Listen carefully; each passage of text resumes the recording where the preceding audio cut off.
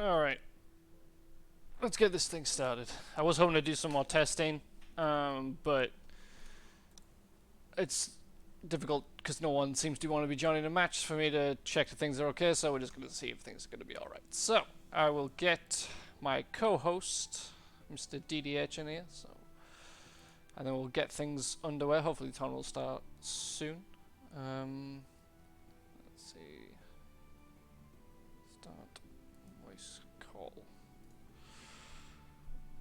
Hopefully this all works. I never really check to set these things up. DDH, hello. What's up? How's it going, man? Pretty good, pretty good.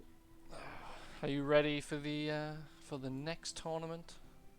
The best tournament. The best tournament. Alright. The best tournament, dude. They've been getting better and better. I can see this one being pretty good. Yeah, this one's like the first competitive one, I'll say, because we kind of didn't limit them as much. Normally we kind of balance them and stuff, but this one it was kind of like you have free reign. If they wanted to do, Flamadak and Brodex as a team, they were allowed to. I think Flamadak didn't care as much to have the most OP team. Yeah, I specifically said in chat, no super teams, I please. don't. I wouldn't mind. What I'm saying, if they want to do that, they Yeah, can. But it's nice that they chose not yeah, definitely, to. definitely. Yeah. All right. Well, hopefully they're all getting things sorted out on their side of the tournament.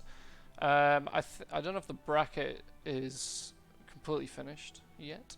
I was trying to get this super professional. I've got my starting screen. I was trying to set up the hotkeys to switch scenes, but for some reason it doesn't want to work. So I'm just gonna have to click it myself. Yeah. Alright. There we If you go. feel so professional though when you get it working. Yeah. I mean, I feel slightly more professional because I've got these screens instead of just sat on some random screen. As you can see from my beautiful artwork there, we've got some prizes for this tournament. So the first place team will win £50. So, say £50. So this is essentially, they will get £50. Actually, I haven't even thought about how it's going to be done. Essentially, it's going to be sent through PayPal or something, and obviously there's conversion rates and stuff. But you'll get £50. How that'll turn out, who knows? Second place, £30. Third place, £20. Pretty standard. We'll see who that goes to. Let's see if Flamadak will pull out another win, and see if he can get the prize money this time. Looking at chats to see if we're ready to go. Who's going first? Who's not going first? We can have a look at the bracket and see. Like I say, let's switch this over. I don't know if this is the final bracket. It may end up switching, or reshuffled, I should say. But we'll have a look at some of the teams. Hopefully everyone's names are correctly put in there. So we've got Flamadak and Vera. Very strong team. Obviously Flamadak being one of the strongest. Vera, kind of a returning vet. The leader of the Veffy team. Close enough. Yeah. I mean, it's like, I can't even pronounce. It's like Vinificus or something like that. Was that the full name? I think so. Yeah, something like that. We've got, oh god, what does the 42 stand for? I think that's Labrat and someone else is on that team. Oh wait, I've just completely Definitely skipped Labra. out this other one. Anthony, DPS, and E. I have no idea who either of those No, people are, so that's very helpful. We've got they're Buffett gonna win. Snail and No Scoper, so again, Buffett Snail. He did play in the last tournament. A returning vet as well from the Lemons team, and No Scoper. Both really strong players. Neon and Brodhurk, so again another strong team. Both of them play very frequently, both definitely up there. Repodge and Current Berries, so I don't know Repodge, but Current Berries is a strong player. Then we've got Swaginator and Play, so Swag, obviously a very strong player, very aggressive, and Player, I'm trying to remember how often he's played. I don't think he's played a lot recently, but he's kind of like a returning vet. Hopefully he got some practice in lately. And then we've got Ronan and Kadri. So Kadri was part of the team that won the last tournament. I think was Ronan as well. Was it Ronan, Flamadak, and Kadri that won the 3v3?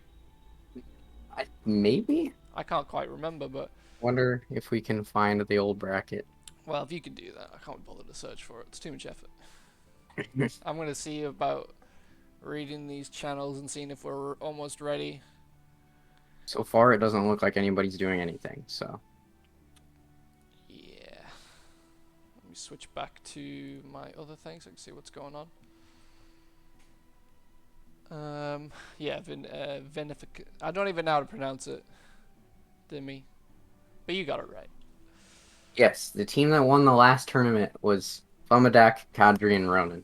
Oh, nice. So we got 2/3 of that team being their own separate team in this one. So this is a 2v2 team deathmatch. So this is no King of the Hill this time. This is just a straight up team deathmatch fight. So whichever one's left standing at the end of each round. Alright. Let me... I'm trying to think of even what to do. I might as well start trying to get into the game. If anyone saw the announcements that I posted in the Discord, I only hinted on it slightly. We've got something new this tournament for you guys to enjoy. Hopefully everything all works out. It's not been completely fully tested. I just hope you don't crash. Me too. Because, I mean, it's a shame that you're not streaming as well, because then we'd have, like, you know, a backup. We just switch to my perspective. I mean, it would be good if we could do that. But, Yeah. I'm not even at my normal setup, so I have even worse internet oh, today. God. I'm not sure. Are we going into... I don't know which lobby we're going into. They said EU was garbage today, so I think we're doing I've US. seen a lot of people saying both of them are pretty garbage, but we'll see. We shall see. Don't know which first match is going to be Flamadak and Vera against Anthony DPS and E. If you just need to know which lobby to go into next, and then we'll get this thing underway.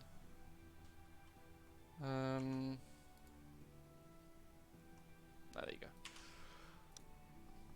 Oh, should we see if you can if we can share my screen? Because it would be good if you can see what I'm seeing. Yeah, go for it. See if this just breaks everything. Can I click which screen to share? Okay, I can. That's good. It might lag you a little bit, but Yeah, if we can anyone turn can it just off. tell me how it looks after we get started. I've never clicked on this.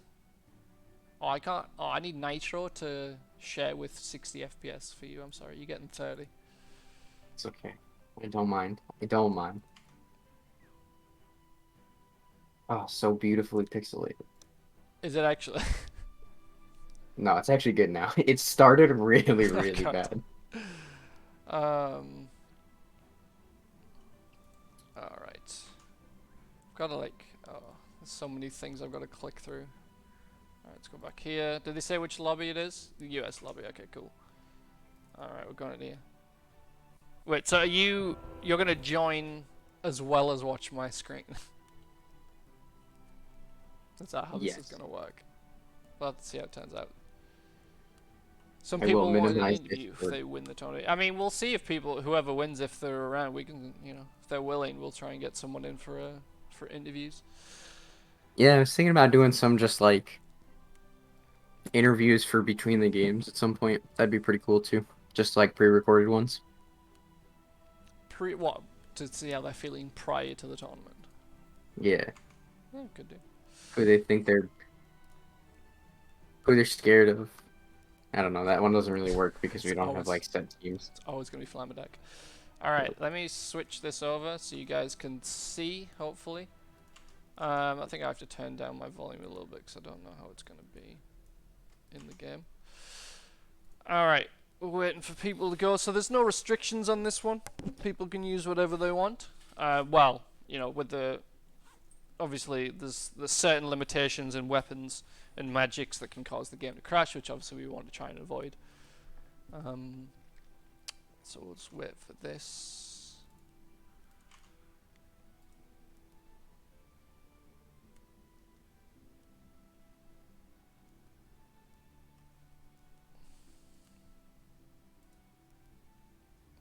Do you recognize either of these players? Anthony DPS and El General, Pino Gordo. Not at all. I've never seen these people before. So Anthony and General, is that how we're gonna split the names? Anthony in general, yeah, makes sense. Sounds good to me. Yeah, I better not crash now, and if I crash, it's all your fault. Alright, before we get into it, let's have a look. So we've got everyone in here by the looks of it. We'll go through some of the, the standard stats and stuff and see what we've got. So on the left side, we've got Anthony in general. Anthony using a tiny bit of plus health. And the, what sword is that? The Headmaster sword, so kind of like the default. And then we've got General using quite a bit of plus health actually. 20 plus rock. I'm not seeing any of the stat changes. And the Hatchet. Oh, tango left. Oh, that's good. Do you want to go through the red side and see what we've got going on? That's a lot of plus health on General. Yeah. Yeah, so our boy Flamadak is all null stats with using the flintlock pistol, and his teammate, Vere, is plus 30 ice, and that is it. And he is using the watery crossbow. He's got plus 25 life as well, man. You missed it. What are you doing? Oh, I missed it, dude. It's so hard. I'm so blind. I think his name's Okay, Vera well, as well, not I can't Vera. remember what you said. Alright, so we're underway straight away. Let's see how things turn out for this.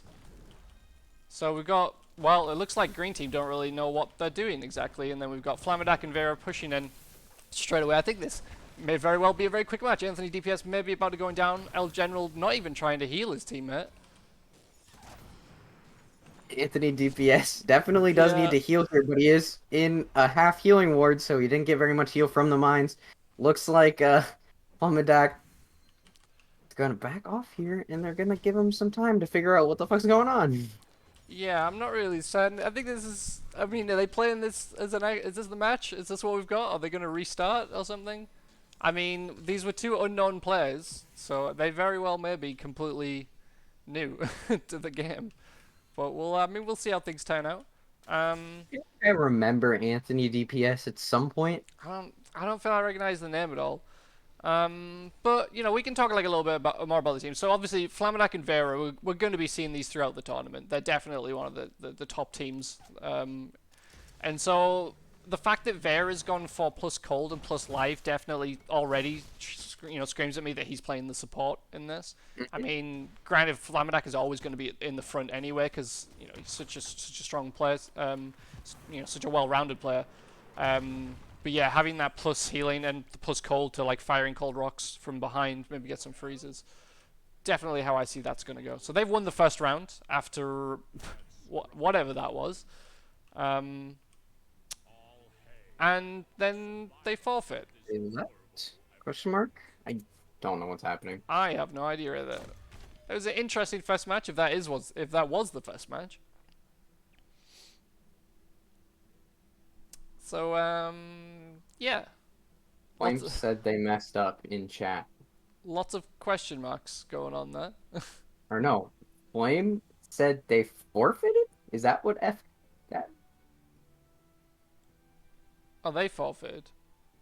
Flame's team surrendered. I mean, I think they jumped out. Well, I have no idea. We can't see the chat. What's going on when you're in there? What thing is a weapon of Vera? Vera was using plus. Was it plus 30 or plus 20 cold? Do you remember? 30 cold. Plus 30 cold, plus 25 life, and I can't remember what the weapon was. I literally just saw it. Do you remember the weapon? I think you shouted it. Water crossbow. Okay, the water crossbow. That's a very interesting setup. Water crossbow obviously being very strong because people always word EDD when they see anything getting ready to fight at them because most things do have just that normal, earth damage essentially.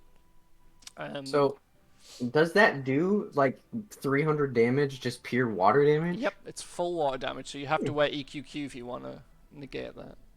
It's an interesting one.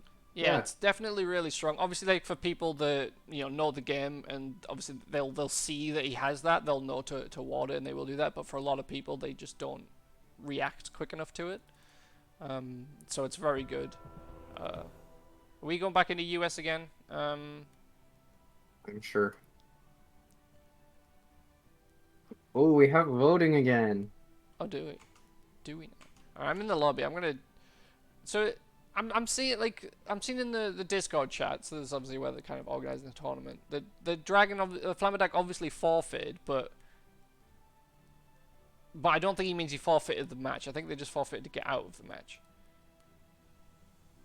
Except Max gave them the win Yeah, in the tournament. I'm a bit confused about But this they're one. back in the lobby right now. Yeah, so they need to kind of explain themselves. It's a very interesting start. It wouldn't be a Wizard Wars tournament if there wasn't some weird start. Normally it's technical difficulties. But this is just something very different. Alright, so we can have a look at Vera again. So obviously, like I was saying, the Flammedak's got default, null on everything with that flintlock pistol. And then Vera is using the different stats. So definitely, yeah, like I said, definitely more of a support. I feel that he's going for. I mean, as soon as you see that live, definitely going to be more of a support. I believe the finals will be a best of 3. That's how they normally do it, and everything else will be a best of 1.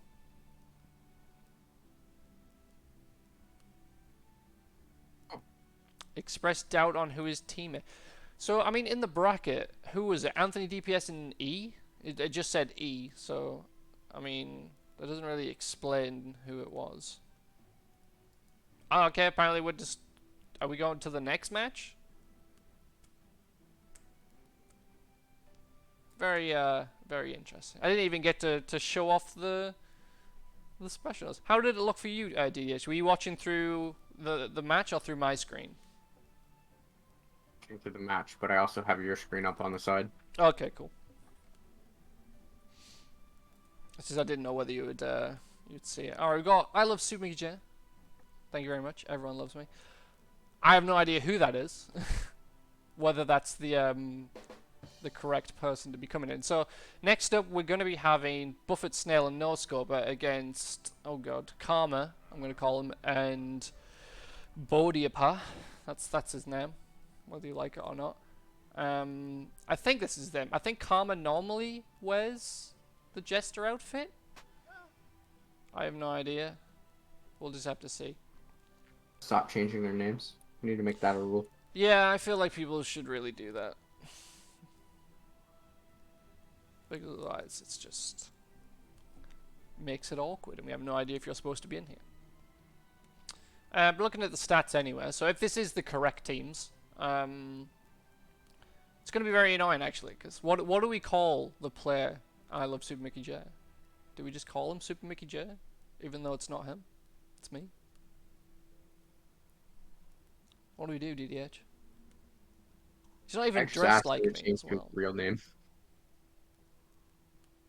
Alright, we got Rick James in here. So this is Buffett Snail.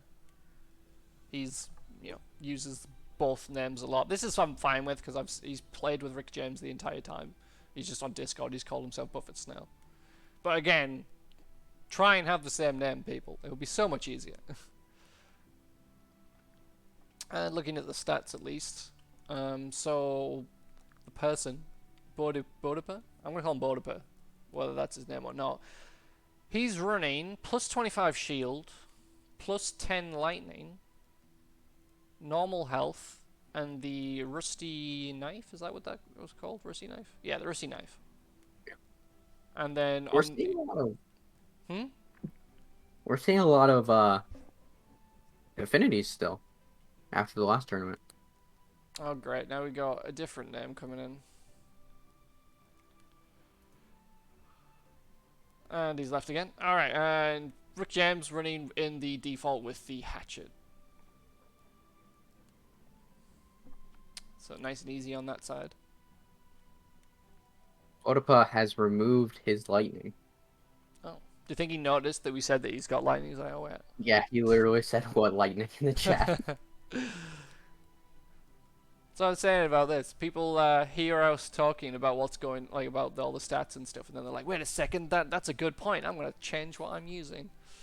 Alright, there we go. Now we got Karma using the correct name, and he's now jumped to the wrong side. And he's got default stats, again with the Horn of War, that's what it's called. Very interesting weapon, very strong. Obviously it uses magic damage, so, unblockable damage. As well. Kind of like the guitar. Yep, does the exact same thing as the guitar. What is it? There's like the keytar and Yep. the heavy metal axe. Is that another one that does the same Yes, thing? I believe so. All right, so we're just waiting on No Scoper, I believe, which will be Rick James's partner. So hopefully they'll come here soon, and we can get this underway, so we can see some proper matches. Um, who do you think's gonna win this one out of these? Um, I predicted No Scoper's team. Yeah, I think I'm gonna have to go with the same. Um, Rick James, like I said, Rick James is a returning vet, and he's been playing a lot more recently. And obviously, No Scope has been playing, a bunch recently as well, but he came back sooner. Both very strong players. Karma and Bodapa, I don't think Bodapa plays that much. I think he doesn't always have he hasn't had the ability to play a lot recently. And Karma's definitely getting better, but I think Rick James and No Scope just have the stronger pairing in this match. Yeah. Um, what do you think of Shield Affinity? Because we got a guy that always says that they need to buff Shield, but he always wears Shield. That's a good point. Why wear it if you think it needs to be buffed? Exactly. Yeah, but I mean, I think it's fine. I don't think there's any need to change it. I think water and cold are the ones that need to be changed, if anything. Really? You know, last night I was thinking about it'd be pretty cool like if you hit a firewall with like a water spray or a water AoE, if it like exploded in a steam AoE instead of a fire AoE. What? So you mean that if it like passed through it, it would change the spell damage? Uh, no, because if you hit a firewall with water, does it Oh explode or wait. does it go away? Oh, sorry. I got a little bit confused about what you said there. Hmm. Yeah. So the wall would explode with fire. Yeah, But there would exactly. still It should be. So explode do you want the steam. whole wall to explode with steam? Hmm, that's a good question. Because like No, would maybe the water rock that hits it, obviously that has an AOE as well. Would that still be water or would that be steam? everything's steam. Just everything turns into steam. Okay, that would be Just get interesting. one massive steam AoE. I think that would just like, it adds another layer where Oh you yeah, you throw definitely. down a firewall and if someone's pushing you and they ward fire, you can actually still hit them with a steam, Yeah, you that know. would definitely be interesting. But the question then is, would it be QFQ steam or FQF steam? Like, would it wet you? Just FQ steam. Just okay, so it's not gonna be that much damage then. No. But it would be better than the fire exploding into a double fire ward, maybe. I don't know. It's Barely. it'd be yeah. I mean, it's a little bit extra. I mean, yeah. I think I would. I mean, I would prefer that it exploded into like. Would this work for every? Well, I guess that's the only case that you would have really, because that's the only kind of combination element that we have. So like, say if you hit like a fire, wait, would that work? Like I'm just thinking like if you hit like a firewall with with an arcane projectile, like an arcane Mm. rock, how would that still just explode the firewall as fire, or would it cause it to be like like an SFS type of AOE or SF, I guess? Wonder how that would work then, though. Yeah, it'd be weird. It would be weird. I think just because I think yeah, because obviously like the steam is like its own separate element, whereas the arcane fire is not a separate element; it's just two elements.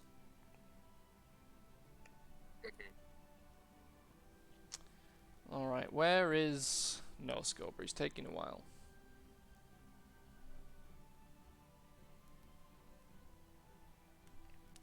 Come on, guys, we're already like what 25 minutes past the. I mean, granted, we've already had one match, but it's not exactly you know Yeah, that a match didn't proper go great. match. I did. I do know that NoScope has been having like a little bit of internet troubles lately as well. I've been seeing in the Discord, so hopefully he doesn't have any during the tournament at least.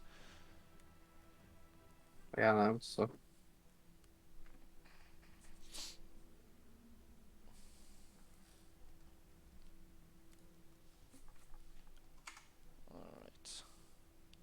Let's just switch things around a bit. Let's have a look at the bracket again while we wait. Oh, closed down the wrong screen. Alright, so let's see. Oh, someone's left the lobby as well. So, yeah, look at this one. We got Buffett Snell, No Scope. So I think, like I said, Buffett Snell, No Scope are going to win this one. Next match, Neon and Brodex, Repodge, and Current Berries. What do you think's going to happen with that one? Which way do you think it will go?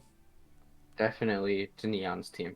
Yeah. It's a really strong team right there. Yeah, definitely. And also the fact that I don't know who Repodge is. I haven't seen anyone by that name. So, I mean, Current Berries is a decent player, but to be able to carry someone that I have, well, to play with someone that, you know, I have no idea who it is, most likely a new player, you know, it's going to be very difficult. So yeah, definitely Neon products.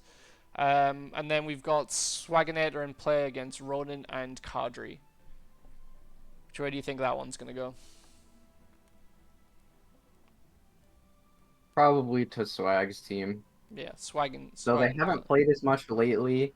I think, and Ronan and Kadri just won a tournament. I think Ronan and Kadri kind of got carried a little bit. But I do think that will be definitely probably the best match of this first set of 4. I mean, maybe. It depends on how good Repodge is, in my opinion. Because, I mean, I feel like Swaginator is such an aggressive player that he very well may be able to just, you know, steamroll through Ronin and Kadri. Potentially. Like, it depends. I haven't seen them play a lot. Obviously, we saw them in the last tournament. But, like, as you said, you know, teaming with Flamadak, definitely going to be giving them a power boost in that aspect. But on their own, you know, Swaginator is a very strong player, you know, and then plays a really good player as well. Obviously doesn't play as frequently, but with him in a supporting role and Swaginator just, you know, plowing through, it could be a very fast game. So we'll have to see. But again, I'm not paying attention to the lobby. We've now got Anthony and Vera in here as well. So what is That is going on? because we are redoing the first match. Oh really? So what? Flamadak and Vera, and Yes. let me switch things back. Yeah, if Patenko's not playing, getting someone to fill in for Noscope, because he should have been here by now. The fact that he's not is, you know, gotta do something about it. Oh, I'm getting messages from Max. We were making the previous match. It was confusion. Okay, cool. So yeah, we're gonna redo that first match. Let me switch this back over to the game. Hopefully everyone will start getting in.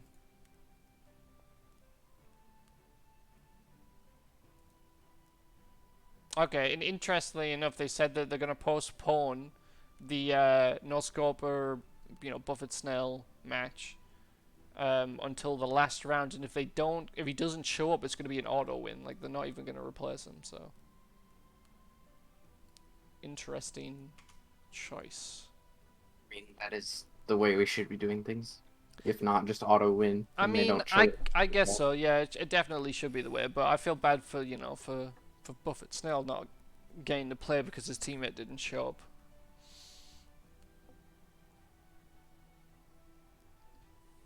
Because that means, like I said, that's definitely one of the stronger teams in the tournament as well. And for that to you know, to get put out just because they didn't show up, or at least one of them didn't show up. All right. So anyway, we are getting underway with a redo of the first match on the same map. So Anthony DPS and El General against Vera and Flamadak. So hopefully they know what they're doing this time, and it's actually going to be a proper fight. Oh, Anthony DPS is just doing a nice little swing there. All right, so at least they've run straight into the middle this time, and we're going to get a fight straight off the bat. Good start. Yeah. But General is way too deep, gets completely frozen now. Flamadak turning around with both of them hitting him with the rock at the same time, and he goes down almost immediately. Anthony DPS trying to heal back up, but it's 2v1. He's not going to be able to survive for very long. Yeah, that was a very quick first round. I was going to say Vera was making use of his plus cold, freezing Anthony, and I didn't even notice that El General just got like instantly froze by Flamadak. Yep. All right. I think this may be a good game to fly around a little bit. No, I want to save it. You know, we want to save these things for the good matches. I'm trying my best El not to General press taking a him. big lightning hit. He's gonna have to back off here, but his teammate's just not healing at all. There, he tries to throw down some mines to heal him up, but that's not gonna be anywhere near enough. And now Anthony's gonna take a lot of damage, and Beray's gonna be able to take him down. Yep. So that is a quick round number 2 as well. So yeah, as Pacific is saying in the chat, yeah, we waited a long time, and now we're getting a match that's not even going to be longer than like a minute and a half. All right, let's see how quick they can do this round. So Anthony DeBest, huge damage on him straight away from that rock, trying to get a freeze, and oh, he just gets clean wiped out by that. Didn't even get frozen by Vera. El General trying to melee swing at Vera, and he gets hit in the back, and it looks like he's going to get taken out. Yep. Oh, Down he they goes. just barely missed it. It was 1 minute and 31 seconds. They just not fast enough, guys. Not fast enough, you know. I want to see better next time. So there we go. That was a redo of the first match. So as we kind of suspected, Flamadak and Vera taking the win there. And so now hopefully we'll go on to the next match. Yeah, 5 mins was a bit of a... They were a bit generous to the other team there, I think, Pasta. Alright, so next match we're going to be having is Neon and Brotex against Currentberries and Repodge. So we'll see after this one. Hopefully this will be it'll be, I mean, somewhat interesting match, but I think Repodge is a newer player, so... and if Neon and Brotex know that, they could very easily just focus him down. Let one of them, let Currentberries just, you know...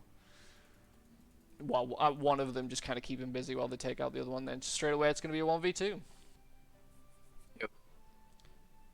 For sure, that's always the hardest thing when you have a team with one of the people that's a little not as good, is you can focus off the not as great person and just take them out so quickly, and after that it's just 2v1 and it's way too hard to play. So I was, you know, interesting comment I just saw in the chat from Cheese Ravioli is that apparently Repodge is potentially Essifer, which is not a new player, but he is actually a pretty decent player. He doesn't get to play a lot because he tends to try and, you know, troll the game and, you know, cause crashes and do things. So he's just been constantly being banned by Rat. So whether he actually is still decent at the game, we'll see. But I mean, if that is the case, that if it is Esper and Currentberries, then that will definitely make for a more balanced match than I was expecting.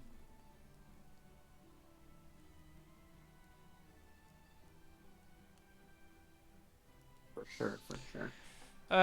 Yeah, Karma. I mean, this is kind of how it works with any tournament, really. Is that you're going to get stronger teams than, you know. We're going to have like unbalanced matches.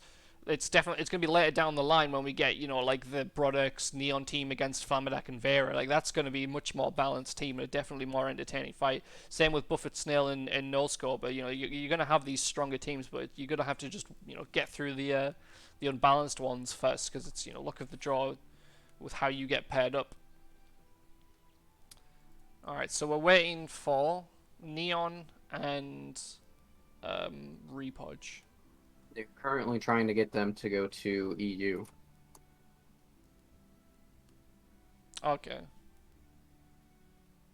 I mean, if they want to do that, I'm fine with that. We've got 3 of them here, but...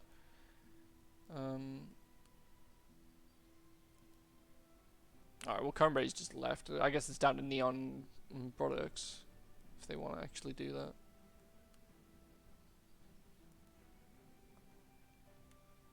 We'll wait and see if these guys leave. And then we'll switch over.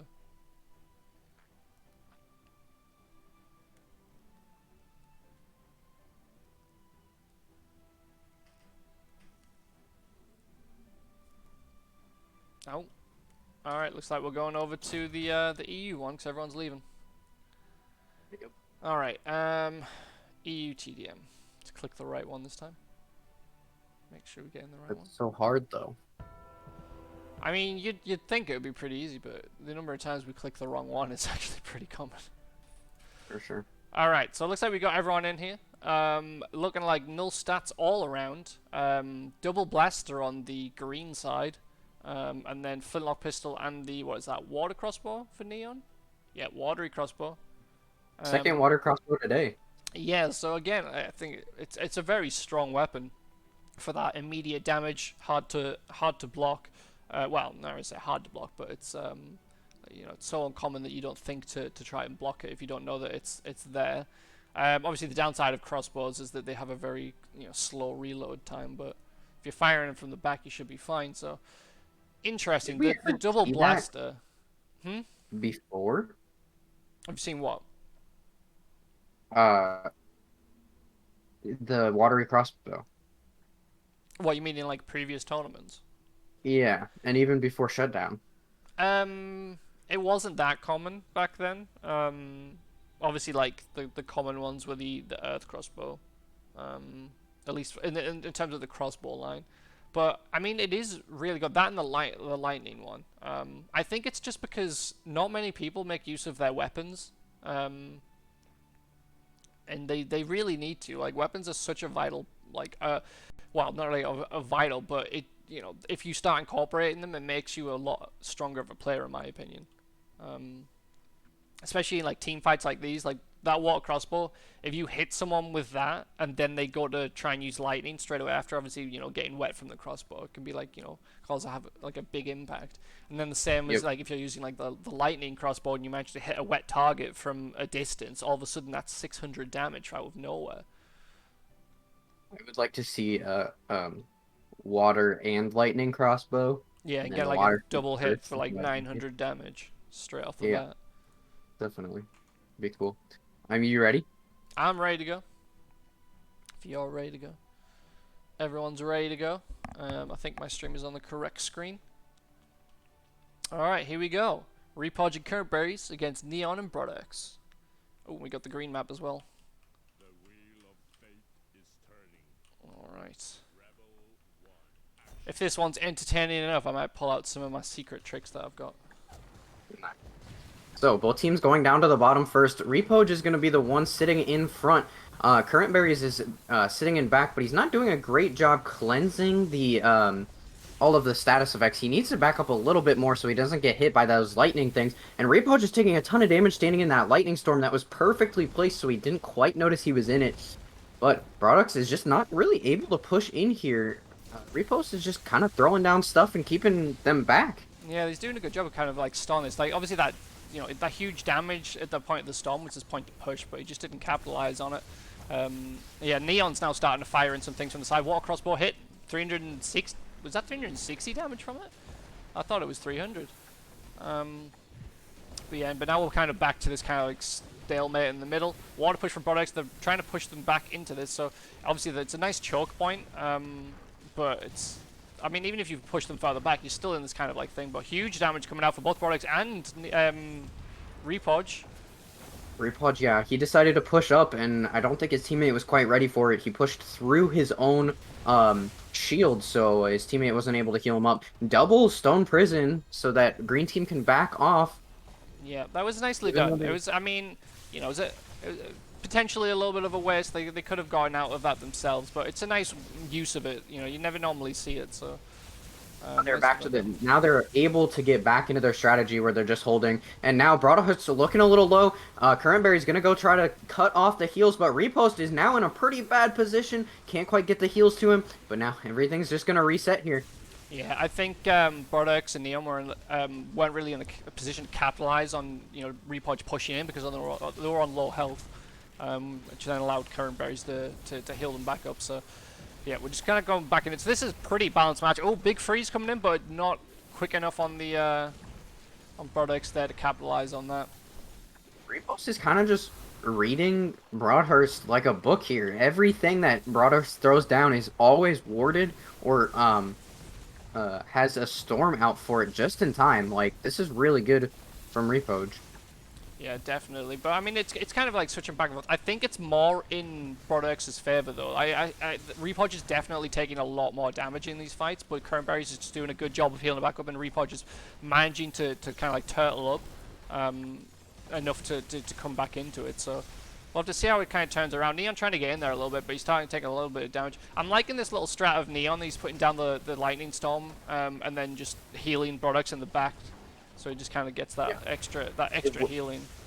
it kind of works as just like, oh, never mind, broad.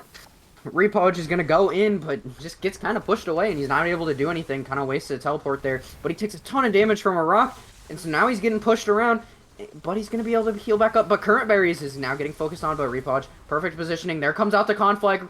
Repoj super low, but a TP back, and now they're gonna be able to heal back up. Yeah, some decent uses of the magics there for green team. But I mean, I think they're a bit, well, at least with the Stone Prison, they're using it a little bit too much in my opinion. Product's obviously trying to use that Conflag. It was nice use, but he just didn't manage to quite to capitalize on it enough. The Lightning Storm, the Healing Lightning Storm kind of is working as what we saw in the King of the Hill tournament, where the healers were sitting in the back with a double healing ward on. Yeah, I mean, I think the nice thing about well, obviously like they both have their draws, but I'm trying to think of like which one's better. But the nice thing about using that healing storm is that you can ward something else, so you could ward like EDD, so you don't get hit by a stray rock.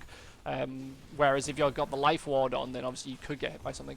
It's a nice little Stone Prison there, blocking Current Berries off. Oh, Conflag comes in, but Midsummer's comes in as well, and it does manage to keep Repoj alive.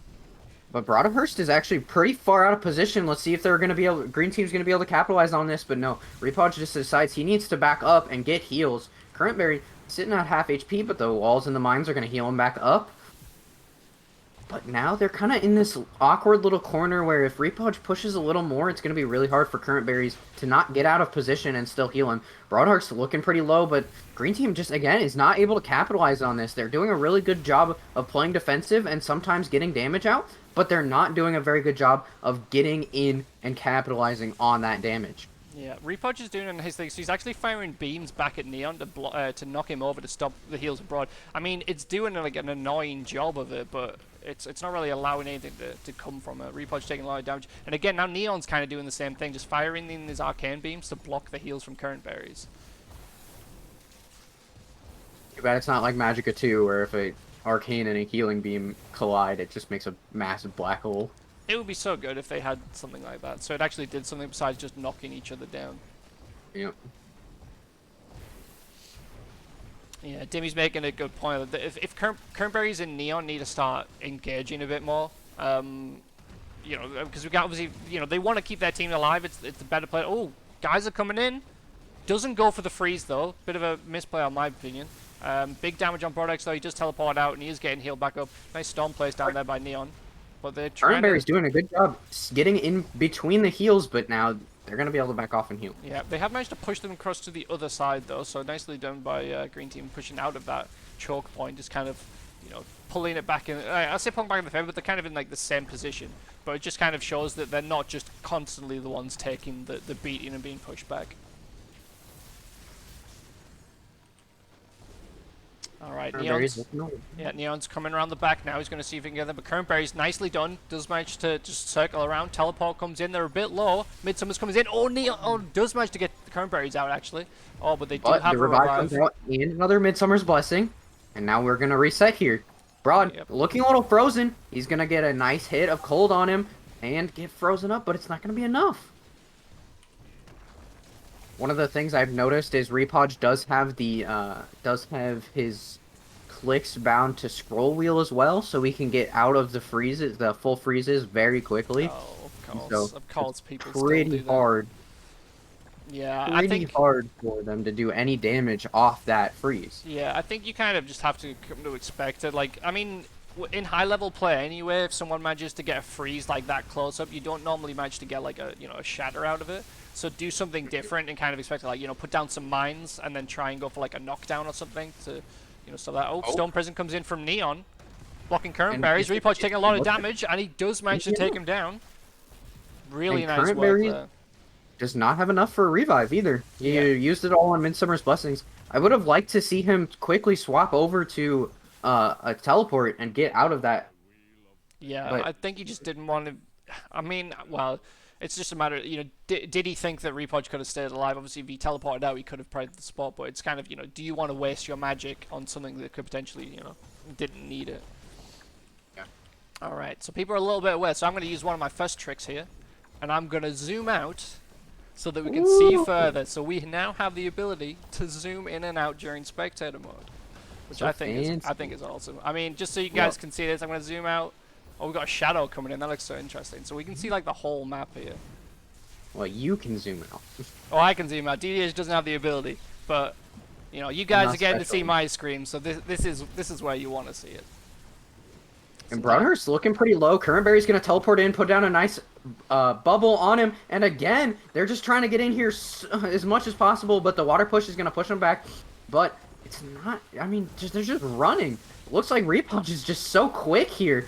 And getting in a good position again to cut off these heals. Will it be enough, though? Broadhurst actually knocking down his teammate. Neon's going to have to back up, and Broadhurst has to do everything he can to stay alive here. Neon trying to thread the needle with the healing beam, but it's not going to be enough. Broadhurst is able to pull back here a little bit, and it's going to be enough to get to his teammate, but there, again, the teleport from Repudge. And Broadhurst look is super low. Neon getting pushed back, and they just can't get to each other. The blinks, the teleports, the stone prison going to actually lock up current berries, but I don't think it's going to be enough now.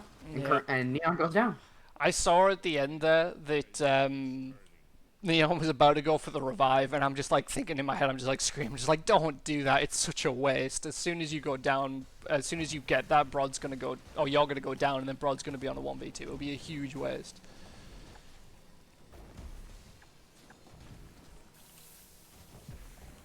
Don't worry, Dimmy. The zoom in and out is obviously for TDM. It's not as good. We don't quite need it, but for other things it will be. But for this case, you know, see what's going on now. I can zoom out and see what Neon and Products are doing on the other side of the screen. It is something that pretty much every other game spectators have, so Yeah, it being is able to. very nice to have. Oh, so I. Do what? So is it they want to be in like? Yes. They want to be in like certain choke points here. Is that what this is? I mean, Products and Neon, like they could just push up around the top, and then they'd end up in that kind of bottom choke point position, where the where Repodge and Current Berries are. Yeah, but I think then current berries would go onto the other side, and Repodge would still hold that one little choke point right there. I think is the kind of their play. Yeah, see, there we go. They're switching it up, and right, like I said, current berries goes down, and Repodge is now holding the choke point again. This Yeah. one is a little bit bigger of a choke point, but Broadhurst doing a nice job trying to do some push and get him out of this choke point, but he takes a lot of damage from the blasters of Green Team. Yeah, I think that Current Berries was ready on the finger to use a magic that. Oh, Repodge gone for it. Is Current Berries going to go for it? Oh no, the Product's in a little bit of a bad position, but Repodge is actually quite low as well, so he's having to pull back. He's not be able to capitalize on that fully. Nice beam coming in from Neon, big damage, but the heals are Healing coming back Storm that in. Repodge is going to be able to sit into, block all the lightning, and heal himself up while he's just trying to beam out and throw rocks. Yeah, I think Current Berries is taking a little bit from Neon there, because obviously it was Neon that was using that first, and Current Berries was not using the healing Storm, but now he's making use of it. Neon, Storm Prison again. Is this going to work out for him this time? Current Berries straight away with the teleport this time. Products with the teleport as well. Current Berries in a bit of a bad position, but he does manage to water push the Products all the way back past Repodge, and now Repodge is going to fall back, and we're back to this this kind of like stalemate position. Sure. That whole push fight right there started with Repodge taking a 564 damage rock to the face. Oh wow, Yeah. big damage. Neon is just Repodge is just so focused on Broadhurst here that Neon is actually able to just thread in some of these rocks and stuff if Repodge as soon as Repodge pulls off his wards. Yeah. And Broadhurst getting frozen, a ton of lightning damage going out. Current Berry blinks, but Broadhurst blinks to the other side, grabs the healing mines, and now Repodge is in the bad position. Current Berry's gonna have to blink out of the heal of the stone prison. Yeah, Neon, unfortunately, he tried to use the lightning there to hit Repodge. He misses it, and then he put down the storm, and then Neon went for it again, so just wasted so much there. So a bit of unfortunate for Neon there, and they have managed to pull this back now. So we're back into this kind of stalemate position. Brodex pushing back into the front. Neon waiting with that crossbow. Unfortunately, he does get blocked by Brodex as well.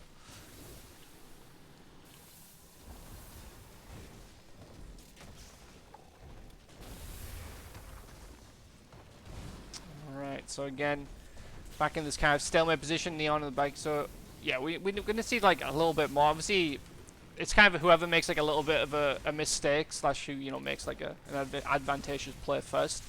But I feel like, you know, one of the back people really, if they, you know, jump in all of a sudden, you know, try and force the magic use out of the other team, and then really go full aggression so that they can capitalize so they don't have like a revive. Mm-hmm. So like say force current berries to or first repodge to use up his magics with teleports etc. Like I would get Brodux to do that. Brodux teleport onto repodge to force him to teleport out, and then Neon's still got the revive at the ready. Do you think maybe Neon should go up front for red team and switch out who's playing front? Because it seems like Repodge is just doing so good against Broadhurst.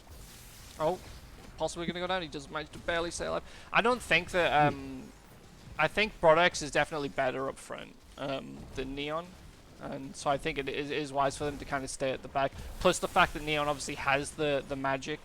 Or that has the focus at the moment, so having him in the front more likely to get taken out means that they wouldn't have that revive if they need to. But Neon, huge damage on him, Repod teleports in, Neon possibly going to does get taken out, Bordex does not have enough for a revive, and so this is going to be a 1v2 situation, but now they have no more focus on the left side, so if they do manage to, if Bordex does manage to take them out, they won't have enough for a revive, I should say. He's doing a really good job healing up here. He's throwing down just the perfect walls. The lightning's not quite getting to him, so it's just... they're having a hard time taking him down, but his own wall is going to get him really low, and Repodge is going to be able to take him out. Now green team up 2-1.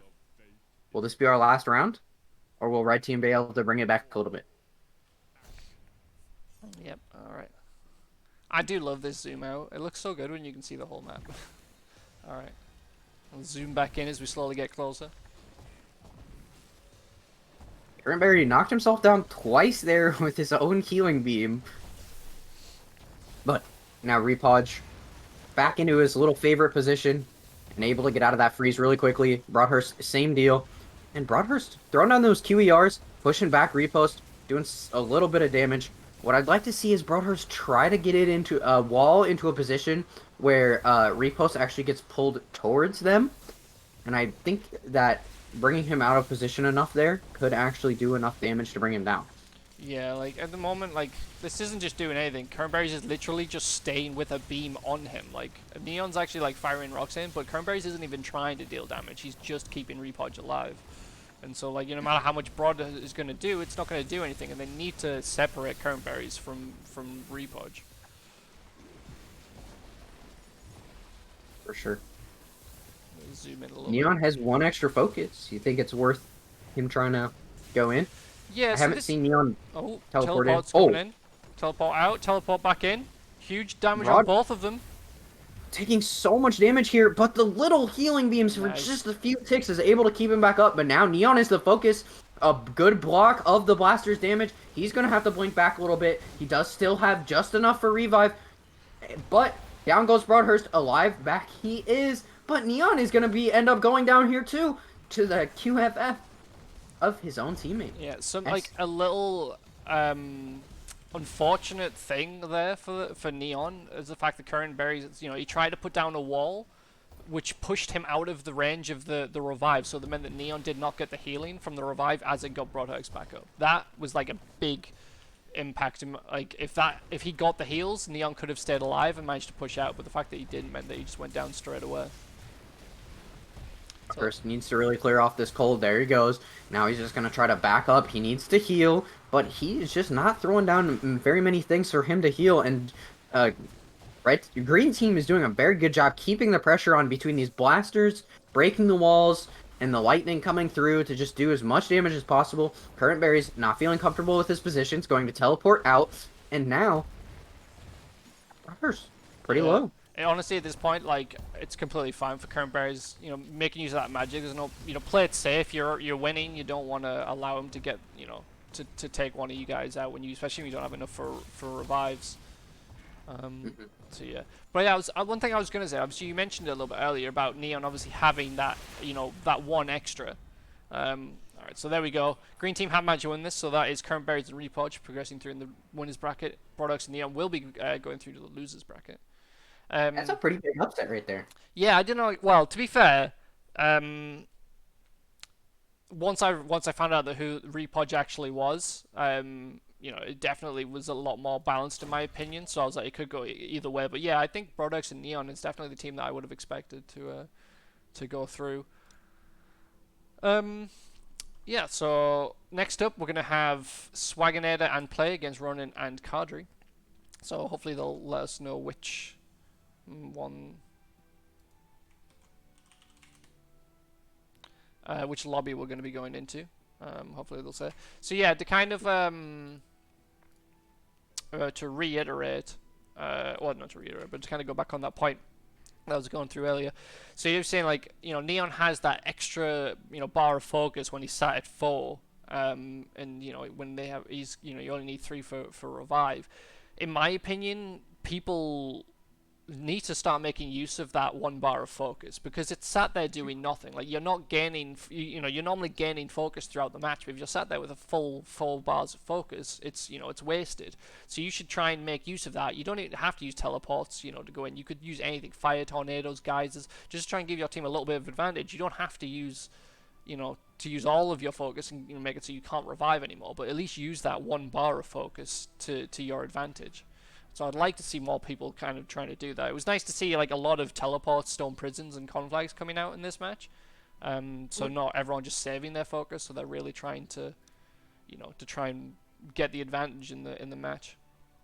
All right. So which are we You stick? have to be careful with conflag Yeah, because it's that is 2. it is.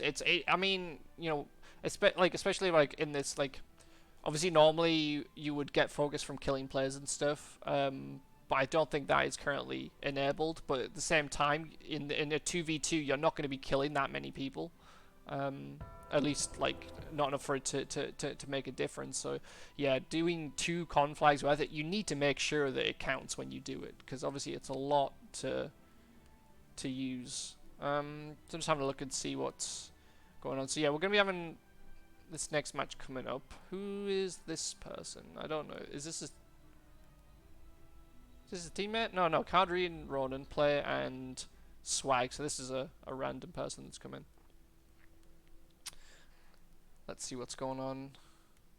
Oh, Oh my god. I feel like this person's going to be trying to cause some problems for us. Of course. When is someone not just immediately starting the lobby for no reason? Yeah.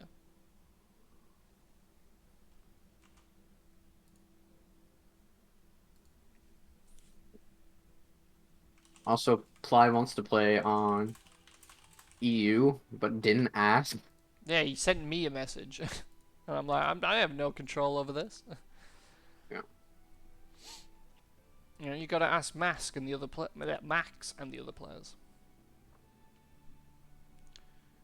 It looks like shit. Worst strategy I've seen, but it works. Why? Which strategy, Pasta? Which one are you talking about?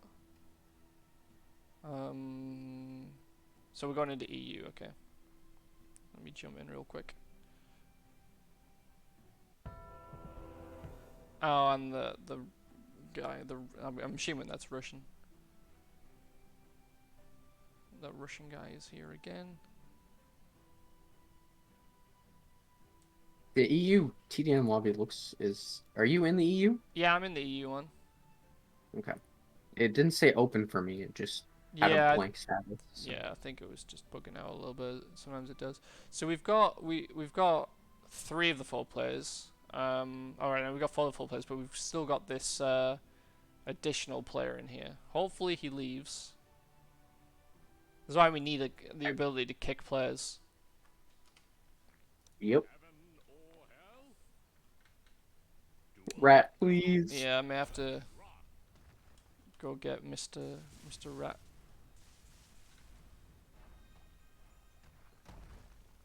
They're trying to kill him. But that's not going to work very well. Let me just do something real quick.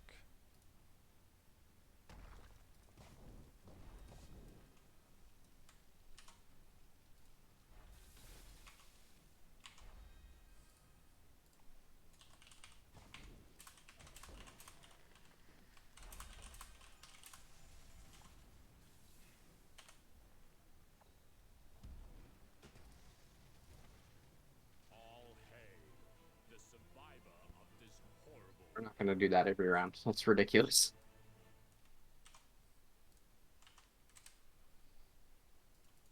All right.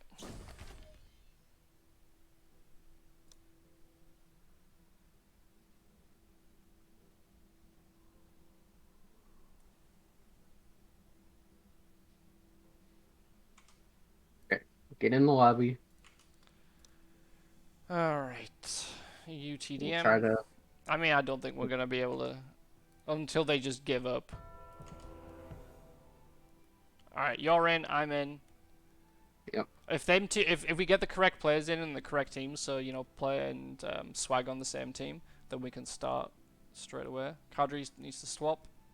All right, if we get the right one in, we can Okay, just let's go start through straight this away. quick. Yeah. Okay, let's just go. Yeah, damn. I was hoping we. So I mean, Blythe looked like. we had the 15 seconds. So, but yeah, Play's got the plus cold on by the looks of it. Ronan as He well, also has actually. some plus fire. Oh, interesting. All right, so we're jumping straight into this. We didn't get a chance to go through everything because we didn't want to risk someone coming in and starting the match when they shouldn't be. So straight away, we got Play and Swag on the green team, Ronan and Kadri, and it's looking pretty dominant from Play and Swag and forces them through the teleporter straight away. A lot of fire rocks that weren't warded at all. Yeah, lots of big damage. So, I mean, one thing that I kind of know is obviously Swaginator is a very aggressive player, but Player is also he's really going aggressive as well. He's not even trying to support, they're just going like full, all-out aggression. They got Swag really low there, but Play was just in position Yeah, to heal up. Oh. Okay, I just about crashed there. It was fun. What, you crashed? I just about did. Oh, so you almost crashed. Yep. Okay, Swag Ronan taking a lot of damage. They're yeah. going to go through the teleporter again. Oh, This is going to be a back and forth through the teleporter. You gotta love this teleport map. But at least I can zoom out. Play and Swag not taking the teleporter, which is probably pretty smart because a lot of teams like to trap up after they take the teleporter. Kadri taking a lot of damage, shocks himself, gets hit. A nice, beautiful teleport, but still gets taken out by some mines. Yeah, I think that was just like, a bit of a happy accident for Play that he placed those mines and then he teleported onto them. Oh, definitely. Oh, I thought they were going through the teleporter. Apparently not. Zoom all the way in. Ronan's gonna go through. Oh, he doesn't quite make it. Oh, I zoomed out real fast. Look at all that orange, guys. Looks so weird.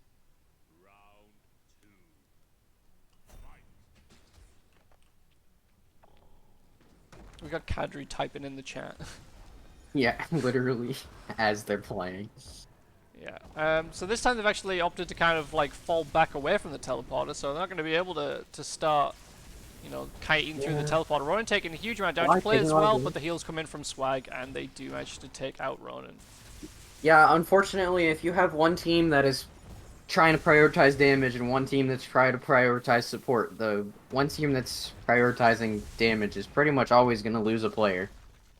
Yep. Alright, there we go. This is a quick 2 rounds. It's definitely not, well, it's not as fast as Flamadak and Vera's 1 minute 30. But it's still going to be a quick one.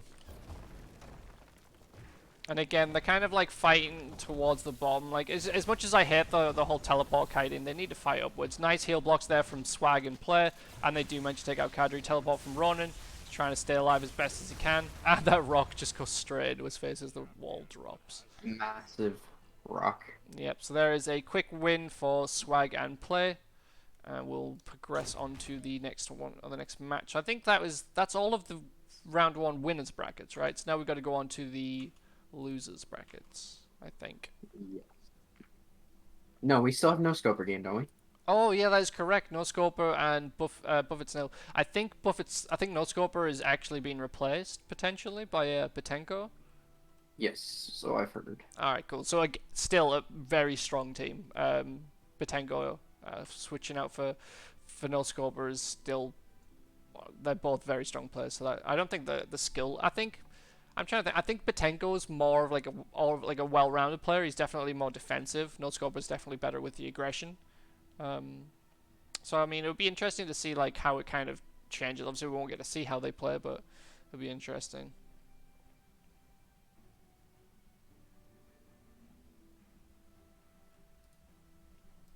Yeah. All right, so.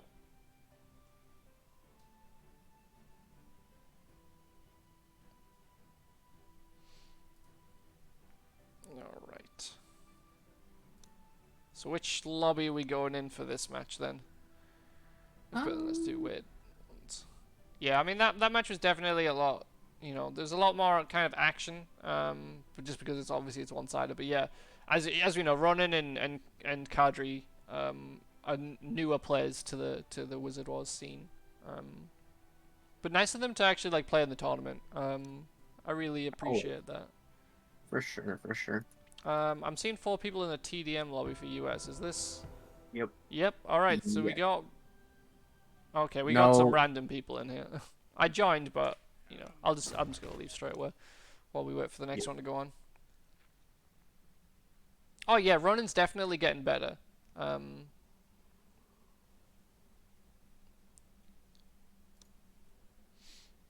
and I mean, we've seen Kadri in. I think what his like he had 4 hours in the last tournament, right?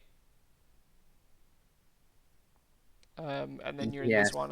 This is the second Well, time I've seen you play, and unfortunately, you got to put it up against 2 very strong vet no, players. this is So the third time. This is the third time. the third time So is it? he was in the um this King of the Hill tournament. What? Remember that play of the tournament No, with the no, double kill? no, no. That was Ronan, not Kadri. Oh, okay. Sorry, I thought we were talking about Renan. No, no. I was talking about Kadri. This is his like second appearance, and probably like 10 hours.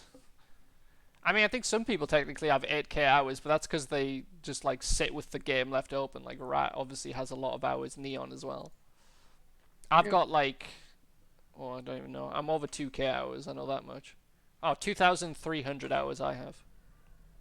720 without like ever leaving the game open. I don't think I've. I mean, well, there would be times obviously when I've left the game on, but I do just have a lot of hours. I had like almost. I don't think I had like Oh, 1,800 or so when the game closed, when the server shut down. okay, I'm getting Google Translate out. What? So you could try and talk to the Russian guy? Yep. I think he knows what's going on.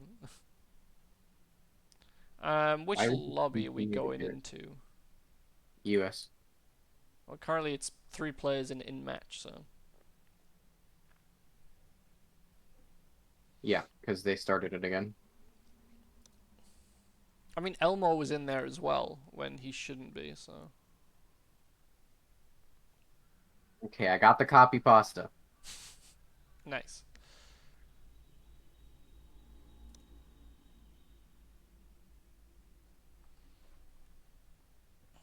Oh, why doesn't it let me paste?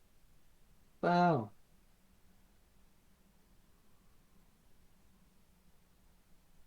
Where's our last player? Wait, are you in the lobby? Yeah, you need to join. I'm joining. Ugh. Dude, why can't I copy paste? That's annoying. The battle has begun. Round one. Fight. All right, and I shall leave once again. Yep.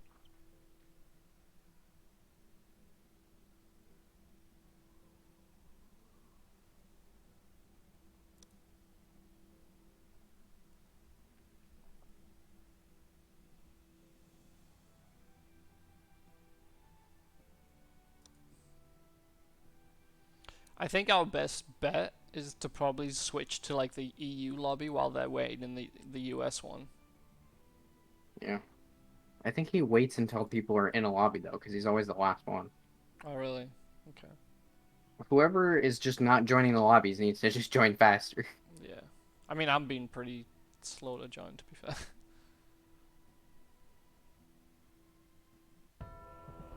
All right, I'm in the US one. Me too. All right, we got Batengo. We got Bodipa.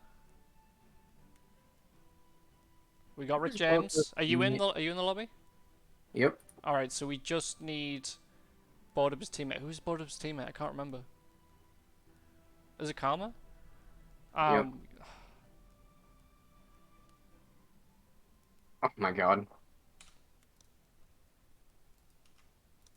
Oh, it won't even let me quit. Oh, Oh, game's just broken. yeah. Server's just forever broken. No, Nice. it's because Batenko left and then the other guy started it, and because Batenko was in slot number 1, it crashed. Alright, Nice. just Alt F4 out, I guess. Oh, I don't know if that messed up your viewing of my game, actually. It did. Oh, nice. So I have to like restart the share, I guess.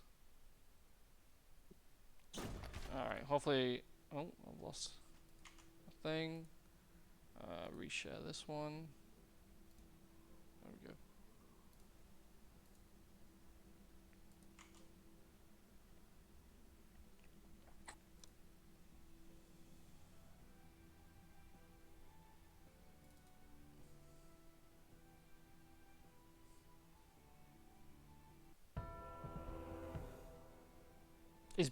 Okay, so now we got Beep Boopin. I don't know who that What? is. And there's the... I mean, that was the bot it used to be called. Oh my god.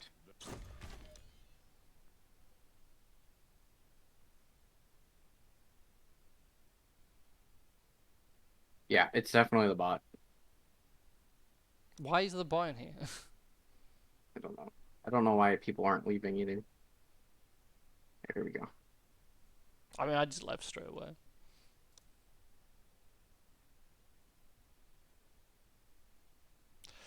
Oh, apologies for this, everyone. You know, this is what you have to deal with sometimes. And we need Rat to sort out this. I will pay money for password protected lobbies. Or the ability for spectators to kick people. But that seems abusable, so. I mean, I think it'll be pretty easy to kind of like set it up so that, you know, only certain people have the ability to like to do it. Yeah.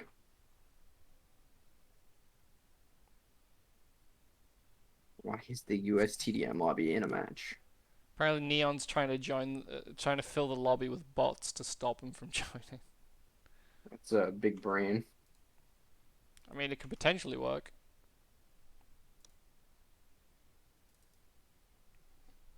Okay. TDM lobby is open.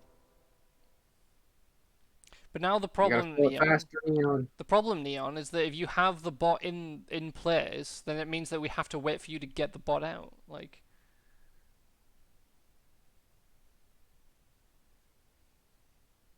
see, and now, well, Hey, quick, leave the bot. Leave the bot. no, but now Rick James is in the wrong place. Like, like they're all in the wrong places.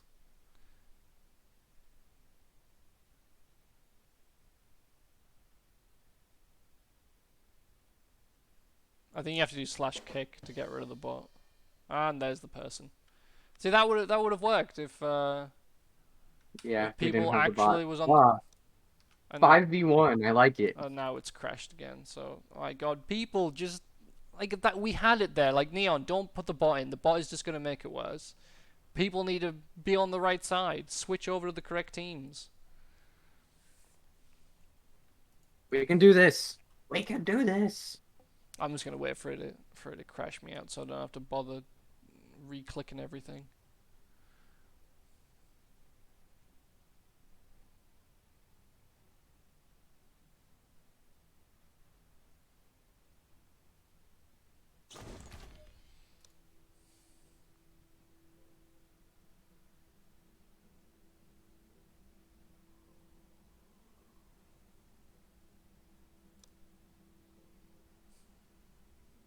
Alright, let's try it again. Neon's now trying to fill it all with bots. I don't think that's gonna work great. I mean, and now, well, the guy joined first this time, so I'm just gonna. I was getting ready to just leave. Yeah, I'm leaving. He started it with the bots. So now we basically have to do EU unless Neon can kill all the bots. Well, I mean, in theory, what you could just do is that if they manage to get in a lot, like the correct 4 people, with a bunch of bots. Just kill the bots straight away, and then you can play. But I mean, it's still just too much of a hassle. Neon is trying to kidnap him into the EU lobby. I mean, that would work if he joins that, because then he'd be delayed. Yeah, if we bait him in the EU lobby with the bots, he starts it with the bots.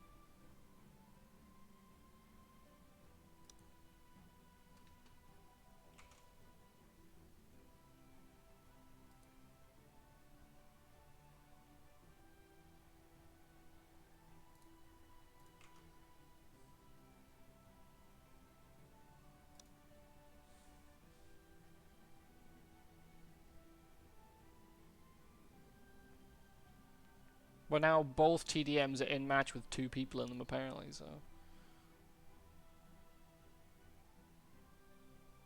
Nice.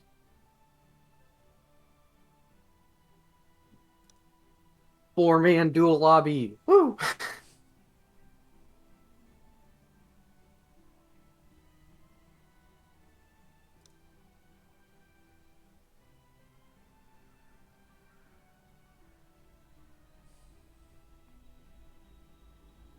Come on, guys, we need to get this underway. I've not even shown the coolest features of, that I've got hidden away. I want to show them off, Mickey just wants to show off his features. I mean, they're not even mine, they're Neon's, but I just really like it. I think everyone else will appreciate it. So, I mean, what's going on here? I mean, I'm still seeing, like, TDM lobbies that are in matches and stuff. Really, people dueling in TDM lobbies again.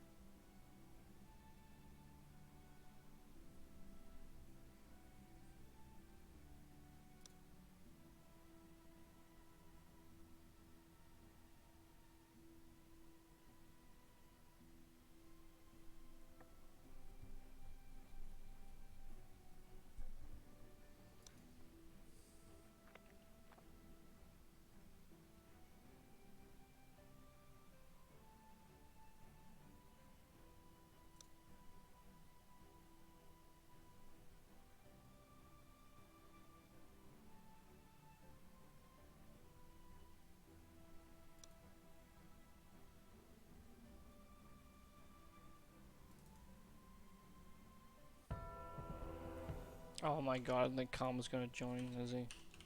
No, now the other guy's joined as well.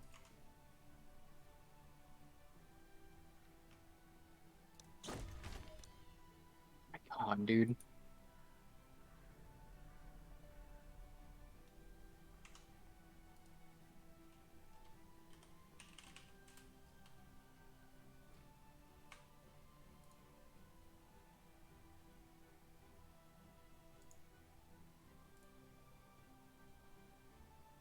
No, I clicked the wrong button.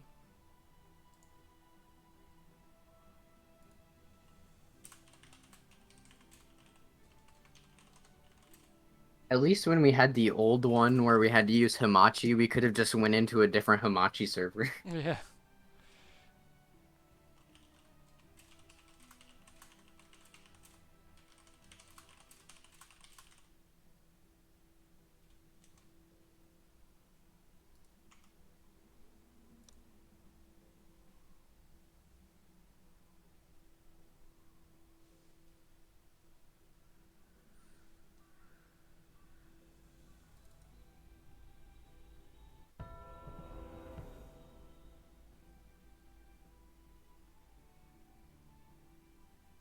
Alright. I'm in the lobby, Patenko's in the lobby. US? Yep. I doubt anyone else is gonna join before the other person, so...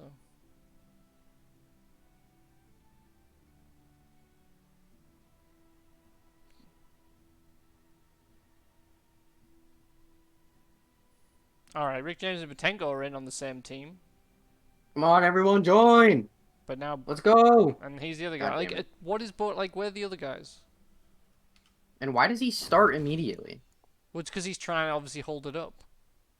Like, he's not trying to play, he's trying to just mess with it. But why? I don't understand people. But yeah, but that's the point, isn't it? They're just trying to troll.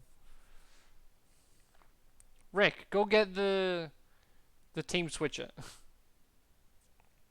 Rick doesn't have the team switcher? Nope, pretty sure he doesn't. Bro, even I have the team switcher.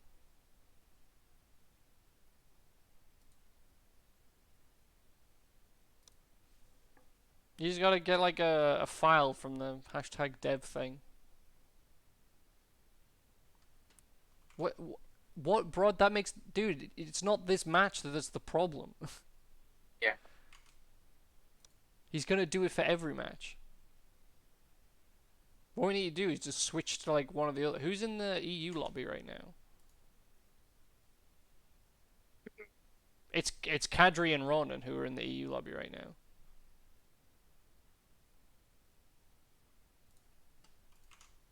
Like we can't even switch to that one because, yeah, dude, we can't even switch to that one to try and prevent this because you guys are holding up that lobby.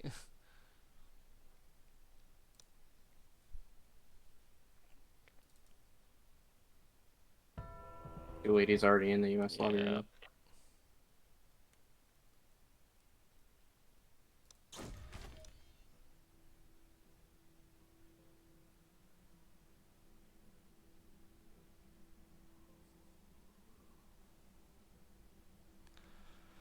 Oh, what an exciting tournament we have. So who runs plus 70 water?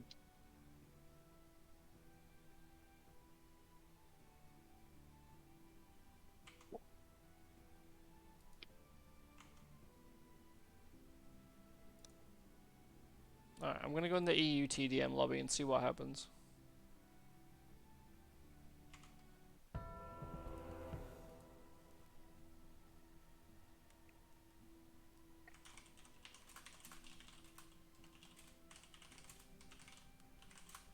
Isn't the E? Oh, that's the dual lobby. Fuck.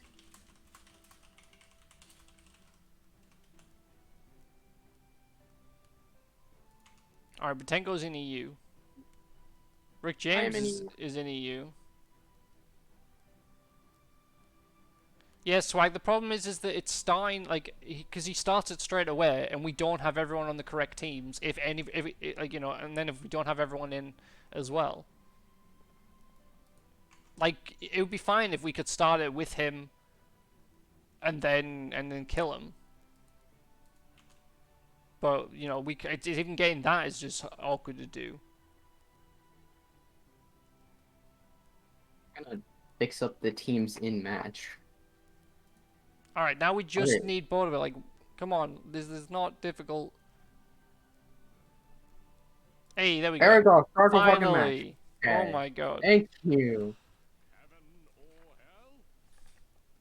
Perfect. Okay. Fantastic. So on your left team we got Karma and Bodapa, and on your right team, your red side, we got Rick James and Butenko. Filling in for No Scoper, or I guess replaced at this point. Yeah, I don't think Butenko that's already gonna taking a be lot of fine. damage. He's gonna have to back up. Rick James also gonna have to back up. Karma pushing in, getting in a good spot, able to do a good bit of damage, but Butenko's there with the heals, and Karma's gonna have to back off now. He's super low. The healing mines, he's hoping are gonna heal him up enough. Oh, Butenko, oh Beautifully my done by goodness, Rick what James a there. completely frozen and shattered by a rock. Karma getting hit by the lightning mace, and he's gonna end up going down. See, the thing I love about this, with Rick James and Butenko, is they're making use of their weapons. Like, straight away. Like, not even just like the special. Like, Rick James making you, like, getting in close and hitting with the melee. Like, it's, you know, it's really nice to see, and it works out. Big freeze straight my- away. Almost gets the shatter. What? How is he freezing so fast? He must be plus. No, he's Cold? he's in null, but it's just, you know, if you get him wet and place him in a storm, and then, you know, do an AoE, it can freeze just ridiculously quick. Mm-hmm. Oh, nice Down they go again. nice little hatchet throw Needs there. Oh, I was needs going to to see be if he able to could do it. beat the 1:31, but it doesn't look like they're going to be able to. Green team needs to be a lot more careful here. Yeah, they kind of need to, like, fight down towards the teleporter if they want to survive it a little bit longer. Freeze coming in. Oh, I thought they were going to... Oh, there it is. Yep, there we go. Straight away. Nicely done by Rick James and Butenko. Absolute domination coming out from Rick James and Butenko. Just like you can't have a fire ward on when you're getting absolutely destroyed by cold. Yeah, that was just. I mean, the coordination was really good by them, like straight away. But Oh yeah. I think, while the coordination was good, I think for more experienced players, ones that play more often, they know as soon as you get hit by wet status in the very beginning, your immediate reaction should be to ward cold. And now it's going to be Anthony DPS and our lovely friend. It was General, right? Yes, El General. Against the losers of that last match, Bodapa and Karma. All right, so we're in the U.S. Well, where is everyone? Vera, wait, no, guys, what are you doing? Vera, Flamina, get out of here. This isn't your match. My left. Oh my god. Come on, guys, look at the Discord. Yeah, I mean, like I said previously, like it's you're getting these unbalanced matches out the way first, and then we'll get into the more balanced ones down. Apparently, Anthony is forfeiting from the tournament, for personal reasons, that have nothing to do with the tournament.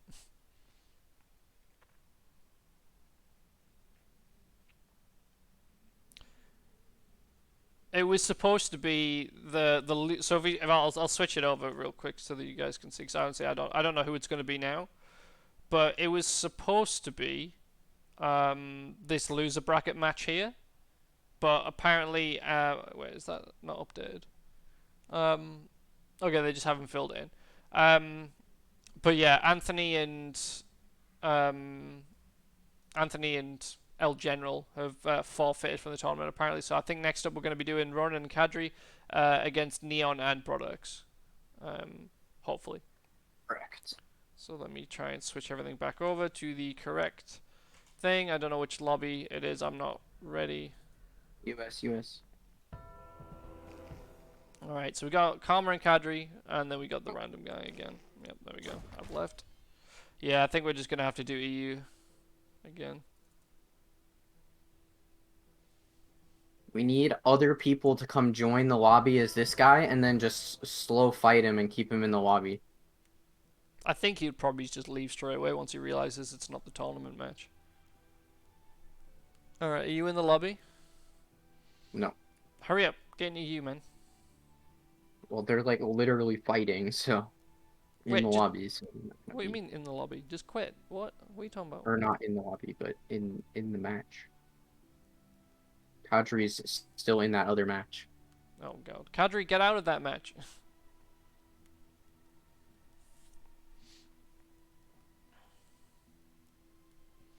Alright, we just need Neon and Kadri to join.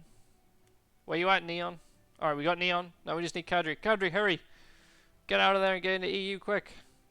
Ronan's running plus 15 Earth and a little bit of plus health. Default stats for Neon and Brodex. Dude, just quit! Like, you don't have to forfeit, just like hold their phone, get out.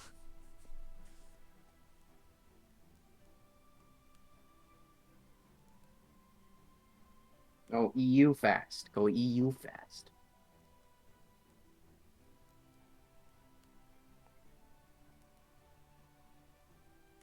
Alt F4.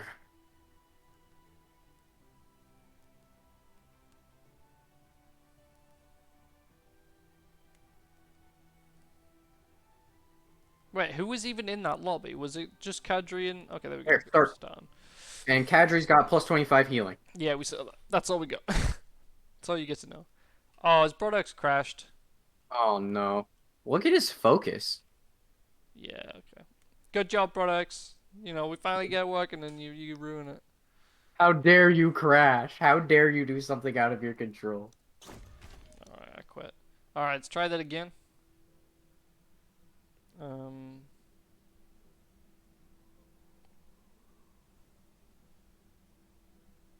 Yeah, man, EU again. I think we 'cause should EU seems to work. just DQ products, but, you know, I think that's all we can do, really.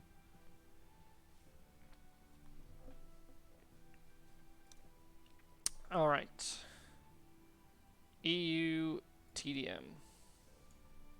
I mean, apparently the US match is in progress, so hopefully some people are keeping them busy inside of there. Holy. All right, I'm in the EU lobby. Oh my God, Let me just fish. check real quick to see who's doing it. The US. Apparently, Karma is and potentially someone else is in there. So thank you, Karma, for stalling him.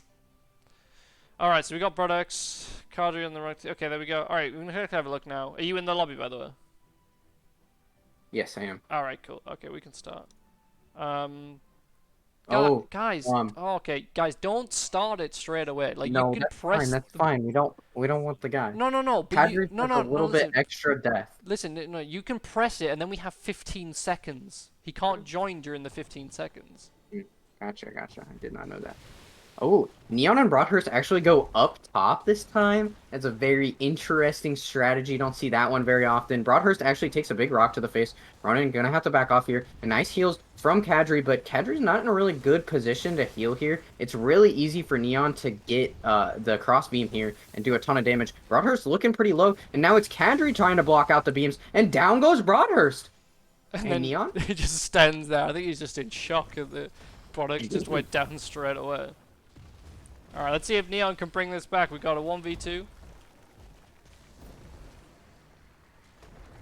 I think Brodex was just a little bit over aggressive. You know, he just wanted to Definitely. try and show how good he is, but perhaps.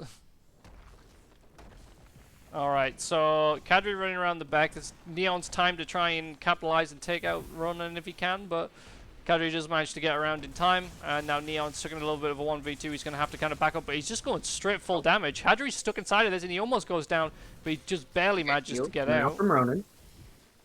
But now it's Neon all alone again. Kadri not in a good spot. Blinks in and takes a rock to the face. Now it's a 1v1. Ronan versus Neon. Ronan blinks in, does a quake, doesn't do anything because Neon's double rock warded. Now Ronan's looking a little frozen, clears it off really well. And now Ronan takes a nice hit from the... Oh, and shocks himself. And Neon now realizes this is his chance to capitalize. What is Water he, beam what are in you the doing, storm. Neon? He does manage to takes take him Ronan. out. Really well done there by Neon with the 1v2. You guys are in a 1v1 red team, or 2v1. Don't be so aggressive. Yeah, like we said this in the last match. Like, yeah, you can use your focus to keep you alive, to play it safe, not to go overly aggressive. All right, Neon trying a lemon ball, but it didn't really work out. Brodex not getting wiped out straight away this time, playing it a lot more safe this time around.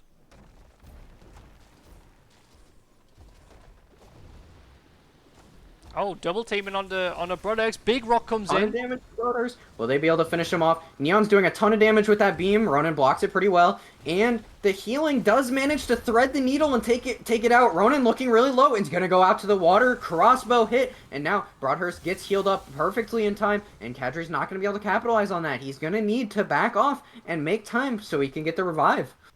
Yeah, that was really good by. Like if Neon didn't shoot him with that crossbow, Brodex could have potentially have gone down there at the same time. I don't think they would have. I think it would have went to a 1v1, but as we saw, Neon can handle a 1v2, so I doubt they would have lost that round. But all right, can't even speak. Another win for the green team. Neon. Let's see if Neon can get the. I'm gonna zoom out, see if we can get the. Okay, not the best lemon ball. Gonna go for it again. There you go, much better, Neon. Right into the middle of them. In the storm, protecting him from most of that lightning damage coming out from Kadri. Kadri just sitting in the back doing a nice amount of damage on Broadhurst. Will he be able to get enough damage, though? Broadhurst doing his spinny spins. Yeah, I feel like And Brodex is trying to be just a little bit. He's not really taking it serious anymore. But it's going to be enough damage to take him out. Okay. Game took a little while to end there.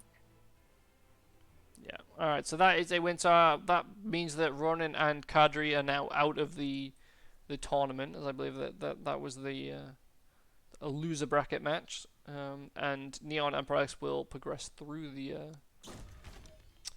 tournament. Next up, we're going to be having Flamadek and Vera against Buffett Snail and Potengo. So this will be an interesting match. This should this should be a pretty decent one in my opinion.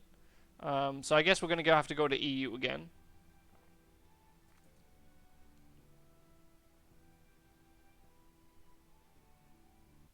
All right, I'm in the EU lobby. Are you in the EU lobby? I can't even speak.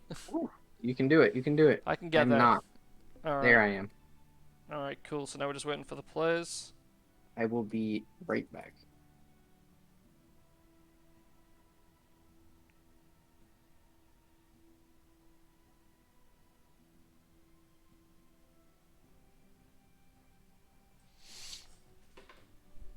Yeah, it was a little bit unbalanced cadre. I'm sorry. But you know, you just got to keep playing.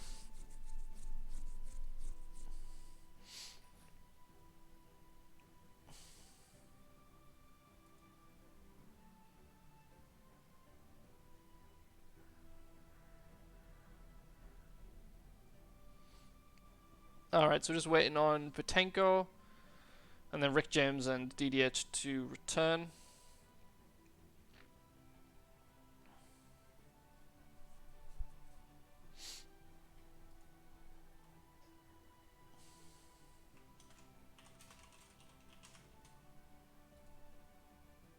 Okay, apparently Flamadak is left.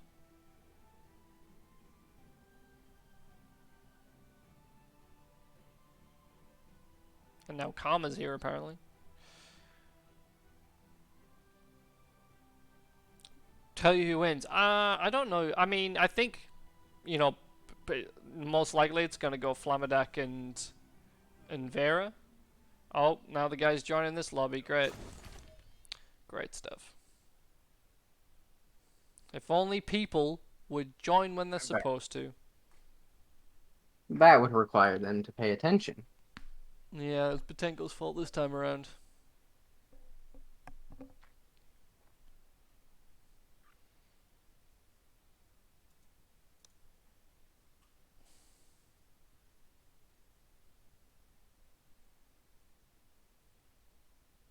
Oh no, Cheese. I'm 100%. He knows exactly what he's doing. You know what, Eldrith? You're right. That guy does look like a real noob.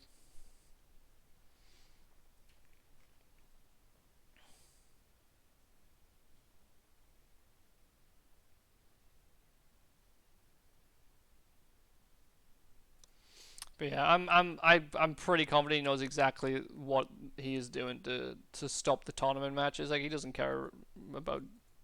Join US. Oh, sorry. I'm just kind of like spamming stuff. Getting distracted. Everybody's in. Patenko's not. Not everybody. Oh, we got. Why? Neon, get your butt out of here. He's trying to fill him up, but the bots come in too slow.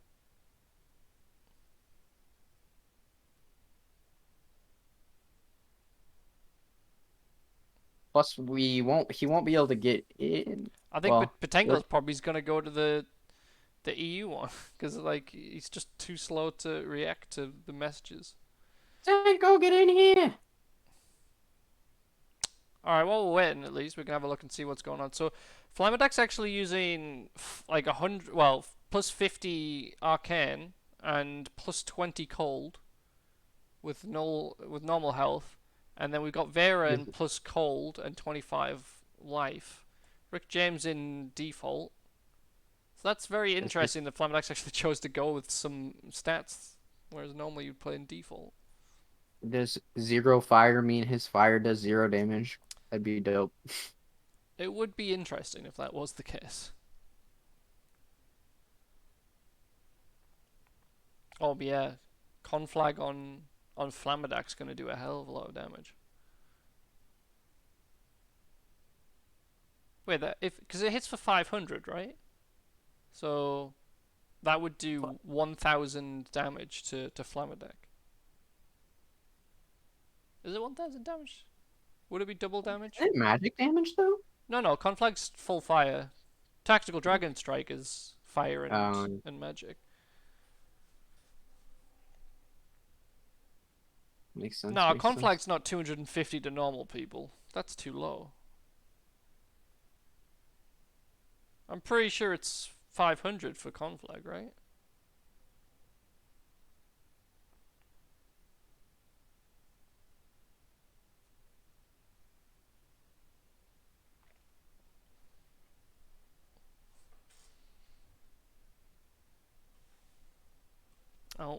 Is Rick James now lost his other one?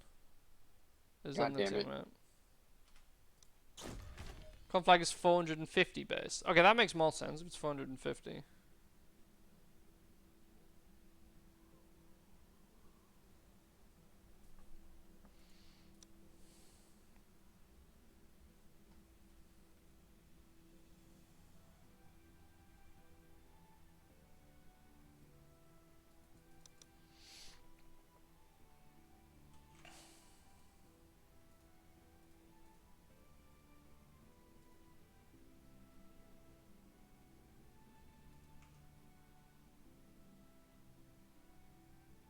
Well, to be fair, Neon, we thought that Botenko was, you know, around and ready.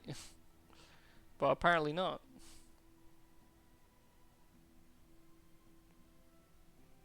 And also, it's hard enough to coordinate people just to go into the lobby, never mind to get everyone ready beforehand and then get them to go into it.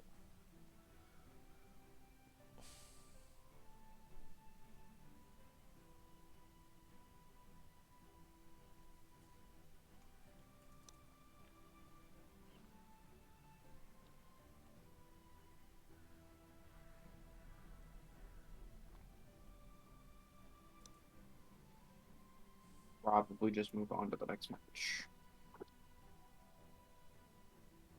Did you just say move on to the next match? Yeah, I guess I guess if Botenko's not showing up, we can. I was thinking again, and I was like, what how is that gonna help us when the guy keeps joining? And I was like, alright, yeah, it's because Botenko's not here.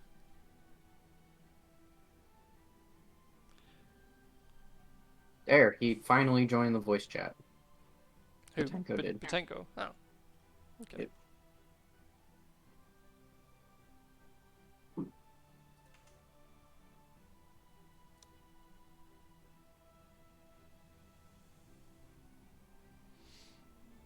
Yeah, I mean, I don't know what lobby we're joining, to be honest.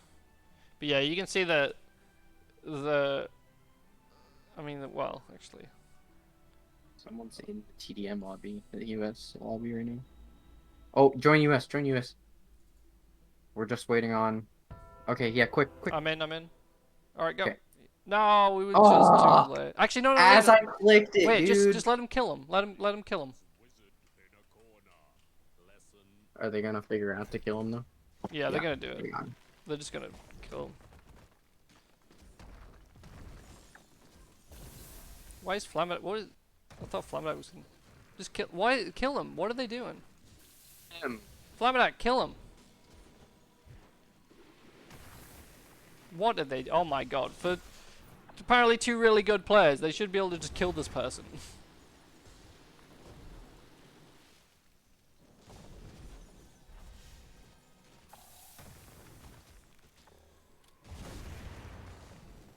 What is Flamedak doing? Alright, there you go, now reset. There, easy. Hooray! Now we can get underway with this match. So we got Vera and Flamedak on the green side, and we got Rick James and Botenko on the red side. So let's see how this one turns out. So you got A Vera. lot of affinity coming out of Flemedak, so he's gonna have to be really careful of all the fire that comes out. But he is able to do a lot of damage with his mines. Perfect ward coming out from Botenko, not gonna take any damage from the mines. Rick James looking at half HP. Botenko even lower, and he's gonna go down to the rock of Flemedak. Yeah, straight away. Really nice. Like, they just separated them out really well, and like you said, that the damage from Flamedak is just so much from that plus arcane. And Rick James is gonna go down. Alright, let's see if they can kill him faster this time. In a corner. Lesson 2. Dance. Oh yeah, Okay, that's some damage. there we go. It's looking a lot better this time. And there we go. Oh. Much better. Alright, let's see. I feel like straight away Botenko and Rick James were just not in a good position because they were just both up front. And Vera and Flamedak were in that kind of like one back, one front kind of thing, and they just got focused. Like, just so much damage came in. They weren't prepared for it. I feel. But here we go. It's looking a lot better. Vera's taking a lot of damage. Teleport from Rick James. Oh, nice ward in time. Stops the push. A very nice team spray. Flamadak gonna turn around to try to heal him up. No one's there to block the beam. Botanko just off instead of blocking the heals, he's doing damage. Yeah, Rick Which is James not what you want to he see. did a good job to block the water push, but then he just allowed himself to get knocked down straight away afterwards. Like he could have, you know, he could have done better. Oh, big freeze coming in on Botanko. Doesn't manage to get the shatter. Water push coming in from Rick James. Does manage to push him back. Got to watch out for that plus cold though coming in from Vera. Botanko taking a lot of damage as well down there at the bottom, but Vera's taking a lot as well. Teleport comes out from Botanko. Does manage to get out. Vera just managed to get those heals, but Flamadak's very low as well. Rick James is going to take the focus here, being the aggressive one. Botanko using the lightning maze to get some damage. Nicely Flamadak done goes by down. Rick James there. Really well done. Managed to get that steam into EQR. Oh, revive comes in though. Flamadak's back up. Will they be able to push him fast enough? It's not looking like it. It's looking like the heals are going to get through. There's a nice block on the heals, but Rick James is frozen. A good heal coming out from Botanko. Flamadak pushing up here. Nice. Shield. It's so weird. Saying shield is so weird for that. What, do you mean the dome? The dome, but not a dome. I mean, it's still a dome. It's just a very it's a smaller one. It's a part of a dome. Vera sitting in the base. He's got a lot of damage on him at the moment. Rick James coming in does manage to save Botanko. Botanko's still pretty low. Rick James needs to get back and heal him. Botanko teleports out. Rick James kind of body blocks a little bit. Conflag comes in. Flamadak. Oh, but he was warded. Rick James messes it up. He goes for the conflag, but Flamadak was already warded. Beret goes down. Oh. 1v1 now. Botanko not going to be able to do enough. Just Yeah. on the edge of that SFS. That arcane AoE though is going to do so much damage from Flamadak. I mean, they were doing well there. They could have brought that back, but getting hit by the conflags and then him being warded, just very unfortunate. Oh, he went for the conflag, but he messed it up. All right. Let's see if red team can manage to pull this one back.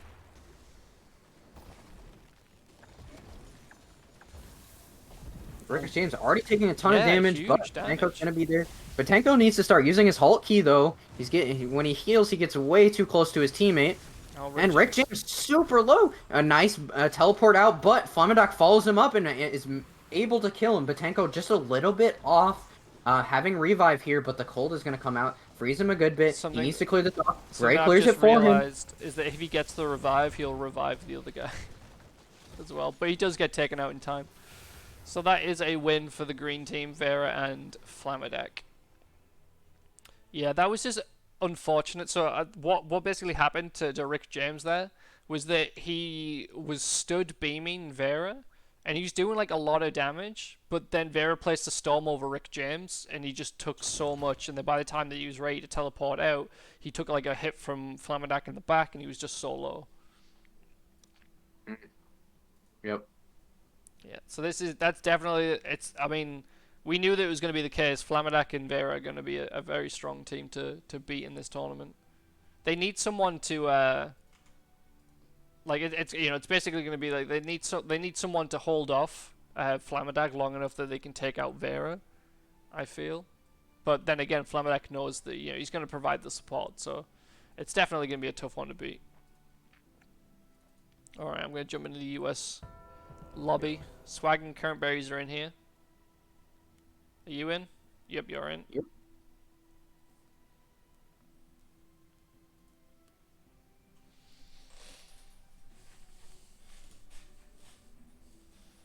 What do you think is going to happen in this game? So this is Swag and Play, I think it is. Play versus against Current Berries and Repodge. Yep. I feel like it might go in Current Berries and Repodge's favor. I feel like they're more of the kind of like defensive team, and I feel that Swag and Play may overcommit some aggression, and it's going to cost them.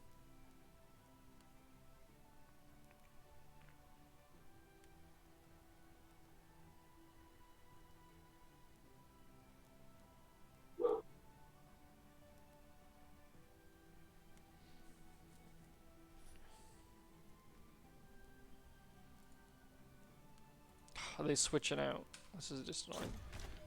All right, we gotta go. We gotta switch to EU apparently.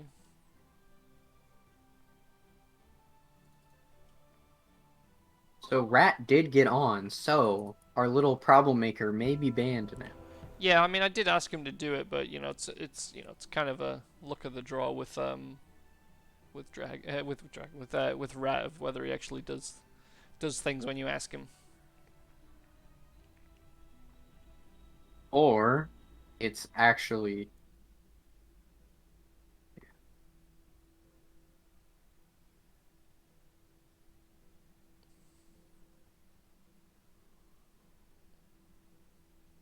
I mean, that's not going to be an accident, to be honest. Rat will, if Rat realizes that Essifer is playing and has the ability to, he's going to end up banning him. Oh no, Repodge is back. So our friend Ply, only one with stats of this game. He's going the plus 45 fire and plus 30 ice with the Blade of Default. And then our friend Swag has the Rune Sword. Now, does the Rune Sword do arcane damage, Mickey? Yeah, so its regular swing is arcane and earth. I think its special is just arcane. Though I could be wrong about that. I at least know that both of them. Yeah. Okay, and then Repodge and Curb Raise are both using blasters, so I'm going to start it up now just so we can get this underway before anyone joins that shouldn't. Alright. Zoom out a little bit. Both teams doing our typical start downwards.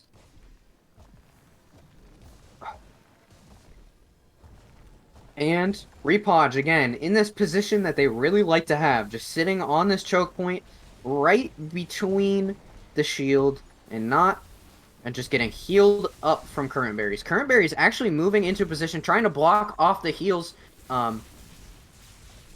is a good strategy, but I think that he might want to just stay in the back. It seems to have worked really well for them before. I think if they want to get an aggressive attack going, Repod should just throw up that dome. Yeah, like I said, this is like how I said.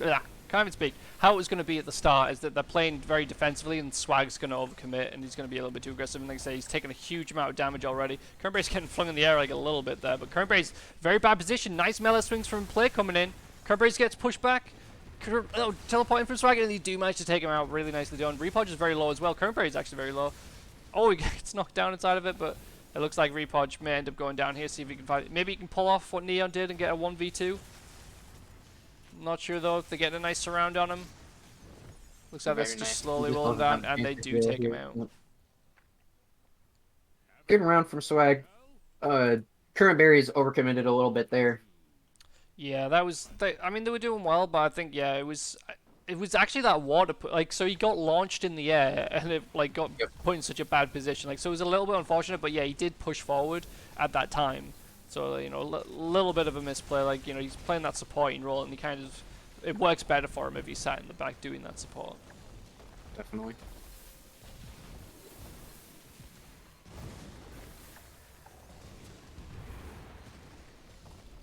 Repodge getting pushed up a whole bunch there. Actually kind of clipped against the wall and stayed in the air for even longer. That was really dangerous for him. But they're doing a very good job. He's trying to use this water to break his hold position. And now Swag gets pushed out of position a little bit. Are they going to be able to... Looks like Repodge wants to jump on play. But Swag teleports in after everybody gets low. Currentberry taking the brunt of the damage in the front. But they both heal up. Currentberry gets back into his position. Throws down a Midsummer's Blessing. But that's going to heal Swag more than it heals his teammate. And now Repodge, again, in a very bad position. There's another Midsummer's Blessing, both looking super low, but the Midsummer's Blessing just saves them just enough. Currentberry getting steam down. Down he goes. Repodge all alone again. And now he's going to have to see what he can do. He's just moving around, not trying to put out too much damage. He wants to back up and heal here, but all the rocks coming out are going to be able to take him out. Yeah, really nicely done by Swag. They're just like the hyper aggression. It works for him. Sometimes it can backfire, but when it works, it works. He did so much damage, even with the Midsummer's Blessing there. Really well done. Alright, here we go. Back into this position again. I mean, it's not really working out that well for Repodge and Cranberries, like trying to play in this little choke point down here. Big freeze coming in straight away from Repodge, but unfortunately no damage was taken off on him, but they're taking quite a decent chunk at this moment. And Swag again pushing in real far. Back up. Yeah, they're backing up. Cranberries, the heal gets knocked down, but he is managing to keep up those heals. Yeah, players now trying to get in the back there. He's being the aggressive one now. Is it going to be enough, though? They're both being the aggressive one. There is no support in this team comp right now. And they are split up, but Swag, as we know, is able to do a lot of damage. There goes down the Midsummer's Blessing. They kind of push him out. Swag takes position in the Midsummer's Blessing, so he's going to be able to get the heals. Repodge pushing up in a good position to stop this support, but he just gets pushed back. They need to take this round in order to stay in this, or they're going to go down to the lower bracket, where they probably will have to fight Neon again. Yeah, it'll be interesting to see if they manage to pull it back. But teleport from Swag, Repodge taking decent amount of damage. Does manage to push back Swag with the water push, and we're back into this kind of little choke point. Yeah, back in the choke point. You got 1-1 support in the back. Repodge taking a good chunk of damage there, but he is managing to fall back. Teleport comes in from Swag, huge damage on Repodge, and he does get taken out. Swag taking a lot of damage, but the heals come in from player, and he is going to keep alive. So I think this may very well be going in Green Tape's favor. Unless they make a bit of a misplay, but Current Breaks take a huge damage there, getting pushed back, and it looks like he is about to go down. And he does get taken out. Oh, I would have loved to see that Rune Sword take him out there. That would have been nice to see, but really well done by Swag and Player. The aggression just worked for them. I thought that the defense was going to be enough from Current Breaks and Repodge based on their previous match. But yeah, Swag and Player just really well done there. Swag definitely MVP in my opinion. For sure. And now they will go down to the losers bracket and probably play another game right now against Karma and Bodapa. Yep. Alright, so jumping in the US lobby next apparently. And we're going to have Buffett Snell and Butenko against Neon and Brodex.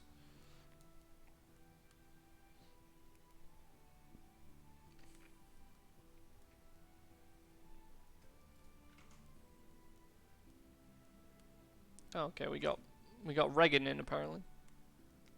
Leave, please. Are you in the? Yep. Oh, I'm trying to type out tournament and apparently I can't spell. There's no point in actually trying to spell it. You just get close enough. I was trying my best like to get it right, and then you just come in with. At least mine was like somewhat similar. The other tournament.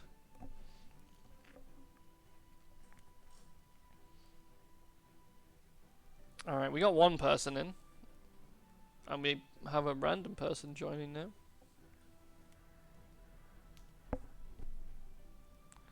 Dude, why do people...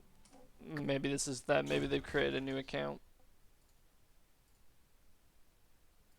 Why do people go into... If it's not the same person, why do you go into TDM to duel? Well, this person is Russian, apparently.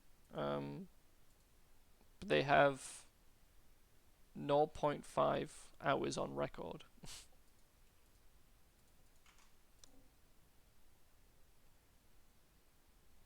Oh, don't tell me Butenko's left.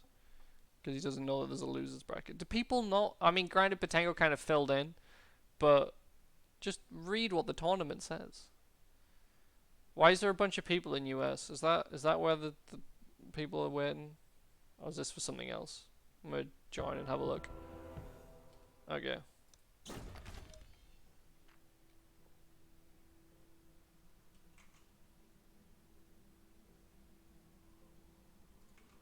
Or just watch the stream. Just watch our stream, guys.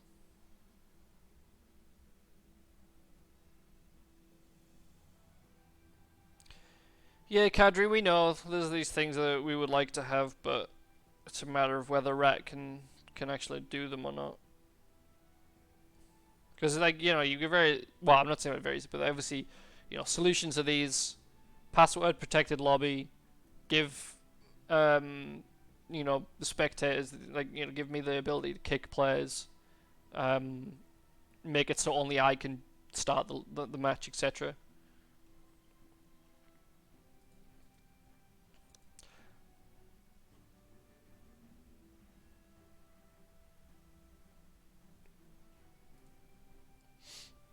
The other lobbies go like, so basically, like, if we have too many lobbies, it causes them to, to start, going laggy and such. So we can only have realistically a few at a time, and free for all and Soul Harvest are played much less than the other ones. So obviously TDM is always going to be up, and Duel as well.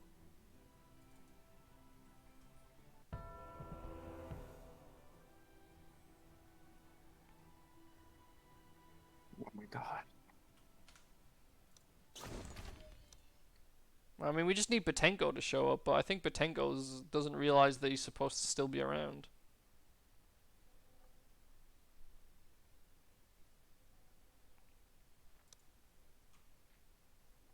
Yeah, he is now away on Discord.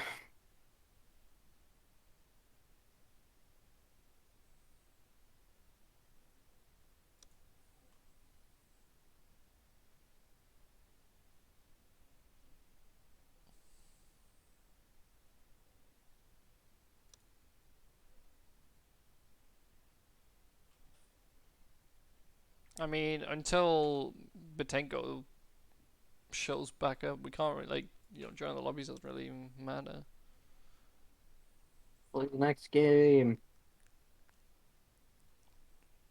Is there even a next game we can go to? Like, Yeah. well, I mean, I guess we could go more into the winners bracket, right? No, we can do Buffett, Snails. Oh, wait. That is the one we're trying to do right now. What about Repodge and Current Berries? I think, yeah, I was gonna say, I think they just wanted to give another team a chance to play, not just have the same ones keep fighting again and again. Because obviously Repodge just played. But yeah, I think we're gonna switch over to the to Repodge and Current Berries against Karma and Bodapa.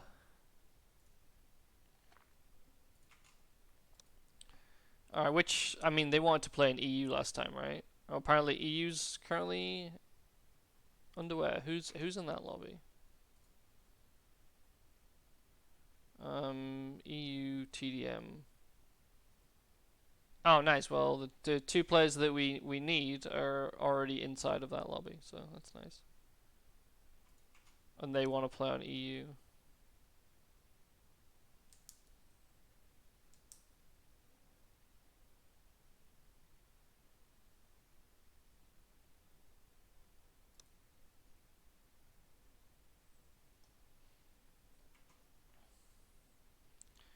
I'm just gonna switch over to the bracket while we wait for people, so you guys can see what's currently going on if you do not already know.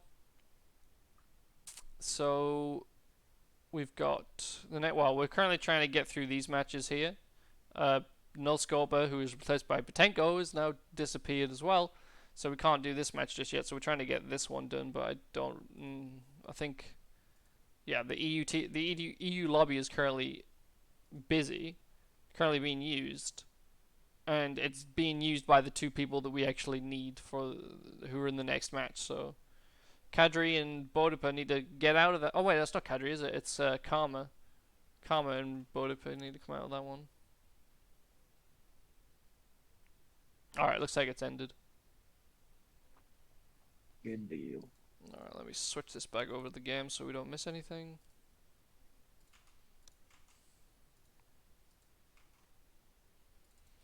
Alright, I'm jumping into the EU one.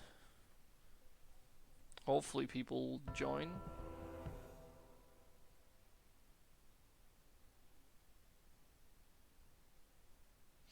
Are you in the lobby? Ooh, no, I'm not. Well, you should be. I'm trying. Come on! There's only me in here. Hurry. I'm in the lobby. Alright, we got Bodapa in. We got Repodge. We got Current Berries. You're in the lobby, right? You just said? Yep. Alright, we just need Karma. Hey, Current Berries is using my skin. Oh, very fancy.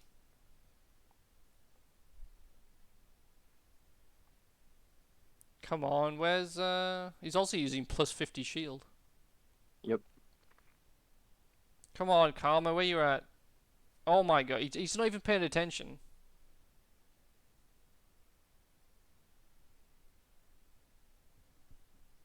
Hey, there we go.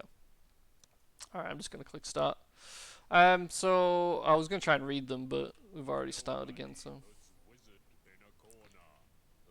Alright, so current berries and repodge on the left, Spotify and Karma on the right. Let's see how this one turns out. So straight They're away, not doing a unit repodge. strategy. Yeah, they've just gone straight. They're not even going to sit in that bottom corner. They're just pushing straight up, going full aggression. Do you think they either thought that their strategy just worked so bad last time that they're switching it up, or do you think they're just so confident in their ability to win this match? I think it's the confidence. I think they watched the previous. They've seen the previous Oh, ones, lemon ball. and they think that they can just go full out all aggression. Let's zoom in all the way in so we can see that they're all clumped up here.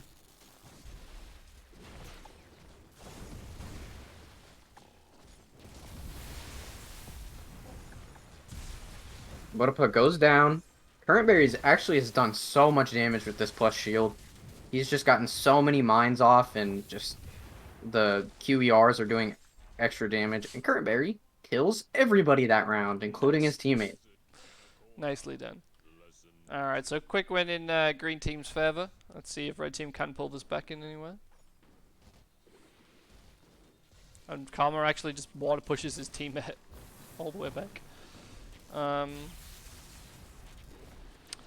Alright, and again, Karma pushing him all the way, pushing him back as well. Budapest carry is not really doing anything. Now he's starting to provide some heals in the back. Blast shots coming in from Repodge. But Vodoput's also plus shield, so his heals just really don't do as much. Yeah, Budapest should be the one in the front. And Repodge is just stood there firing his blaster off. Karma does manage to ward. Repodge is pushing in, but he's taking a decent chunk of damage, but it looks like Karma may end up going down here. Budapest definitely going down. And now, Lemon Ball coming in from Current Berries, and he does manage to take down Karma. Nobody puts wizard in a corner. Lesson 3. Dance.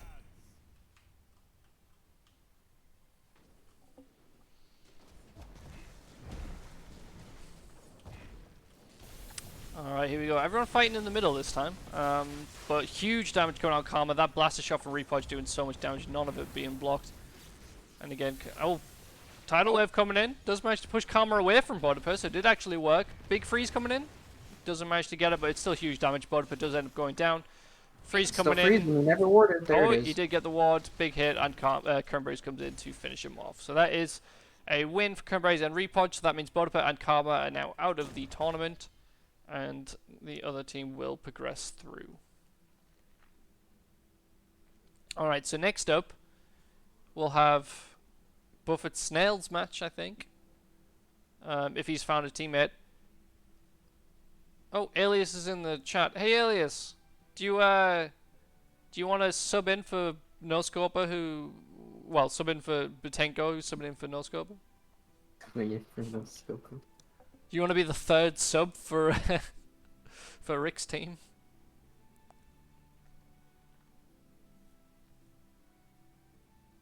Oh, Alias said he can sub in. I mean, that is like a big power boost. Wait.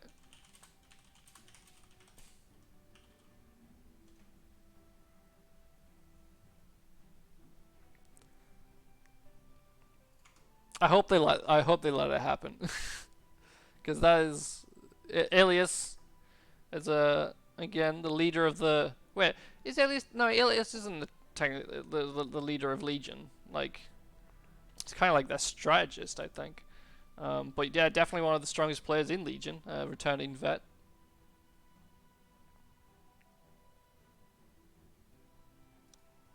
Max is not allowing that sub. Oh, come on, Max.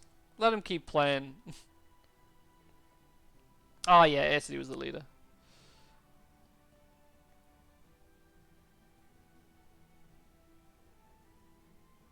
I mean, if the other people in the tournament are fine with it, then let it happen.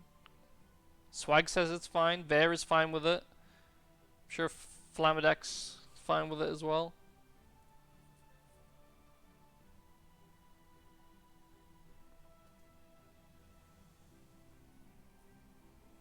Player's fine with it. Everyone's fine with it.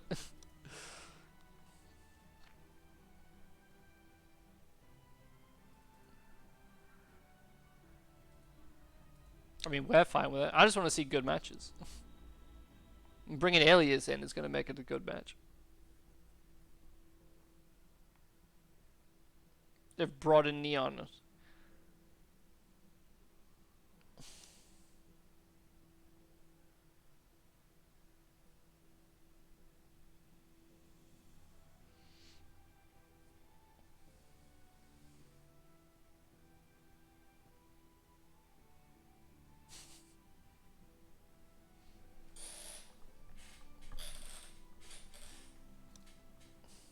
Alright, which lobby are we going in though? That's the question.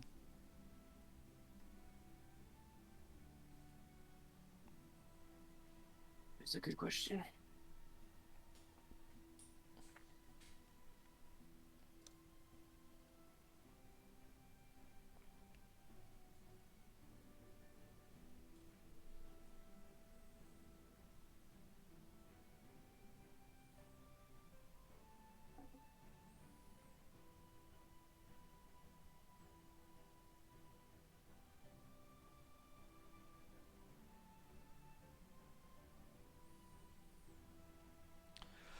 Alright, sorry guys, bear with us. We're just waiting to see what the outcome of this is going to be, and then we'll find out what lobby to go in, and we'll continue with the tournament with whatever match is coming next.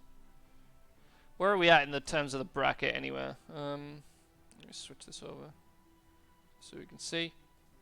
So this is the last of the round 2, and then we're on to the semi-finals.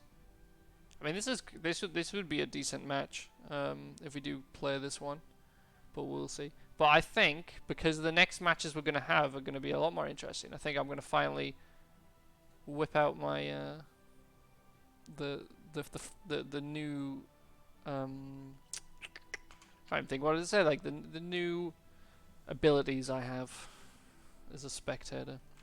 Yeah, you gotta show them off. Yeah. Should have been using them during the boring games. That's No, what I think. I mean, yeah, we could have, but I wanted it to be one of the more exciting ones that don't end super quick.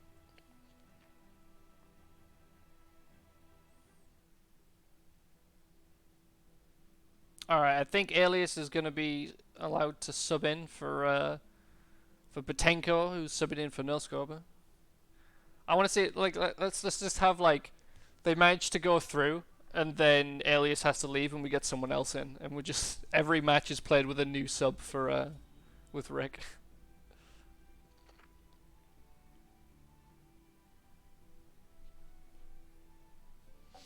Come on, guys, we need to know which server. US or EU? I think 3 of these players are US, right? Because Alias and Rick are US. Neon is Canada, I think. And then I think Brodex is in EU, though. Neon and Rick are in US. Okay, then, I mean, and Alias is in US as well, so. Like, they're in the US lobby right now. That's what I meant. Okay, I thought you were saying, like, those two are, like, definitely there.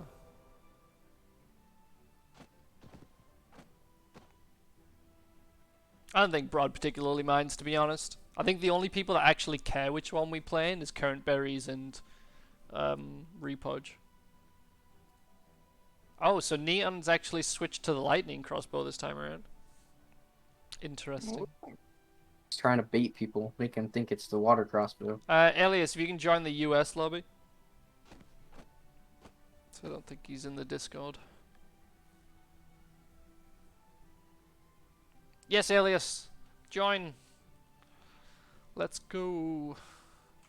I think Rick would probably want you to join Discord, Discord somewhere. I don't know which one though. All right, if everyone's here, are you in here? Yeah, you. Yes, I am. All right. I think if everyone is ready. What will happen if a finals team plays against someone they played before in the tournament? Will they have first? I mean, sometimes they have like a grand final where if the winner of the winners bracket loses the final against the losers, they play another one, and then the winner of that is the overall winner. Apparently, I can't click start. Can you click start? No, I can't.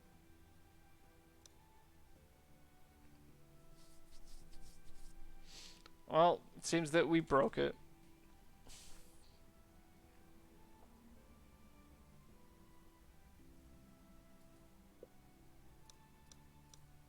Yeah, I'm spamming the button. It's just not working either. So I'm out of ideas.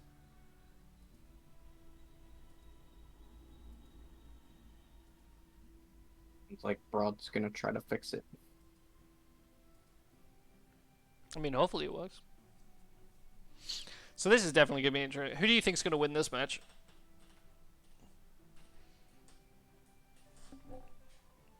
Ooh, that's a hard call. I think.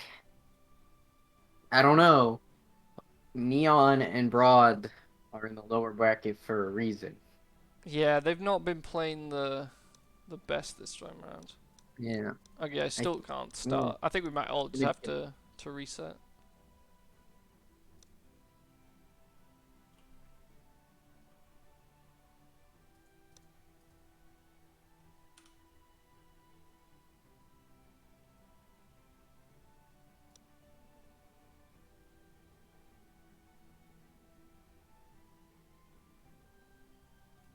Are we leaving? Are we staying? What's going on? Probably should. I'm gonna leave. Yeah, I mean, we're gonna have to. Correct. But I mean, we can't reset the lobby until it like starts or something. I don't know. I'm gonna rejoin and then we'll see what happens.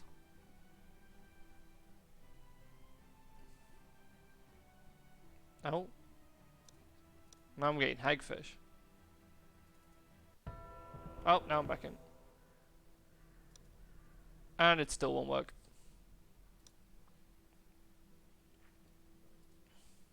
Beautiful.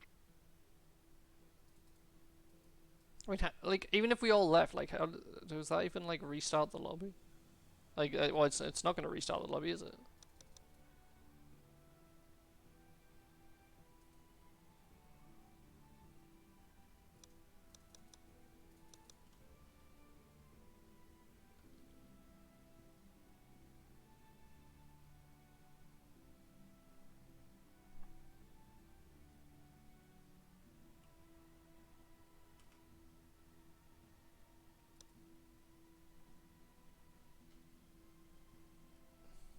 Are you back in?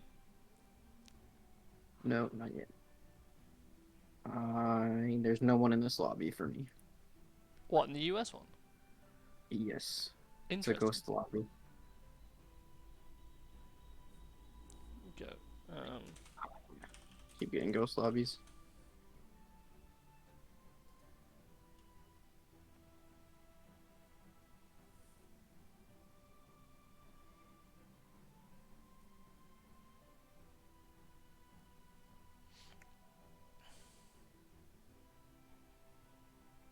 Yeah, we may have to switch to EU if this doesn't work.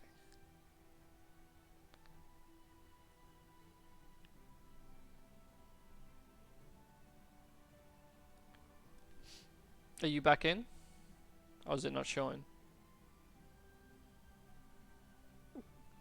Oh, an empty lobby. I think everyone's going to EU, so try going to EU. Sounds good to me.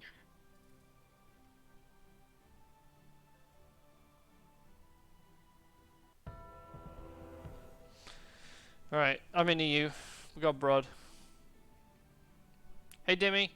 So Alias is now subbing in for Potenko. That's what's new.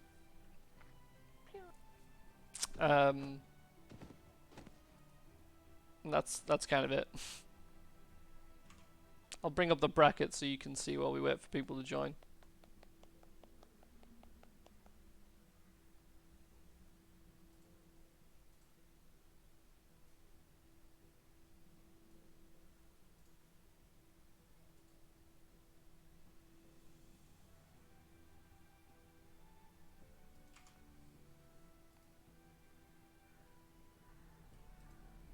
Wait, where is everyone? Are you guys all in the US one now? No. Wait, Oh, where? they Oh, might you're be. in the EU one. Okay. Yeah. Mhm. All right, we're just waiting for the other two now.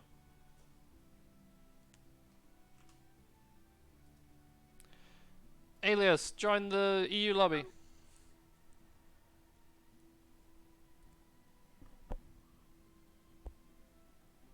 Yeah, we're trying the EU one because apparently the US one just doesn't work, so hopefully this one will. Alright, if you're in, let's go.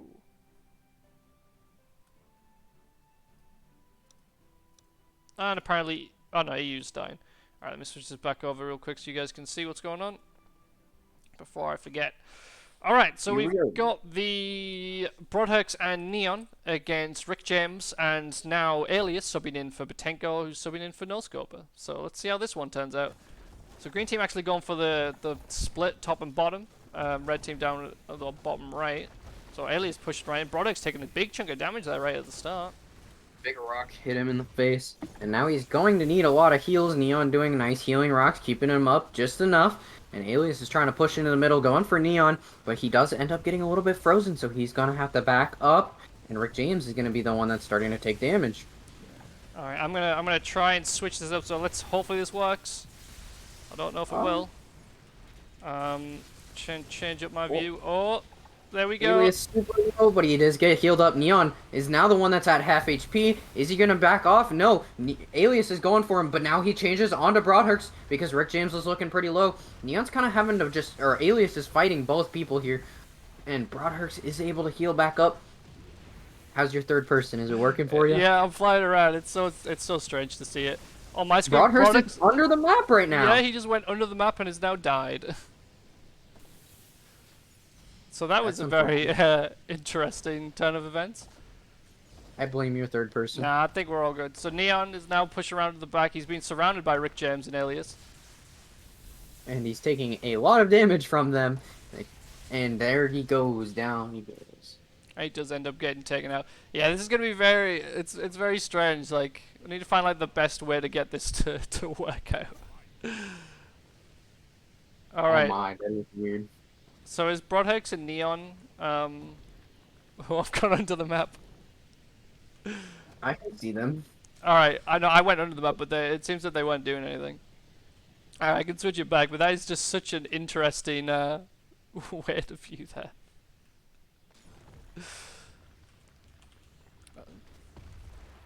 Must have been talking about something. Maybe. So many people apparently have motion sickness. Broadheart's taking a lot of lightning damage here, and now Alias is going to try to push in. He needs to cut off these heals from Neon, though, but actually he ends up taking more of the damage from that trade. But Rick James is in the back, healing him up. Nice firewall, making Alias take a ton of damage, and Broadheart's just getting beamed down with that water beam. But everybody's in a good position to be able to heal everybody else up. Alias now pushing in, takes a lot of damage. Will Rick James be there with the heals? Yes. Alias backs off. Yeah, it looks like Broadhex and Neon pulling back here. Now they're going back to this kind of like double support position where we got Neon and Rick James in the back, Alias in the front. But now Broadhex has actually kind of changed position. He's been pushed back entirely. Rick James pushing in like a little bit there. Seeing if he can get in a bit of spot, but not really doing very much at the moment. Broadhex taking a huge amount of damage. Heal comes in. Teleport comes in from Alias. Teleport goes out for Broadhex. And Rick James just melee swings at the bottom there. I think he tried to teleport onto him. And now both teams are going to be back together and able to heal back up. Rick James going to try to push in. But Broadheart's looking super low. But again, Neon with the perfect heals in the perfect position. Alias is able to cut it off this time. Neon almost charged that lightning bolt shot, but he didn't get it off. So now, green team is completely split up here. But Neon is still just supporting super well with just this set of rocks that he's just throwing in, and his crossbow hits. Rick James gonna need to heal back, going to need heals, and Alias doing a pretty good job cutting it off. No, not Alias, Neon. Rick James gets Quake down. Oh, a huge mind hit from him as well. Now Rick James going to have to teleport back. Alias also has to teleport back, but Broadhearst in the middle of both of them does a big mind hit, but it's not enough to finish him off so far. Alias with amazing wards, and Rick James getting hit with another lightning crossbow hit, but Alias there with the heals, and no SFS and a lightning hit takes him down, and now it's just Alias all alone, and Neon and Broadhearst take round number 2, 1-1. Yeah, unfortunately Alias did not have the revive there. If Rick James had gone down, it would have gone entirely differently, but just a little bit unfortunate. Nicely done by Neon there, firing in those crossbow bolts. Yeah, they're doing a ton of damage. Yeah, No they one's make a has big it worded up. difference. He's also throwing in water rocks right before he shoots it off too, and it seems like it just comes out so fast, and no one's fast enough to ward it up or even Yeah. clear off I mean, the water. it's going to be tough anyway because you're going to be so focused. Like, because Broadhex was right in Rick James's face a lot of the time, Yep. so it's just hard to keep track of both what Neon's doing and Broadhex while you're It's stuck in the well, middle. Broadhex Huge damage goes on into the Alias, middle. and the crossbow shot, but it's not quite enough to take him out. Beam comes in, and it does manage to take him down. And Rick James does manage to take out Broadhex. Revive comes in for both sides. I thought both of one team died there. Completely missed that it was one of each team. Oh, big Oh, hit on Broadhex. Broadhex, but he does manage to teleport out. Heal's going to be coming in from Neon. Nice cold rocks coming in from Alias there. They're going to see if they're going to freeze, but unfortunately not. Neon doing well to surprise spot for Broad, but he's in a bit of a bad position. Broadhex is trying to walk out to the bottom. And he is managed to still have teleport comes in, does get the knockdown, Charles comes in. Oh, the hatchet unfortunately misses. A little bit of desync there. Broadhex just barely staying alive. And Well, he they does heal manage back to up escape. with that healing ward, so now he can just sit back, heal up, and go help his teammate in just a second here. Already taking a good amount of damage right when he comes in, though, but he is in his preferred position up front with Neon in the back supporting. Neon got that healing ward on, so he doesn't have to worry about himself as long as no big rocks come in from the support of Red Team. Alias. Or James. Already Yeah. looking pretty low. Yeah, They're going to pulling get back. way too... Nice wall there by Broadhex. But not going on. Big hit on Rick James. Huge damage. Teleports out. Broadhex with the follow. Does take it out with the EQR. Teleport from Alias as well. But Oh. it's not have enough to revive anymore. Does get hit For by now. that crossbow shot. And again, and I think it missed, but he still took a lot of damage. And I think he is going to go down here, and he gets taken out.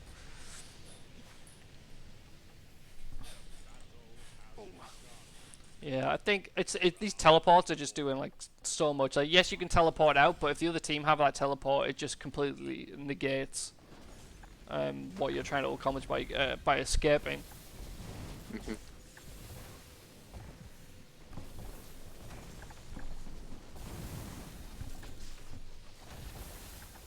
I wonder if I can I rotate? Oh no, because this is normal mode. I was gonna see if I could rotate around so that we could watch from the other side. Oh, freeze coming in on Alias. Rick James getting beamed by Neon. He's just not letting up. He misses the bolt shot, unfortunately. Rick James is a little bit low. He needs to heal back up. He is currently wet. He needs to get rid of that wet stats before Neon shoots him in the back with the cold rock. And again, is he gonna get the freeze? Lucky push from the EQR, pushing Alias back to his teammate, but it might not be enough here. It's Neon not looking good, deciding but the not to go for the teleport's crossbow bolt. There's the crossbow bolt. It's gonna not be able to hit because Broadhurst is in the way. Broadhurst getting them long range heals, just barely, must be barely on Neon's screen. But Rick James, the healing rocks coming out. Yeah, they're, Able to on keep him they're alive. definitely on the back foot here, and Broadhex is doing a really good job of providing, keeping up the aggression. Yep. They're doing well, but now Neon pushing in from the bottom. They're both pretty low, but they're managing to hold off, blocking those lightnings. Rick James now full health needs to provide some support to the Alias. He does manage to do so while he gets the water push, and they get him back into this nice position, back up to full health. So both Rick James and Neon do have enough for a revive at the moment. Both Alias and Broad do have those tier 1 focus at the ready, so probably going to be a teleport. Neon with the teleport, gets in between Rick Yep. James and Alias. Gets quaked. Gets Broadhex lightning storm. pretty low, purges though. it pretty quick. But Oh. he's in a bad spot, and Broadhurst is also low, so Broadhurst can't really push in to help him out here. But Rick James is actually taking the loss of that fight right there. Now everyone's going to be back up to full, basically. Yeah, bit of a reset here again.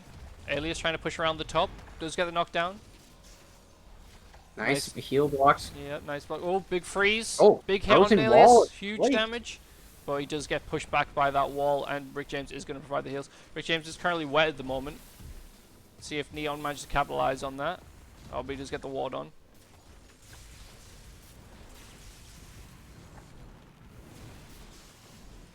How much freeze does like an ice crossbow do if they're wet? Not a lot. I think you'd probably need to hit them like 4 times with Oh, a geez. Like, yeah, it's not enough. Like, if it insta-freezed, it'd be ridiculous, but Oh yeah. yeah, it's not. Could Crossbow you shot comes imagine in, if not enough. It's you only had the like 260. the axe that like instant? Did Rick James just? No, I think someone else. I think it was Neon did the Storm Prison, and they forced him to use at least a teleport. Oh, he misses the crossbow shot. Product's very low, but he does manage to get out. Neon, sorry, Alias taking a lot of damage, but Neon's doing really well with the supports this match. Yeah, the heals are gonna be good enough though to bring him back up to full. Now he's gonna Alias is gonna push in on Broad, but Broad just he's got these storms that Alias is just way too afraid to push through, for good reason, obviously. But it's just giving him such good defense. Alias just can't get on top of him to do as much damage as he wants to be able to do.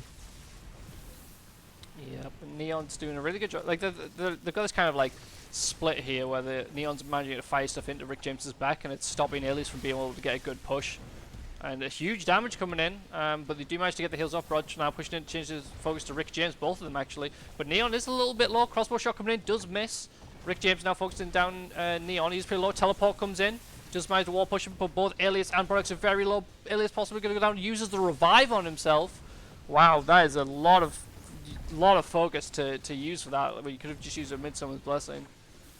They do manage to get back up to full though. Storm Prison comes in. Nice, Rick. nice. He's putting down those healing mines out like through the Storm Prison, so it is managing to support his teammate. A revive comes in from someone.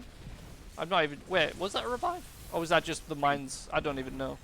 It must have been the mines. It looks like a revive though. I agree with you. Yeah, but it doesn't look like anyone's focus is low enough for that to have occurred. Yep. Oh, teleport. Interesting teleport for Rick James, teleporting to the top there. It means he's not in the position to help, and Rick James does get taken down.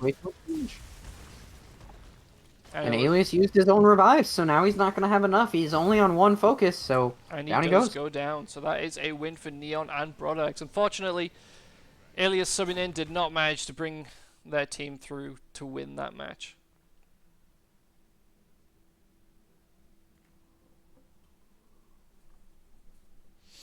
Alright, so that is the... Well, that's the...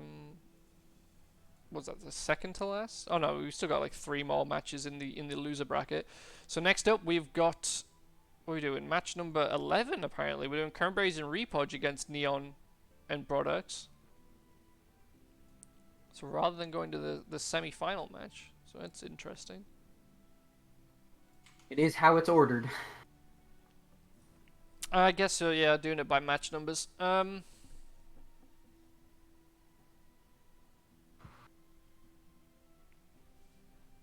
mean, to be like, I mean that mode is like something you could very easily do in like a TDM. You know, people do dual rotations all the time, so you don't need to make like a whole game mode just for that. You know, just say pretty hard because they're dual maps. I don't think like to have more than that many people. Well, you can just do it in TDM, can't you? So. Yeah, I meant like actually making the game mode. Yeah, I mean, it'd be like the free-for-all map as well, like the free-for-all game mode as well. So, I was thinking about like teams, but that one would work just fine because you just have people kind of sit at the bottom. Granted, they're not like completely out of the way. If the map is like still available, like then maybe, but I just don't see the need to do it when you could just very easily just arrange for it to be done. All right, so. If we are doing the next one, it will be Cranberries and Repodge, Neon and Brodax. So we've already seen this match, and it went in Cranberries and Repodge's favour. Might as well jump into the EU TDM lobby, because that's where Repodge is going to want to go. But, I think Neon and... Oh my goodness, Neon and Broad have been watching the games against Cranberries and Repodge, and have kind of probably gained some strategies on how to deal with this just sitting in a choke point strategy that they've been using. So hopefully this will be, hopefully they'll be able to fight this. Yeah, if they go for, you know, go full aggression like Swag and Play did. Alright, you in the lobby? Yep. Alright, splendid. Everyone's in null stats. We've got the double blaster, flintlock, and the lightning crossbow again for Neon. So if everyone is ready, Can't even type. Ready? Question mark.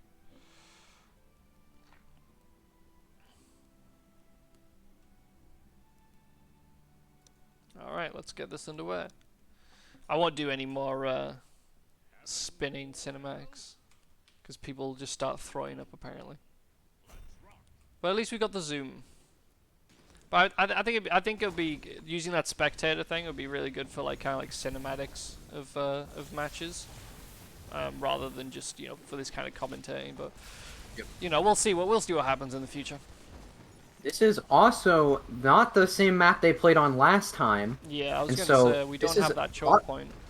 a lot less of a choke point than in the other maps. So they can't see how they've pushed in already and are already on top of current berries here. They need to reset the teleporter. There they are, able to go through. Current berries looking super low. Mines do heal him up. He gets a nice freeze off, but it's not enough to save him. Yeah, he does go down. Alright, well, waiting for this good cheese. No, it's just a spectator thing that I have that Neon made. It'd be OP if you could do it while playing in the game. Yeah, being able to change how you can view it wouldn't be fair if everyone didn't have it. So it's just for the spectator, so that it makes it easier for us to view things. Obviously in TDM it doesn't matter as much, but in like Warfare it would definitely be useful. Alright, so we got Neon sitting waiting on the other side of teleporter. Broad, Herx, and Repodge fighting it out over here. Is this 1v1? Yep. Who do you think is going to go for? I think Brodex is going to play. He definitely plays more than Repodge, and he's just forcing him down in this corner. And now Neon has seen this on the map, and he's going to start pushing in as well, because Repodge can't get through to the teleporter. So really well done by Neon to notice this. Big brain. He is starting to push back up. Oh, he tried the crossbow shot. It wasn't quite enough. Neon can now push back to the teleporter. Big hits coming into Repodge's back, and he does get taken down. Amazing set of spell rotations coming out from Broad there. Literally just every time anything was up, it was just the exact opposite of what he had protected or warded or walled or stormed. Nice. Yeah, Brodex definitely showing his experience there. Alright, so here we are in this kind of like little choke point of the bridge, but straight away Red Team just pushing their way straight through, so we're in this open area. Yeah, so obviously one of the downsides is to the teleport map is that you can't just kite through for ages, but at the same time, if you can separate them, like Kernberry's just gone through there. Unfortunately, Repodge was ready to go through, but being able to separate teams out like this can be, very big deal. Nice crossbow shots coming in there from across the map.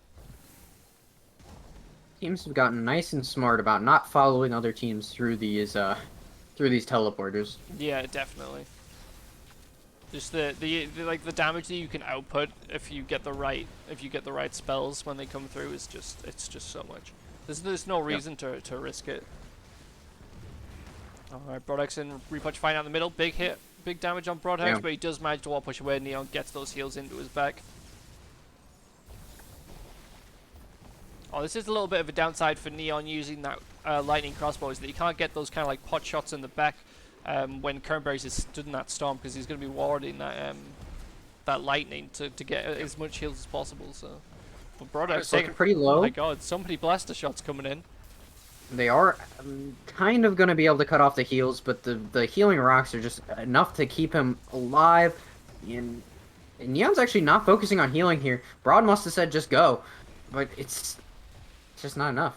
And Green Team has to back up. Yeah, they've done like a little bit of a cycle around here. Teleport coming in from Broad. Does get the wall pushed in. Kernberry's teleporting out. Bit of a waste in my opinion. Nice blaster hit though. Health. The wall's gonna block the next blaster hit, and now Repodge is going in on Neon. Will he be able to? No. He's gonna switch his focus to Broad. Broad's gonna have to take the teleporter here, but Repodge blinks, teleports onto Neon, and Broad is still super low here. He needs to heal. He needs to back up and heal. Gonna go through the teleporter, but Repodge gets the teleport with them by using the teleport. Oh god, that's weird. Yeah, Neon's now trying to get through. Big blaster shot. Neon has to use his conflag to heal himself back up. He's gonna go. Now they're split up. Now they just have to keep him off this teleporter. They're not gonna do a very good job of it though. That was so. I saw the conflag kind of come out, but at the same time I saw revive come out from. Yeah, Neon used the revive. Broadhurst used the conflag. Oh, interesting.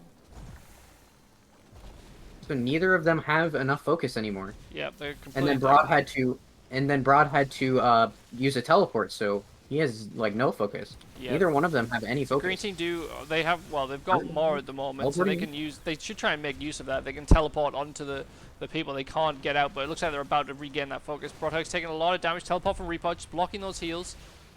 Broadhog's opting to go back around away from the teleporter. This could be pretty bad for him. He does teleport through now. He's going to get through. Neon is running through to the other side, so they are going to be able to meet back up. And get the heals off.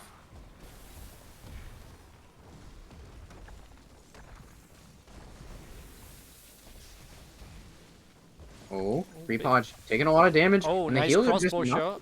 But yeah, heals coming in from current berries. They did not manage to block it in time.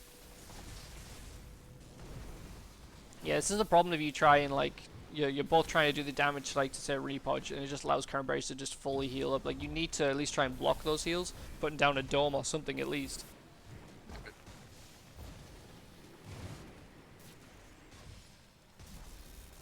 Oh, little self shock there on Neon.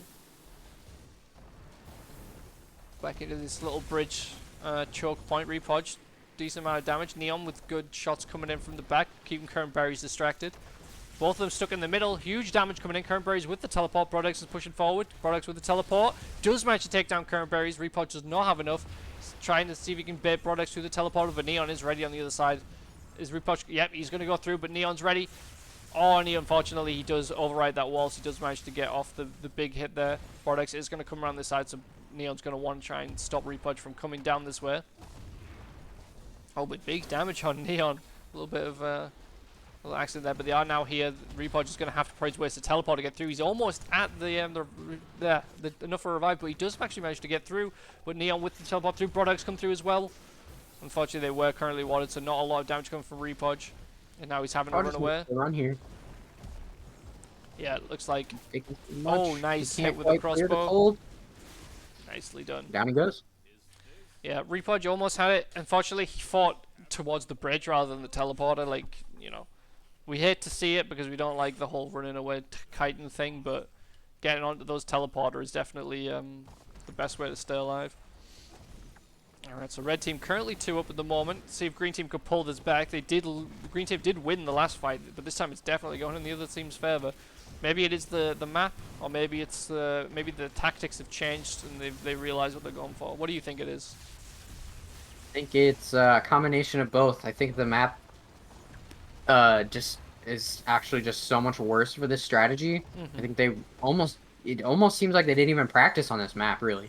Yeah, I definitely think it's the other map, their strategy, which has worked really well, but this one is just way too open. Like, as soon as you push, like, you know, one slight push on this choke point here, and then they're out of a choke point, whereas on the other map, it was, you know, you've got that whole entire back area to do it.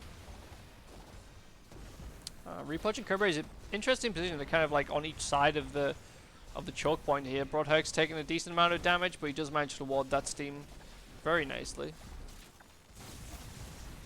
Cranberry's pushing forward a little bit. Rock comes in, but he is warded. Products in the fighting downwards a little bit. They need to fight up towards the top body, and they are trying to cycle around to the top now. Cranberry's taking a lot of damage from that lightning and then steam combo, and now he's just sitting in storms. He's just throwing down as many healing mines as he can. Where's his teammate? What's his teammate doing? Yeah. Not getting enough heals off. Completely misses with that healing rock, and now green team is split up here. Current Berries has to try to run back as much as possible, and then because he's not getting, feels like he's not getting enough heals, he's forced to throw down the Midsummer's Blessing, and now he doesn't have enough for a revive, even though he was really, really close. Broadhurst out of position here. Will they be able to do enough damage before Neon can move in? Current Berry taking a huge rock. Almost, the lightning bolt misses though. And now, again, Current Berries has to use a Midsummer's Blessing. And now he's just, again, not enough focus for a revive. And so Repod really shouldn't be the one in the front because he's full focus. He does probably want to use one of this focus though. Yeah, he needs to start making use of it. A nice teleport in here, right in between Brodex and Neon, would actually do wonders right now. But they do have enough to teleport out if they need to. You know, Brodex getting around the back. He's trying to make sure that they don't have that access to the teleporter. But big damage coming in on Brodex. He does manage to force them off the teleporter, so he is managing to heal back up. And here we go, resetting back at the choke point.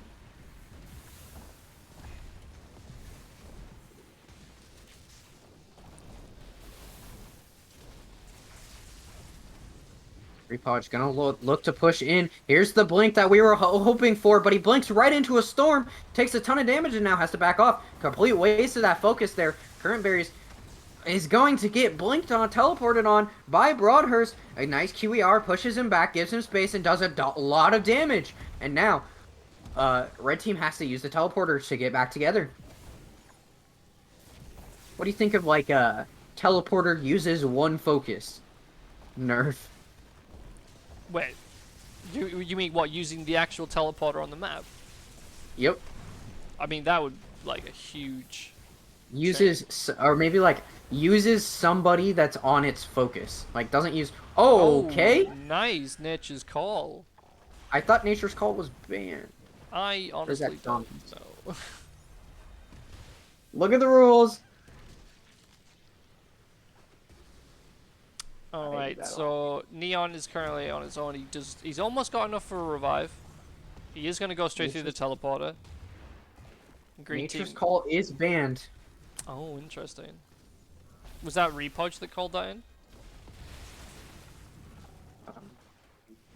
No, Current Berries looks like. Ah, okay, Cranberries.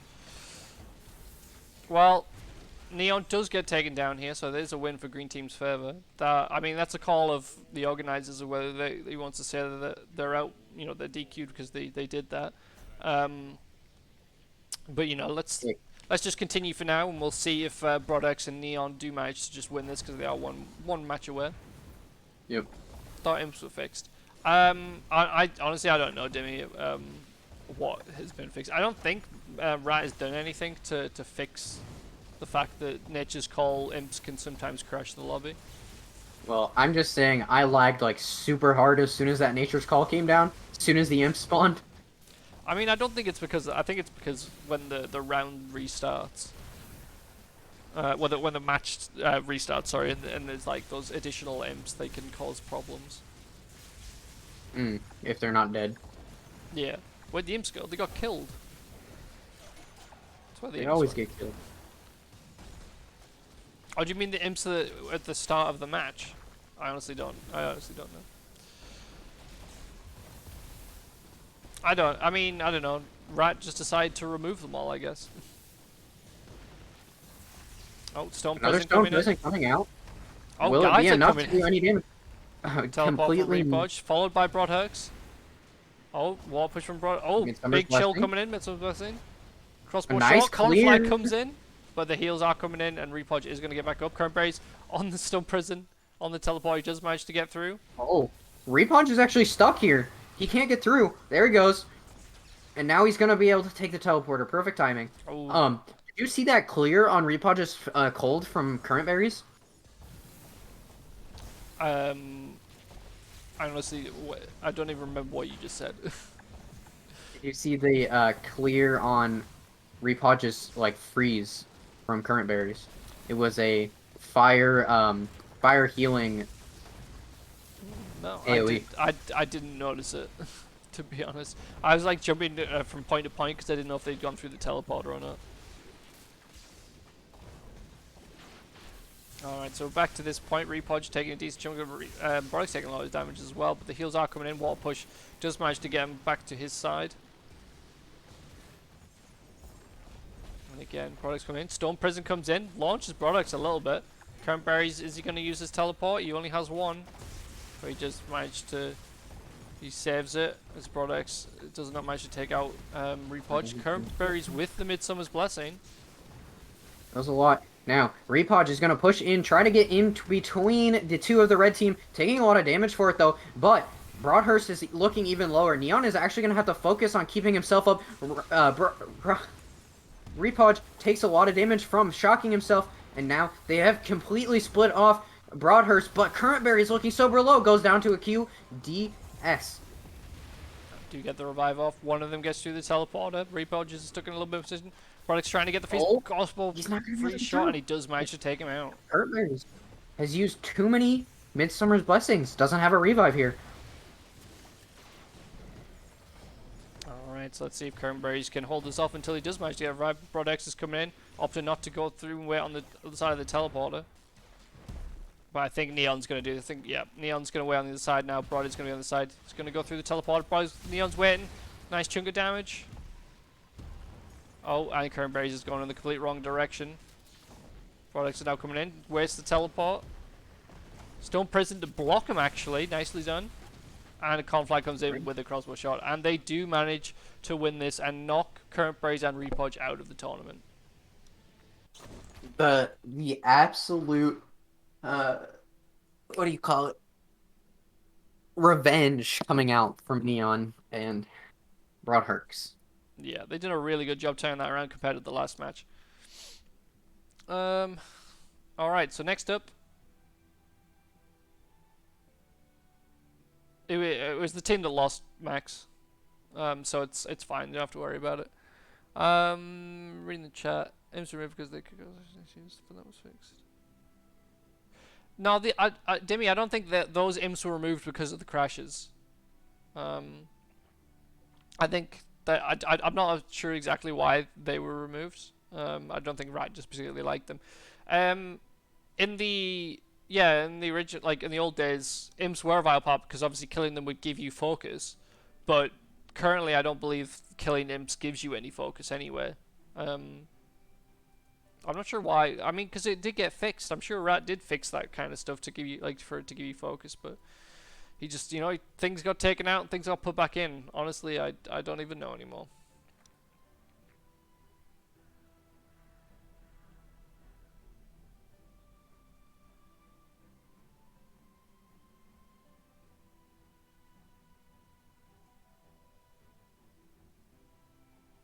So next game we have Flemedak and Vere versus Swag and Play. Be an interesting set of games. So this is the semi-final match, right? So this is this is still Winners in the winners semi-final. bracket. So this is the first time that these guys are encountering each other, and then the loser of this goes through to fight Neon and Brodex, and then they'll come back and play in the finals. So we got just 3 more matches to go to crown. So this is the losers finals also a best of 3 or just the winners final? I honestly don't know. We'd have to ask Max. Have to ask Max. I can't even say his name. All right, let me switch Looks like things. we're doing EU. Over to EU.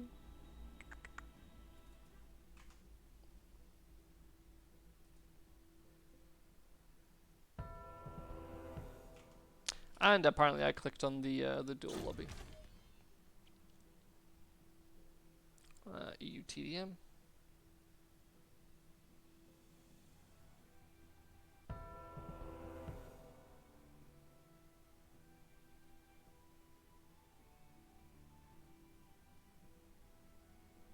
Apparently only the winners final is going to be the best of 3.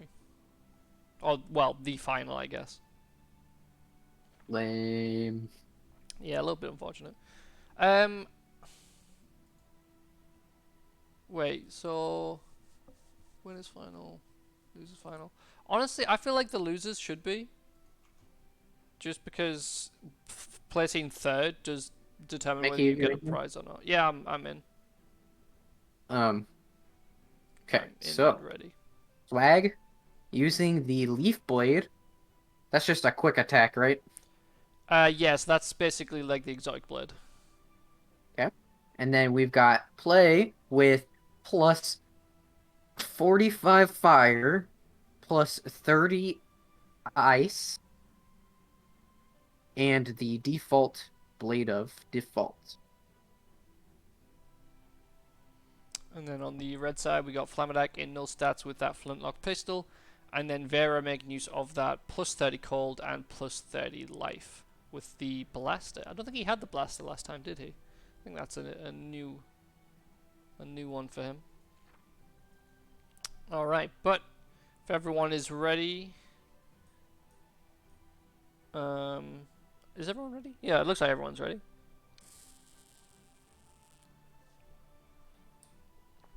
And we are underway. Alright, see which map we get. Oh, we got the green map. I do prefer the the fights on the green map, so we don't have those teleporters of people just constantly running away. And we do get it, so that's good. I'm gonna zoom out so we can see everyone coming in. Alright, both teams going down to the bottom. As always. Yep. Some nice fire rush coming out from both teams. Swag already taking a good bit of damage, but the healing mines are going to heal him up. He seems to be taking a lot of damage. Yeah, he's just kind of getting hit by both people at the same time there. Vera falling back into his kind of like support position. Player actually not going for the support. He's just pushing in as well. It seems like they're going definitely for the, you know, the hyper aggression approach in this one. For sure. Yeah. Also, you know, because player is using the plus cold as well as Vera, it means that when they fire in the cold at each other, it's not going to have as much of an effect. Big chill on Swag though. Flamadak nice. They just run straight in between to block off those the support from player. But he's in a little bit of a bad position and taking a lot of damage. Swag goes for the Exotic Blade hit. He does manage to hit it on Vera. It's a good 450 chunk of damage. But Swag's pretty low at the moment. Gonna have to fall back with Flamadak quickly rushing in. Vera backs off. He is able to get some healing rocks down on Flam. Needs to be using his Hulk key because he gets way too close. Yes. But Swag looking super low, but no one is able to seem to get on top of him. There we go.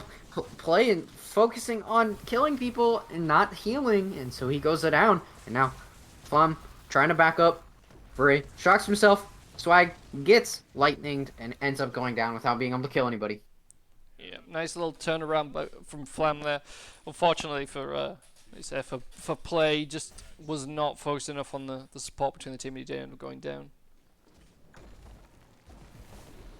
Alright, here we go again. Vera actually opting to go more up this time to provide some support as well as attack at the same time, but now he quickly falls back. Swag with the teleport, pushing Flamadak in, but he does teleport back out. Oh, Vera kind of lagging out a little bit there. Yeah, a little iffy there. Flam gets fully healed back up. A nice water push pushes him back, and now Swag getting into position to block them heals. And Flam just taking a good bit of damage from the fire, does get it warded. Play is still using it even though he has it warded, and now he's gonna get pushed back into the wall by both players. And Play is still just Play is just not looking at Flame's wards at all here, just using everything he has warded after he already has it warded. Play ended up taking a lot of damage. Will he be able to trade with Flam though? No, he will not. Down really well done by Flamadak there. Yep. Teleport comes in, water push comes in though. He does manage to, unfortunately for Swag. He needed to swatch to swap ward, and he does not have enough for a revive, so he's gonna have to fall back.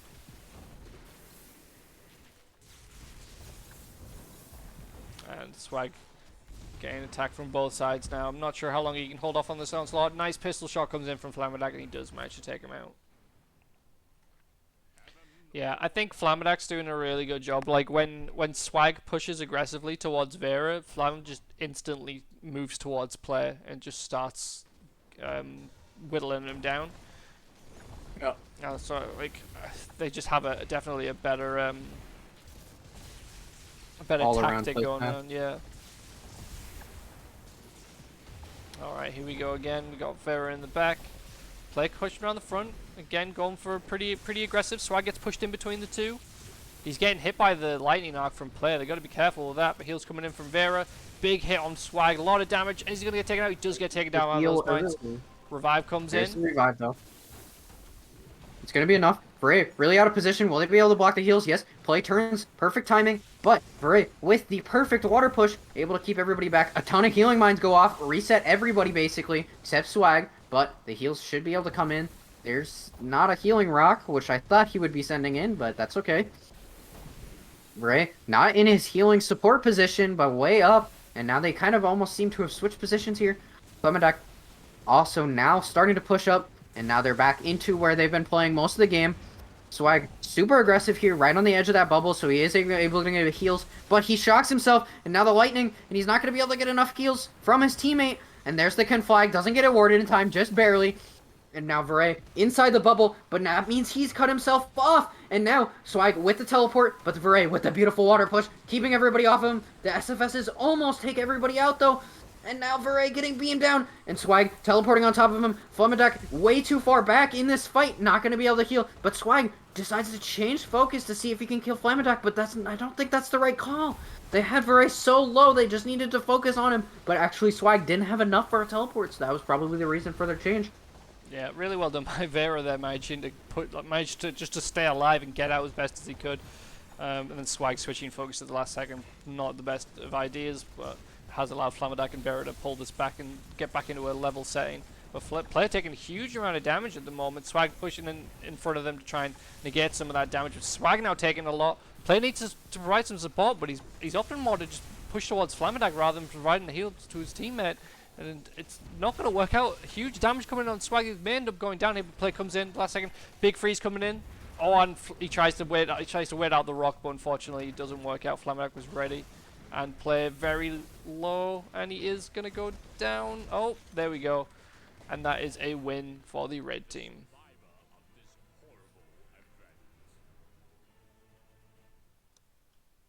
And now we will go to the lower bracket finals. Yep. Who will fight them again? And Neon and Brodox have not fought Flame and Veray yet. So, if they win this one, and they also didn't fight Swag and Play yet. So this might end up being 2 games where no one has fought each other yet. Or I guess maybe 3. Well, 3, maybe 1, maybe 3, and maybe 4. Yeah, it's also worth noting that because now we're at this stage of the tournament, that whoever wins this losers match here, like puts themselves into the prize pool essentially. So the top 3 teams do win a prize. So we'll have to see who manages to, to everyone get into that. Everyone that is playing now is winning a prize. Oh It's yeah, just a fight it is for 3. second Yeah, sorry, place. my bad. I had it in my head and I completely forgot. Whoever Yep. loses here gets 3rd. So they're gonna get a prize in that. So obviously you want to try and get as high as possible, but they've at least made it to the prize winning stage. Money, money, money. All right, looks like we're going into EU. But yeah, Dimmy makes a good point there. Like every time that people teleport onto it, they just instantly get water pushed away half the time. Like they need to remember to teleport on and ward water, or at least put down a shield so that you don't get pushed. Because it's just so many times where they try and be super aggressive. They push on, like they teleport on, and then just instantly get water pushed away, and it just completely negates But what if they that try to do. becomes the meta, then everyone's gonna start quaking as soon as someone gets in, and then what are you gonna do? Well, I guess double rock ward helps it a lot against push too. It helps. So what you just basically do is teleport in with EDD, put down a dome straight away, like put down a forward shield, like forward casted shield, so that it blocks between you and the player, and then they can't water push you or knock you down. Yeah, but then you can't close range beam them, Mickey. Come on. But I don't want to do that. I would rather go for the burst damage. Close range beam is not enough. Close range beam OP. I mean, if you're going for a teleport, you're going for the quick burst damage because they're low. So, all right, here we go. Neon and Brodox against Play and Swag. Whoever wins this goes into the finals. Whoever loses gets 3rd place. Alright, so we're actually getting this fight in the middle. So these are 2 aggressive teams. So straight away we get this fight straight in the middle rather than fighting in the choke point. So it's nice to see this difference. We could kind of play Neon fighting it out at the top, Brodox and Swag fighting it at the bottom. Big damage on Broad. He's in a bit of a bad position, taking a lot of damage, but he does manage to get up that wall in time, and he is managing to fall back to his teammate, and they are going to get some heals off.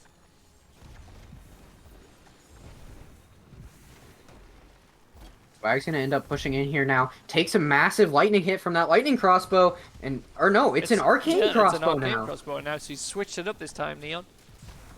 So that's It's just baiting everybody. Starts with the water, goes to the lightning. So interestingly, because Play's actually using plus fire as well, he's going to be taking more damage from that. I think actually Neon did leave the lobby as soon as he joined, so I wonder if he was just verifying and then changed over. I mean, it could possibly. Maybe it made him realize that he had it, but yeah, it definitely seems like a tactical choice, in my opinion, to switch to that crossbow. Yeah, 594 damage for that with that crossbow hit. That is a lot. Alright, but now Swag and Player, they're getting a little bit too close. They can't really provide support to each other, but they're just getting hit by all this AoE damage. Oh, some nice rocks coming in from Player though, hitting Neon in the back. Goes for the crossbow shot, doesn't manage to hit anyone. Flag and Play don't support each other anyways. They play like this is a pub. They play as best as they can solo and hope their teammate does enough. I mean, it's somewhat working out for them. Yeah. They have made it this far, they have. But it just doesn't seem like the teamwork of a team that is, you know, in a tournament, you know? Yeah, definitely. Alright, Swag was trying to block the heals off there, but they've managed to push them back, but Broad and Neon are still doing well. Keeping themselves up. Oh, a little bit of separation. Play does manage to get in between, turns around, he's going to start focusing products. Nice beam in the back there from Neon. Put Play to lower health, oh, well, half health, so he's going to have to be careful about what he's doing. But no Oh, nice crossbow shot in. That's going to be huge. Conflag comes in. Play is going to go down. Really nicely done by Neon there. Another crossbow shot comes in, and Swag is going to go down. That does 410 to a null stats person. What, to Swag? Yeah. Damn, that is a lot. That is insane, They've dude. got to be careful. Like, especially Play, like, if he takes his eyes off Neon, like, getting hit for almost 600 damage all of a sudden is huge. Like, that's a charged DDD in the back. Yep. Or in the front. That too. Oh, misses the crossbow shot this time. Swag taking a lot of damage. Falls back a little bit.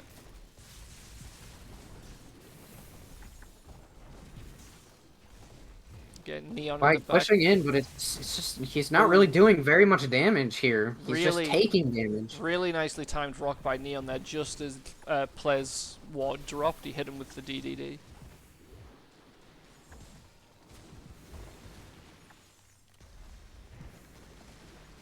Yeah, Brodek's making good use of that dome to stop any water pushes coming in. Oh, Stone Prison comes in.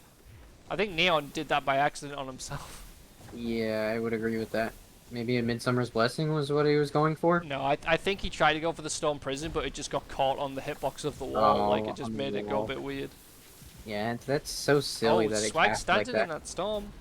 A little bit unfortunate. But Neon is actually taking a lot of damage in the back. Oh, Play taking huge damage. Very out of position here. Products with the teleports around the other side. Interesting choice. It's fine, because they can disengage into that. But now both teams have fully healed back up, and so we're back to where we were.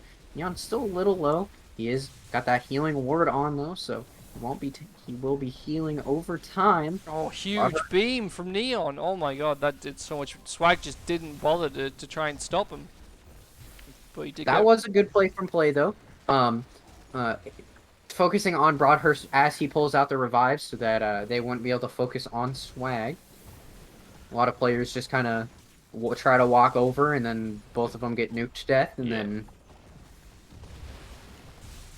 Oh, Neon crossbow bolt. Crossbow's coming in. He was half warded, but still, that crossbow is just doing so much work for Neon this match. Oh yeah, definitely. Oh, Neon. big fire rocks coming in. Face. Yep. Swag trying to but push now in around Swag the back. is trying to get in the middle. Swag has full focus, and so we're not seeing his normal aggressive teleports. Yeah, I guess he just doesn't feel as confident with his aggressiveness this game. He doesn't feel like he can bring him down. Needs to block the heals. There's the teleport from both teams. Oh, Play goes SFS in comes as well. from Play, comes and brings him down. Now it's Neon alone. Neon does have enough for revive, but he's gonna have to get into a position where he can use it. Swag doing a good job standing on top of the body. Needs to turn around. Lightning is just barely off, but Neon is super low now. And he does end up going down. Big ways. I think what would have been a much better play there was to teleport onto Brodek's body, then use the revive. That would have been amazing. Lemon ball, flying him straight across the map. But by the time he's able to get back up, Play is on top of him.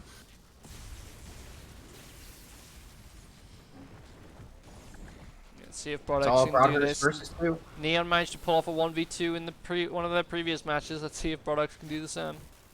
Was not against this good of players though. Yeah. That's the problem. they will not be playing so aggressive that it ends up losing them this match. Yeah, but Brodex does currently have... He's only 1 bar of focus away from the revive, so he's just got to hold on a little bit longer. But looks like Swag is going to start going around the back. Oh, he over at those Big with the beam. mines, and there Always it is. frozen. They do Able manage to to bring get- this back 1-1. That was a long, long round. Yeah. With Brodex's like ability to navigate the map quickly is really impressive in my opinion. Like that was a really good lemon ball, but then also when he's like traveling back across the map, he puts down the water walls, runs around it, hits it with a rock, explodes it, and it just launches them even further. Like just that little bit more, it just gives them like that boost. On like Neon mischarges the crossbow bolt and is not able to get it out. That almost would have gotten Swag super low, and Ply would have had to stop doing damage and at least heal his teammate. Swag kind of pushing in here on Neon, but Neon should be able to heal up enough. Ply kind of pushes his teammate into a better position to get more aggressive, but it's not going to be enough. Swag has to back off, and Broadhurst just doing a lot of damage. Yeah. Swag just needs to go around this corner a little bit more. They're just in just a bad enough position where Neon can actually get these beams off. Yeah, it was a nice thing that Neon was doing there. So he was firing the beam into the shield so that it was charging up, but no one was thinking anything of it. Yeah, into the wall. Yep. Yeah. Nice. Oh, He Broad was is the one warded. who ends up taking the crossbow bolt. Swag Now. pushing in. Oh, he's taking a lot of damage from that storm. He's got to be careful of pushing in through those storms because it is a lot of chunk damage when you allow it to happen. Neon misses with that crossbow bolt beam coming in. Does knock him down. Play is just not fast enough on blocking these. Oh, a beautiful heal from Play. Play just keeps him barely alive. But as I was saying, Play just not quite quick enough on blocking these beams that come out from Neon. He's just too focused on everything else. Yeah. And so the Neon actually ends up getting a ton of damage out every time with these beams onto him. Yeah, I mean the problem is when you get to like a higher level of play is that you up to a certain point when someone beams you, you think to block it. But then when you get to a high level of play, people normally beam you to force you to try and block it. But now you then enter this extra level where they beam you and then you expect them to stop to make you react. So they just sit there and allow you to get beamed, and it's just it starts becoming those mind games. And Neon's doing such a good job of keeping those beams on when he needs to. Play really should not have died there. He was super low, ended up walking at Neon with no ward, and Neon just hit him, just killed him. And he had a teleport, so he could have just teleported out of there. There was no reason for him to die in that situation. Teleport from products. Guys, teleporting in, Gets in the right on back. top of the already Push. teleported products. Will it be enough, though? No, Neon gets in a good position. That lightning arc super long and does a good bit of damage, but it's just not going to be enough. They're just not in a good enough position to capitalize on any of the damage that they end up getting done. But Play is finally being more of that kind of supporty. Well, I say that, and then he goes and starts pushing again.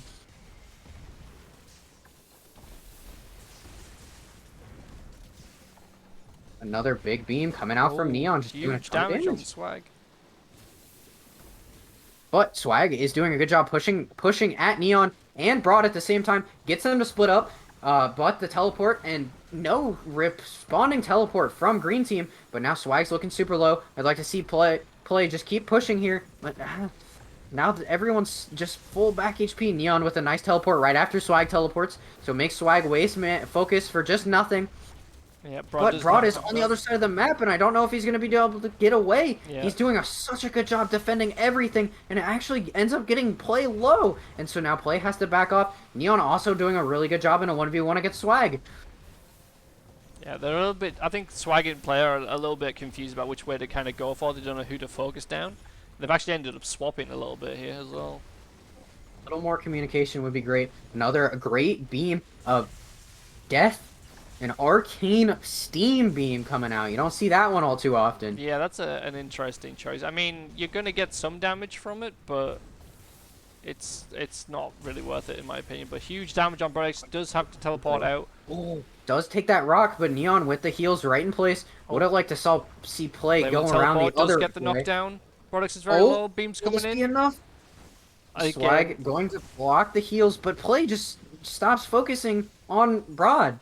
Yeah, Play needs to again, be the one blocking little the bit heals, and Swag needs to be the one actually capitalizing on the damage here. They Mm. just keep switching for no reason, Yeah, the and it ends up confusion. losing them fights. They're just the coordination is just not there. They just don't know what to do. Like they're literally there's one where they're running around, and when they're in between, they don't know who to go for.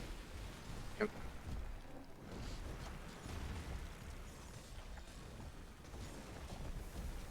And so again, Broad already looking really low again. Can they get into position? No. Broad with a nice teleport back. The double walls, keeping everyone from being able to push forward. Nice push onto Swag. Swag getting colded a little bit. Will he be able to clear it? Yes. Broad clears it for him. And now, Neon with the nice crossbow bolt again onto play. And Swag taking a ton of damage. This might be him going down here. A nice revive coming out from play to keep them both up. 500 HP for both, 1,000 heals total, and Neon looking super low. Swag's gonna turn around on him, but not get him in time, and that means that Play is all alone and didn't even get the kill on Neon. So now he's gonna probably end up going down, and this match is gonna be a 2-1 score. Yeah. Oh, they're shot in the back. Yeah, I mean, I know it's a panic thing. If you don't have the Midsummer's Blessing on, Revive is going to be there. You make use of it, but that's such a huge amount of focus to use it. Like if he used Midsummer's Blessing, he might have had enough to revive Swag afterwards. Sure. All right, here we go, round number 4. Yeah, they fixed their damage problems. In the earlier sets of rounds, they were having a Swag in play. We're having a huge hard time getting any damage out onto Broad and Neon, but they've solved that problem. They're doing great jobs getting a lot of damage out onto Broad, but they just mess up the push onto him. They teleport in, and then one tries to go on one, and then they switch, and then just bad things happen. Yeah, like I said, it's all just coordination. Definitely Neon and Broad have, they've got this down. I think it's just because Play and Swag are both aggressive players that once they do push, they don't really know what to do afterwards. Yep. We just need a little more communication coming out from them. Alright, Swag pushing in.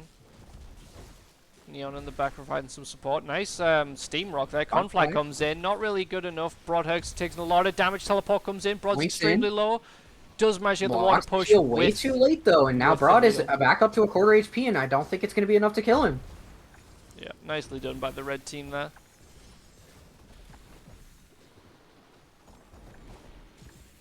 Do you know how much a healing like AoE does? Like WSW. Oh, wait, what, you Or no, mean WWW. No, wait, that doesn't work. No, it would have to be like WFW. I Yeah, don't how think much it's is that? very enough. Very much. I think maybe like less than 100.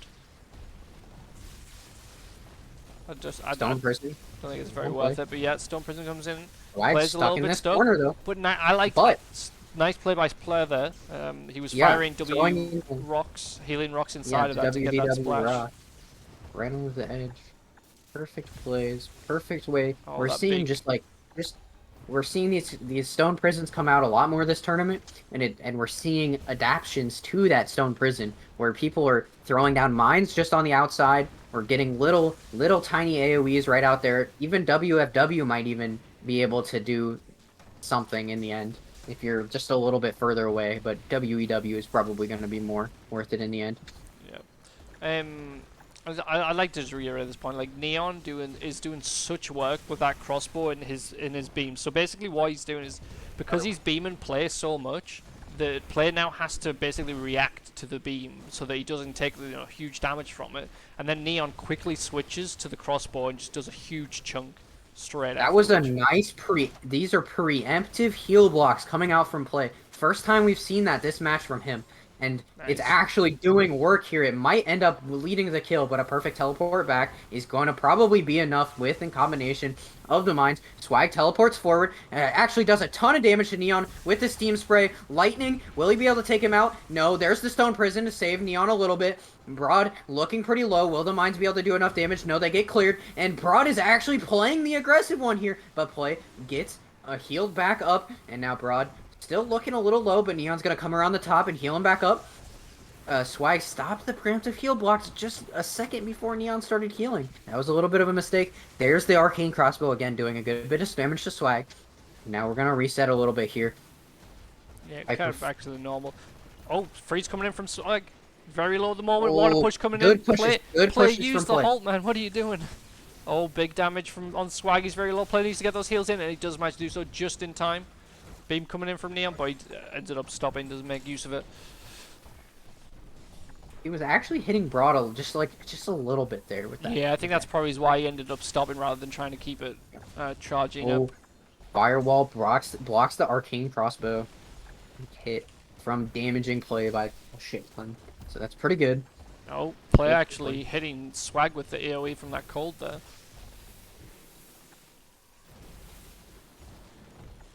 Swag keeps trying to push through this lightning storm, and it's not doing good things for him. Oh. There's another stone prison. Swag needs to back up a little bit to get onto this healing. Yep, perfect.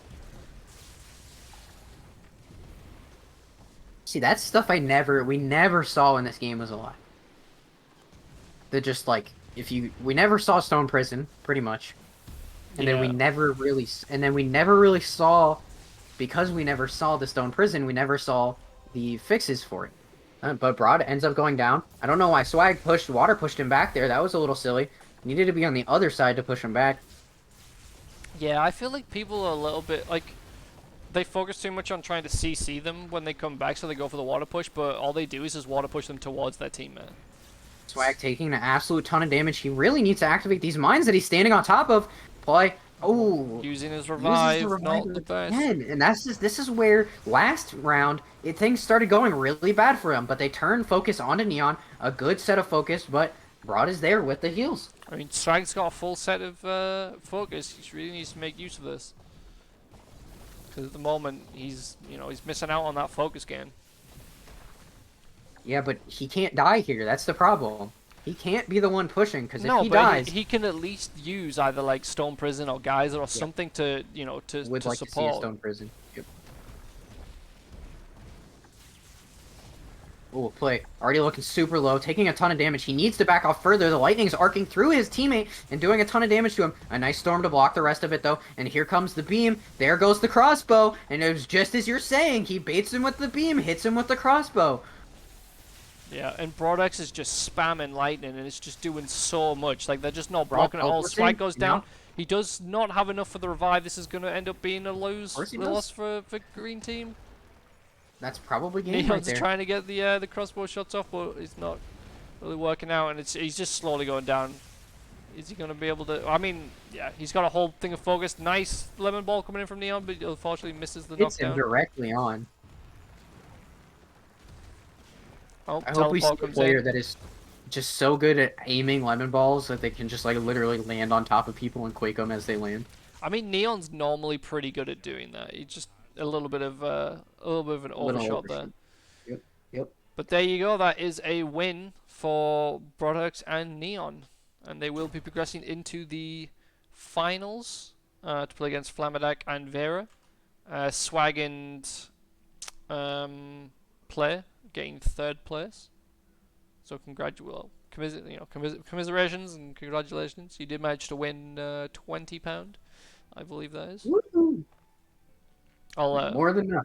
We'll organise dishing out the prizes after the tournament. I'll switch this over to the bracket just so you can quickly see what's going on. So yeah, I don't think we're gonna have a grand finals for this. I think we're just having the finals. We'll see. It's a matter of whether Flamadak and Vera manage to win this. Or well, if Neon and Brodex manage to win this, then we would see. But yeah, next up, Flamadak and Vera against Neon and Brodex. So have they met each other yet? I don't think they have. Not. And it's a best of 3.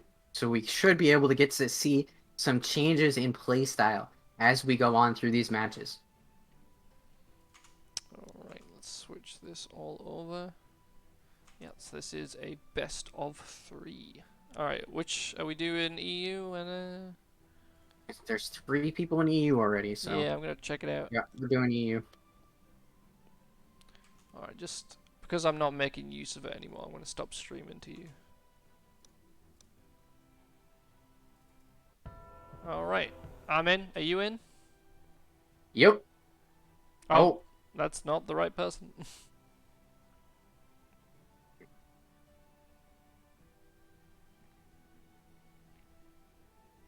Look at that fancy lightsaber. So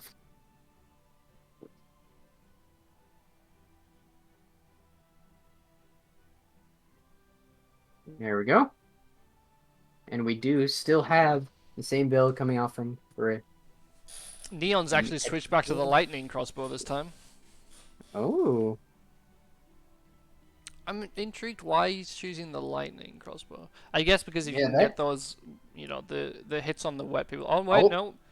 Did he? He's about to go switch it. Yeah. How much he's you want to heard us. bet? Water crossbow. 100%. Yeah. Because Vera's using that Water. plus cold. If he gets hit by that, it's going to be additional damage. Yep, there you go. Straight in with that. At some point, we gotta ban that shit. Yeah, seeing what people are using and then swapping out. Yeah. I mean, Beret can still go switch right now. Then we just have a bunch of switching.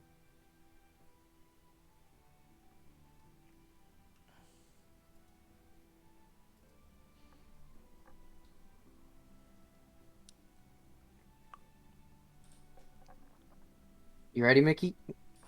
Yep, I'm ready. Let's get this underway. All right.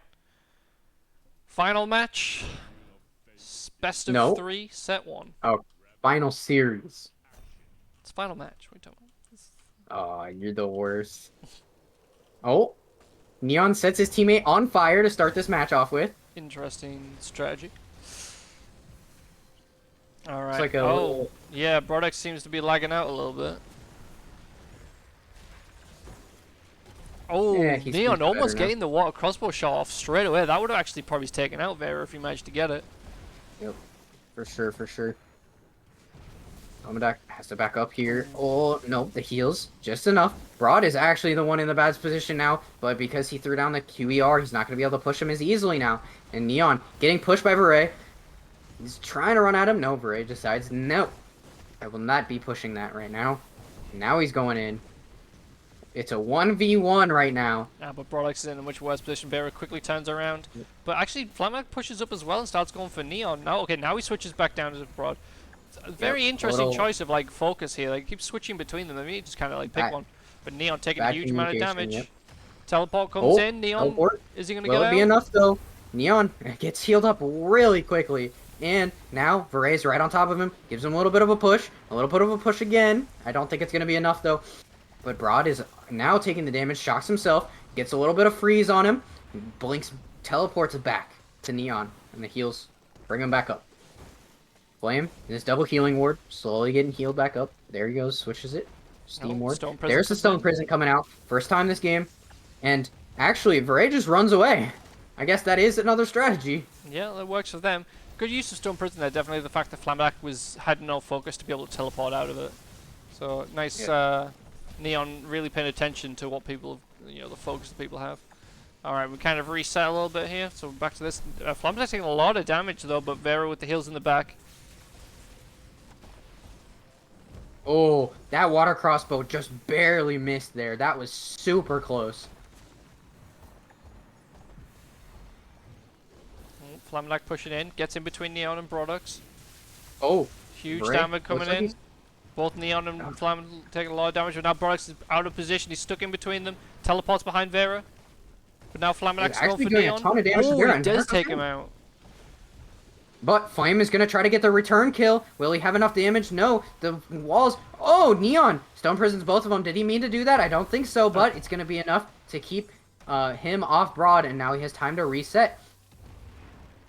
Oh, he's barely Flamak still alive. He's best of. Neon, will he Flamak be is able to super heal low. up He's in going to time have to here, try and though? get him.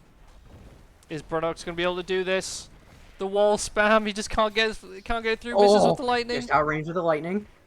Perfect walls. He's going to walk back slowly here. He is getting slowly higher and higher HP, but all it takes is one good rock hit.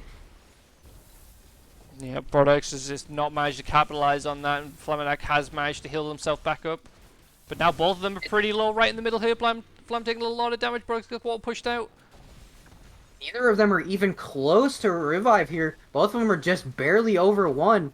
And so they are going to have to fight this out in a 1v1. Broad shocks himself. He's super low. He's going to have to back off. Can he do what Flam did? No, he cannot. And he ends up going down. Wow, that was a close, very close round. Yeah, unfortunately for Brody, just kind of got stuck in that wall spam from Flam, and just kept on like pushing him back and allowed Flam just to get back up and heal back up. So really well done by red team, bringing that back. Brodex taking a Doing huge a chunk of damage. super good job, just keeps knocking down Neon. Now Neon's gonna have to switch to the healing shards. Not gonna have as efficient heals, but it's going to be enough to keep him alive. Now Flame is the one looking really low. Hooray is gonna be the one that changes to push in, so Flame can sit back and heal with his healing ward. Oh, Cold Rock just barely misses. Right, super low, inside a bubble. Will it be enough? Flame blinks in, but so does Broad, and another teleport coming out, and it's so close, but the healing rock just does it. The teleport doesn't quite get through the wall, but now the stone prison coming out from Neon is just barely enough to save Broad, and now Broad's gonna be able to heal back up. Neon's gonna have to completely back up here.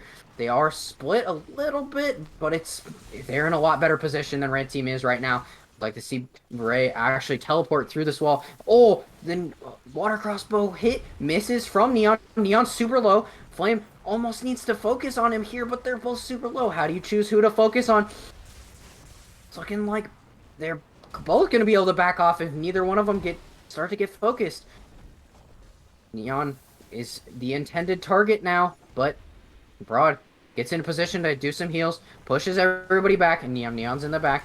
Low one in the back, able to get the heals off. Broad shocks himself again, is wet, is cold, has to teleport out, and now Neon should be able to walk around the side and get heals, but he threw down a bubble, so he's not going to be able to get the healing beam off, and jeez, this is such a close fight here. The green team is just so close to dying. Neon uses that immunity, very nice, but he ends up going down. It's a 1v1 again against the same two players. Alright, gonna have to see if Brodex can bring this one back after he lost the first one. Brodex is also further away from Revive than Flame. Yeah, it'll be interesting to see if Flem does tend to use any magics to try and win this 1v1, or whether he just tries to save up and hold off until he gets enough for a revive. Nice, both players using a QER. Ends up Broad taking a lot more damage from that though, because Flamadak had the DDE on, so it didn't, like, no damage. But Flamadak is the one that's end up super low here. The nice wall plus healing mines is going to heal him back up quite quickly. Oh. I think Broad is lagging a little bit here. I feel like both of them are going a little bit laggy. Who's DDoSing the server? Oh, it's really lagging out. I can't tell how well this is going for either person.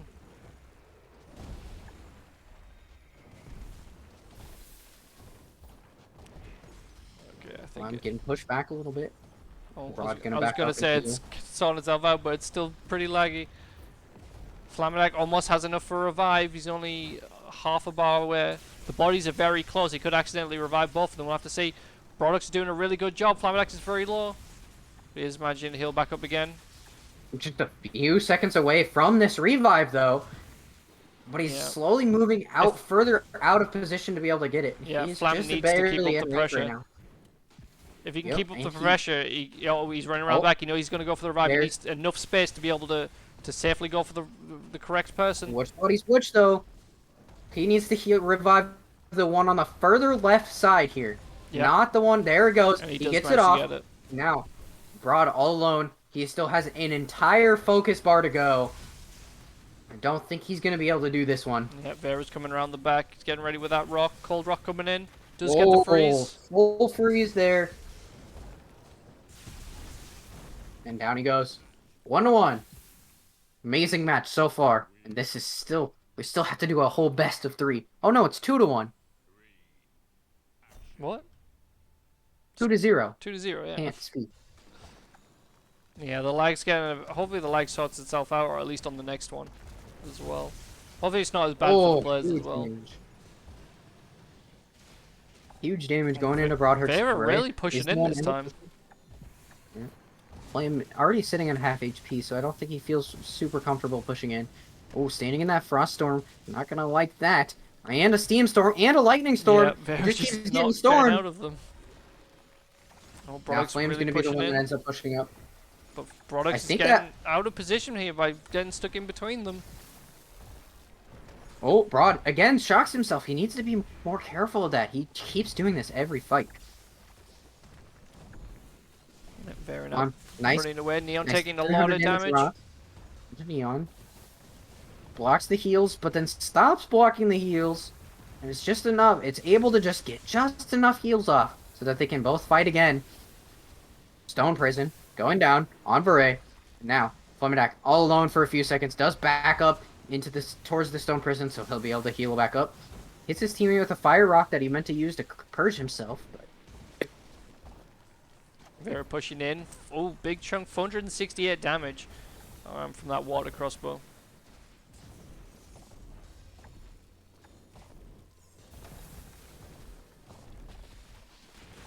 Alright, here we go. Flammedak taking a big chunk of damage again. Heal's trying to come in. Neon doing a good job of knocking down Ver.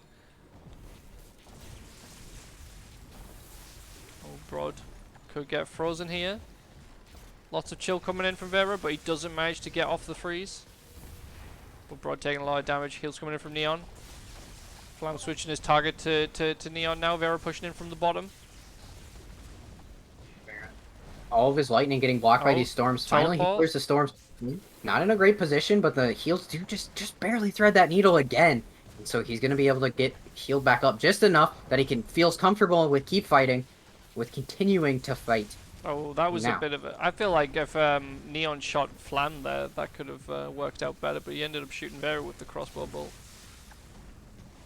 He knows who he can do more damage on. He would have got more damage, yeah, if he shot Ver, but Flam was really low at that point. It would have allowed Brod to push even further. Flam's rock just barely doesn't hit. He's really a big fan of just not fully charging these rocks. Just throwing them out, getting 300, 200 damage in. Really, and he does it really well. Like, you know, people expect the longer charges, but if you can just fire them, you know, every little helps. It's just getting those chips just does such a huge amount. They're taking a lot of damage now. Flamek choosing to switch his focus to Neon instead. They're really low. Hills coming just in time. Brog's trying to come in. A little bit out of position. Hills coming in again. Oh, Brog just managed to get the freeze. Frozen. What? Ray's frozen? Oh.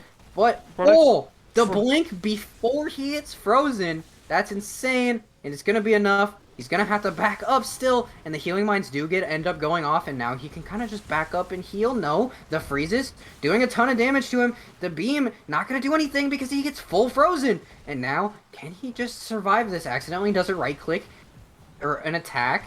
But there we go again. Just Neon from downtown with these heals just doing plenty enough. Flum using a nice QEQ to keep from getting any wet from the steam. Oh, crossbow shot coming in. He was half watered though. Flamendex switches attention to Neon. Huge damage on Brodex. They're coming in with some shards. Ooh, big rock on Ver. Brod needs to turn around. He switches his attention to Ver, but it looks like he's keeping him a bit. See if Neon can take out Ver, but Ver's pushing forward. Gonna hit Brod in the back. Yeah, Brod needs help. Nice teleport out. Another teleport. Both of Red Brod Team no longer very has low, revive. Oh, big crossbow hit. Huge! Water Beam. crossbow hit. Ooh, good teleport and out. the teleport right before it ends up killing him. Neon should have just went for anything other than that crossbow hit, and I think he would have killed him.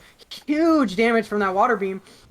It's able to get him wet, and he was standing inside of a storm, so it's just able to do so much damage. Brod getting knocked up by his own water storm just a little bit there. Will this be enough? Can green team take a round off this red team? They're getting so close, but they're just not quite able to finish it. There's the Stone Prison, but Flame in a good enough position where he can actually heal, and is actually using the Stone Prison to keep himself away from the enemies. Flame trying to get anything off. Blink teleports onto Neon, but Flame getting super frozen. Actually purges it off with a perfect fire rock, but he's used so many teleports now that he has no focus left. And now Brod getting pushed against the wall, almost was able to finish him off, but the heals and the pushes come out to just be able to keep him alive. Flame with a little bit of a spray bug there. Back into this choke point, where Bray holding the choke point when Brod is trying to push in, and it seems like it's just doing enough. A nice lightning tick there does a good bit of damage and gets him a little bit cold. Flem taking these cold rocks too, right to the face, getting just a little bit of freeze on him, just slowing down his play. And there we go, Veray taking another crossbow bolt to the face, and it seems like Neon is just kind of blindly throwing this crossbow bolt down this battlefield now. Flem definitely seems like he's lagging a little bit here. Will he have enough? And again, he's back to 0 focus. A nice stone prison cuts him off. Yeah, Brodex unfortunately didn't manage to get that. He tried to go for the lightning, but it just didn't work out. He just barely missed it, and then that stone prison stopped him. But Flam taking very a good low. advantage of damage. Doesn't From have that enough for the storm. revive. Ian shocks himself. Will be enough. No. Broad not quite getting in time, but he's so close. And down he goes. Green team has killed one. Veray, not quite enough for a revive. He did use a blink in the last fight to get back here a little bit. So, he does not have enough. The Deathfire Beam doing an absolute ton of damage to him. And now he's just going to have to play for time. He only needs a little bit of time here. But this time is going to be enough time for Neon to also get revive here. And actually a ton of damage coming out from the lightning. Yeah, I think, honestly, I feel like it wouldn't have been worth it even if he did manage to get around to... even if he did get a revive and get around to the back, because it seemed like he was on such low health that he would just get taken out. And then it would be a 1v2 for Flamadek. Remember when revive healed 750 instead of 500? Oh, wasn't it also a tier 2 magic at that time as well? Yes, I believe that it was just ridiculous. It was just so easy to stay alive. You could just spam that so much. And that was back when, you know, we had it, so focus gain was actually from killing imps and players and capturing points. So you could just inevitably stay alive forever, basically. Alright. Here we go. See if Green Team managed to pull back this one as well. Neon taking a big chunk of damage there, but he is going to start healing back up. Beams coming in from there. Products getting in pretty close. Flamadak taking a lot of damage. Chill's coming in. What do you think of this focus only from time kind of deal we've got going on now? Sometimes I think it's really stupid, but also in these fights, the focus from killing gave the team that was ahead just so much more of an advantage that it just ended up being, especially in 2v2s, it ended up being that you could easily snowball a game. Yeah, I feel like in TDM, it's good to have it just on the time-based one, but in like Warfare and Soul Harvest, etc., like having it based on like killing things, it should be like that. But just because there's so much more going on, you know, moving around, capturing points, etc., it's more valuable. Vera getting taken out there. And Flynn, again, nowhere near revive. Yeah, so it's going to be a 1v2. Like, now this is the time. Like, is Broadhurst going to be too aggressive? Like, he needs to make sure that he doesn't allow Flam, you know, to gain any advantage here. Nice wall launch there. Yeah, that was an interesting one. He used steam to detonate the wall. I don't think I'd ever seen that before. Yeah, it was nicely done as well. Crossbow shot comes in, doesn't quite get it. Heal him from the storm. See, not like for most people this would be, you know, completely written off. But Flam can do such a good job of just staying alive that it's very plausible that he's going to get enough to get the revive up and get his teammate back up. So he's even smart enough when he does get space to go for the healing lightning instead of just slowly healing himself back up, just so he gets that little bit extra movement. Oh, so he does get forced to use some of his teleports, so he's even further now. So I think this is going to be going in the green team's favor. It just doesn't seem enough. Teleport comes in, doesn't manage to capitalize. Keep it away from happening. Neon trying to edge around the corner, and he does manage to get a hit. That was a DQR. Nicely done. With 524 damage from a DQR. I did not know it did that much damage. Yeah, I think it's not as much as a DDD, but it still does a lot. You know, it'd be cool if it did more. It probably does more damage when you release it earlier. Like compared to an early I can't released, remember if that is the case, but it obviously it charges up faster and it fires faster. Broad, way too aggressive here. Ends up going down. Oh, the revive from Neon, but he's not in a position to be able to help his teammate out. The heals get blocked, and now Broad is gonna have to defend all alone. Will Neon thread the needle? Here it goes. He just enough, and there's the teleport. He's gonna be able to heal up. Barely nice had enough slowly. to do that. Nice water push. Ooh, that was a close one right there. Yeah, that could have been all over for this match.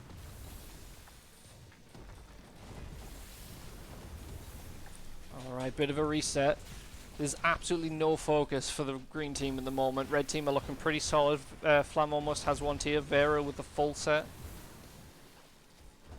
Oh, crossbow shot. Missed on the water Misses. crossbow. A Nice huge rocket, 400 damage yeah. rock. Right to Neon's face, and now Neon is on the defensive, and Broad is also on the defensive. And they switch onto Broad, even though Neon's a little bit lower, but he's in a better position to just turtle up. So, the good switch onto Broad. Neon comes lemon balling in, manages to get a Quake off, and is not quite enough damage, and now he's in a really bad spot. Stone prisons himself to be able to heal back up, but the mines are going to get placed on top of him. Beret looking really low. I'd like to see him heal up, and Flamadak gives him nice little heals. Now, Broad needs to back up here. They need to get back together because they're not going to be able to take out somebody when they just have the heals. They can't block heals, and they can't heal each other in this configuration that they're currently at. Broad doing a lot of damage to Beret, but again, there comes in the heals. Yeah, they need to start fighting towards each other. They're just completely out of place from each other. Flamadak pushing straight in. He's going to get right in between them. Oh, Flamadak shocked himself. Forced to teleport out. Neon's super low as well. Brodix is super low. Neon does go down. Brodix is on his own. And Brodix, not even close to a revive. These fights really do come into these revives. Yeah, it's, you know, focus management is a huge part of these TDM matches. Oh, he's barely hanging in, but he does get taken out by those shards there. So first round goes to Flamadak and Vera. Dimmy, just use audio-only Twitch mode, my guy. Audio-only Twitch mode. You can listen to our beautiful voices. It won't use up too much data. Perfect. So, playing abroad. I think Or it'd be not interesting to see the what do you call it? The cave map, to see how it plays out in this one. But yeah, I mean, it was pretty close. Like it obviously it seemed more that Flam and Veo were like had the advantage most of the time. But you know, as we saw occasionally, the Broad and Neon could get off like certain plays that allow them to get, you know, to take one of the people out and then manage to get a win. So it'll be interesting to see, you know, if they can do that enough times, they'll obviously win. But yeah, I'm intrigued to see if the next map, if we can get the cave one, just so we can see which one it goes around, see which way it goes. That last match was a 20-minute match, by the way. Oh wow. Yeah. That's longer than like so many of the other matches combined.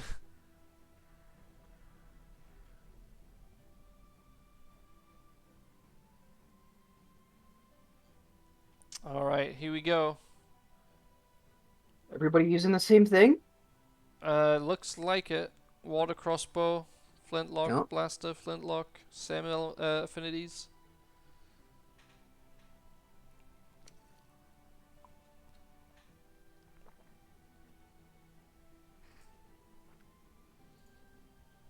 Alright.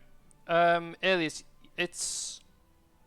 Yeah, I mean, I don't know if we have that kind of like, you know, the grand final where it's like if the winners lose, they have to play again.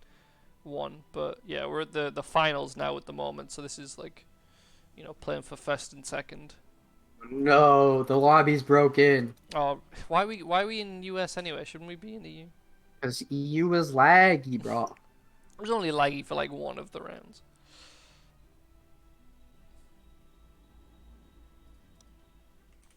They might have decided to switch back and forth anyways.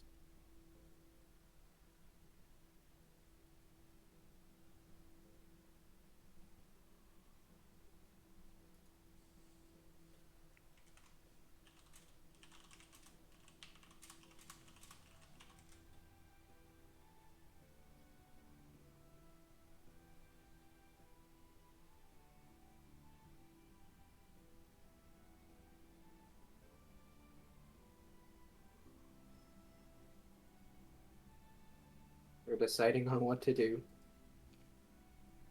I mean, I think we should just gonna have to go to EU, I guess, if this lobby won't start.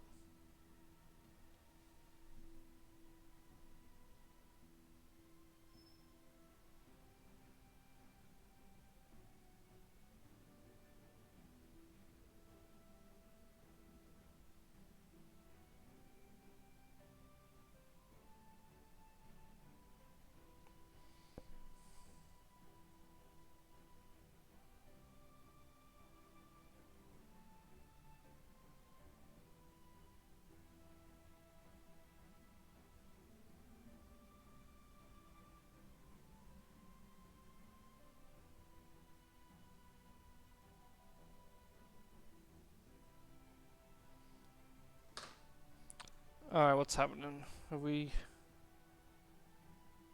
come up with anything? I think, yeah, it's gonna have to be EU.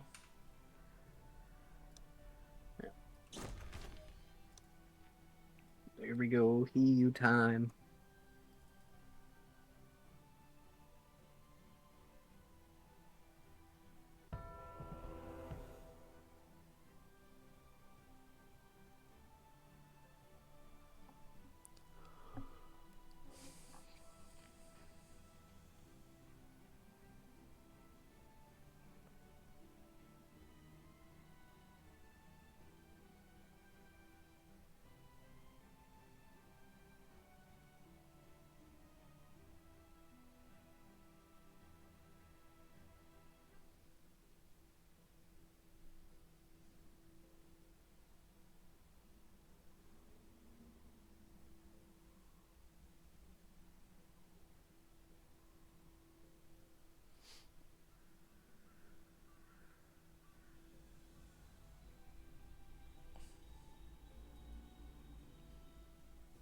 Alright, here we go. You ready? Yep. Alright, let's do this. Do we get the cave map? Ah, I want to see the cave map. Might get another game. Maybe. Maybe. Maybe they'll DC and we'll have to start again. Alright, everyone down the bomb. Big cold rock straight away. Blaster shot from Vera. Nice little exchange there at the beginning. So again, we got Brodex and Flam in the front. Vera and Neon are supporting in the back, but they're actually opting to go around the top to start firing some shots off as well. Big damage on both Flam and Broad. Flam actually taking a huge amount of damage. Yeah. He needs to back off here, but now that puts Veray in a really bad spot. Takes a water crossbow to the face, and now he also has to back up. Nice switching of the healing duties. Able to keep each other alive. Neon standing inside of an arcane lightning storm, taking a good bit of damage. Alright, pushing back a little bit now, but Flam taking a lot of damage. Broad needs to push down so he can block those heals, but they don't manage to do so in time. Oh, crossbow missed just because of the wall spam. I think. Yeah, This is why you always use pitchforks, ladies and gentlemen. Very true. Alright, everyone. Vera opting to go around the top. Interesting choice. Flamadak's pretty low at the moment. Real low. Vrodex could really capitalize on this. They need to teleport in. But the heals are about to come in from Vera. Are they going to be able to get there in time? No, they are not. And he gets up a full heal. So now Neon and Brodex are separated from each other. Brodex taking a huge amount of damage. Neon is not in position to heal. Brodex does manage to run out. Vera taking a lot of damage as well, actually. But neither team managing to capitalize. Though I think if someone's wall spamming, the pitchfork still gets fucked over. I mean, if you're using EDD, you'll be fine. You won't get pushed by it. Big brains, big brains. Oh, huge damage on Flamadak getting hit in the front and in the back. Vera getting pushed away from by Neon. Flamadak a bit out of position. Heals coming in. Neon Nice with the knockdown. Does block the beam this time. Oh, nice crossbow shot. But again, Vera with those heals in the back. Oh, arcing lightning all the way to Vera. Vera's taking a huge amount of damage from that beam. Both of them very low. They're both going to have to back up and heal, maybe? Oh, gets knocked down by that. He just misplaced the beam. Teleports in. Flamadak doesn't have enough for another one, and he does get taken out. Oh no, Flam did have enough for another one. Crossbow shot in the back. And they do manage to take round number 1. Neon must not have seen that shield that was up there. The small dome, because he was just drilling a beam into it, doing nothing. Oh, a little bit of a lemon ball for Flamadak there. It would be enough to do anything, though. I mean, Vera's managing to push in. He's severing the heals a little bit. Brodex needs to fall back, but Flamadak gets in between them. Brodex in a little bit of bad position. Only half wards. Vera taking a huge amount of damage. Now he stopped moving. Oh, he just completely lagged out. Oh, but Broad takes a huge amount of damage. He needs to get out of there, but both Blade and Flamadak teleports in. Barely gets the water push off. Brodex alone. Another teleport comes in. He does manage to teleport again. Heals now to come in. Brodex teleporting a little bit. Flam taking a huge amount of damage. Doesn't manage to get the water. Huge amount of freeze, most importantly. They're now stuck in between. Nice wall push by Neon, pushing him past Broad. Oh, big rock comes in. Nice crossbow shot. Flamadac up in the front. Oh, Right. Vera Lagging lagging out super hard. again. This feels really bad if they lose it here because of this. Yeah. Okay. Able to heal up in time. So now we're back to the fight. Water crossbow hits with the lightning follow-up, so it does an absolute ton of damage. That does wet, right? The Yeah, the water cross. crossbow. Yeah. Crazy. So much damage plus a wet. Just insane. Oh, he goes for the stone prison, and I don't know if he missed that or whether he intended to block him from being able to push back. But Neon's taking a lot of damage from Vera. Flammy's Oh, is pretty low. Flamadac up on the top? And now Broad almost has the chance to kill him here, but the healing mines should be enough to bring him back up to a fighting HP, but Broad is still the one that's a little higher on HP. And now Flamadac completely separated. Oh no, sorry, Broad is completely separated from his teammate, but he's not the one that's low. It's Flamadac. Oh, teleports in. Broad backing up, almost completely frozen though. He needs to clear this really bad. Or not. There he gets around in the back, just managed to start spotting him with those heals. The lag is making it very hard to tell which things are going to hit or not. Okay, good storm with this follow-up steam and a nice water crossbow to follow it up. Brought Flame down half HP, but again, heals. Oh, Neon's pretty low, needs to start healing back up. Teleport comes in from Flam. Neon, oh, almost gets knocked down, does get the water on in time. Very good job paying attention to the person he's not even fighting to notice that he is low. Alright, right on top of Broad. Neon, nice Stone Prison, and make himself some space to be able to heal. But Vare, looking super low, gonna have to push back up here. And he's in a really bad spot. Nice teleport, but Broad teleports right on top of him. Stone Prison locks Flame Dick down. And down goes Vare. Yep, does not have enough for a revive. He's going to have to fight off for a long time, but he's in such a bad position, stuck between them, taking a huge amount of damage. Nice knockdown by Neon. All that lightning knocking through. Barely manages to escape. He's just barely hanging in there. Oh, nice little shot there. Is he going to get... He's just barely hanging on, and he does get taken down. Alright, 2 points for the red team. Can they bring this back for one final match for the finals? Flamadac's not currently moving. Oh, Vera lagging out a little bit.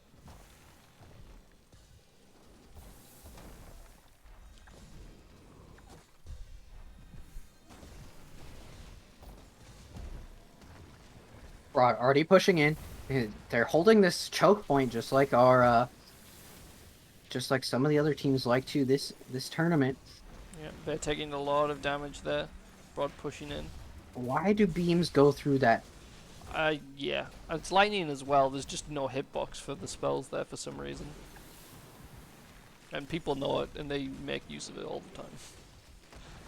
Yeah. Alright, Broad is kind of really getting in between Flam and Vera here. Vera's lagged out. Yeah, he and lagged out a little bit. Broad is Huge damage taking hits with the advantage of crossbow. it. That's unfortunate. Yep, Flamadac now having to fall back. He's only 1 bar of focus away, but he is currently under half health. Brought in the back now. Crossbow shot coming in. I don't actually know if he did shoot it or not, but Flamadac having to dodge spells. Very laggy. Teleport comes in. Fire Tornado comes in. Teleport comes in. Flamadac's on 0 health. Another Fire Tornado, and he does get taken out. That's fire tornadoes, dude. That was a very decisive match. Yeah, that was definitely more in their favor. I don't know whether like how much the lag came into play. Like obviously it looked like it was affecting Vera more than anyone else. Whether that whether we saw that from in any of the other ones. I mean, I'm wondering if we can maybe like force a restart on the US lobby.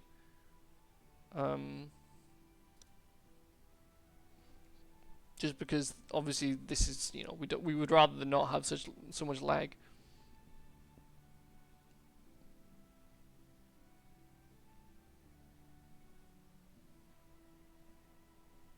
Is EU back? Is US back alive? I mean, I don't think it's going to have changed at all. Like, nobody's... Like, if it's not being forced restarted.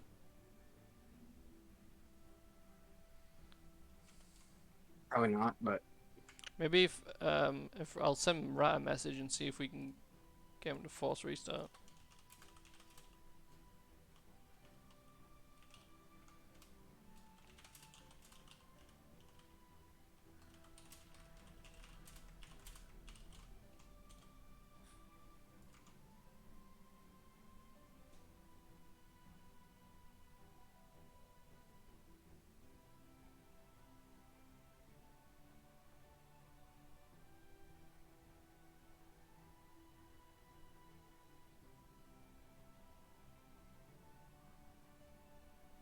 yep, EU it is. It is not fixed. Big sad. Guess we're gonna have a nice laggy match to finish.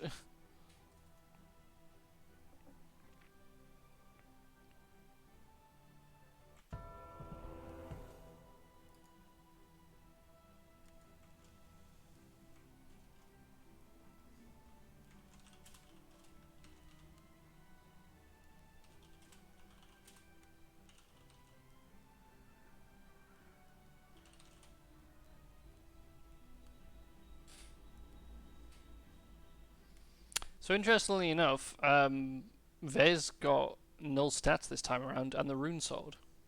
So he's switched it up quite a lot. And Neon has already switched to the lightning crossbow. Oh, he's got the lightning one on. Well, okay.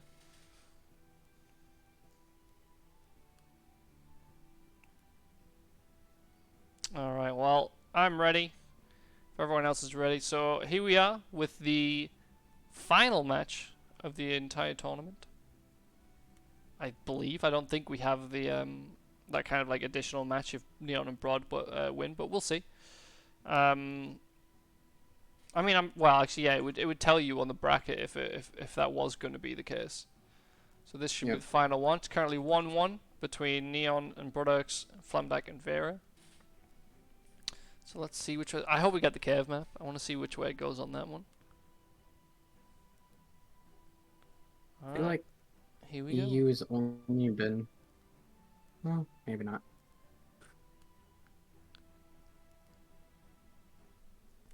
Hey, we get the cave map. Cave map. So now we get the added fun of the teleporters, which may even delay this match out even longer. Yep, I think this definitely benefits Flamadak more in terms of if he's like in a 1v2 situation, like he can survive a lot better on this because of those teleporters. And obviously the same goes to everyone else, but you know, with Flam being the stronger in those situations. Alright, so we got this little choke point. Broad pushing in quite a lot, taking some decent chunks of damage there, but he just managed to fall back. So we need to remember that Vera doesn't have any plus cold or healing this time around. So he's not going to be firing those cold rocks off quite as much. A lot of damage coming in from both Flamdak and Vera. Sitting in this kind of like, you know, joint position rather than having one of them fall back in the supporting position. Oh, nice lightning crossbow shot in. Broadhug's taking a lot of damage as well though. Vera really trying to push in, trying to get in between them. Broadhug's managed to fall back though.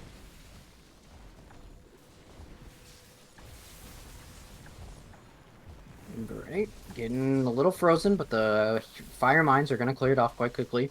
And now they're pushing him back into this corner. Neon does not want to teleport right here. They want to push Flamadak right here really badly. Nice block from the healing beam, but now the half dome is down, so it's not going to be able to do any more blocks.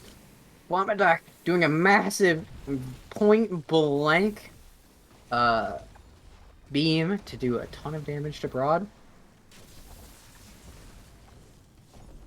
Now we're a little far up, but he's gonna back up and heal. Oh, nice rock in there from Neon. Yeah. Neon doing a good job supporting in the back here. Vera pushing forward, but getting hit by that beam. All they cancel each other's domes out, but Neon does still get knocked down. Brodock's getting a little bit out of position here. Neon having to come around the back, misses the healing rock. Are they gonna? Oh, they almost force Flamadac through the teleporter, and oh, he teleports you, but he's just not in time. Flamadac is currently out of position. Neon's got the wall ready. Unfortunately, he doesn't manage to do anything with it. From the firewall.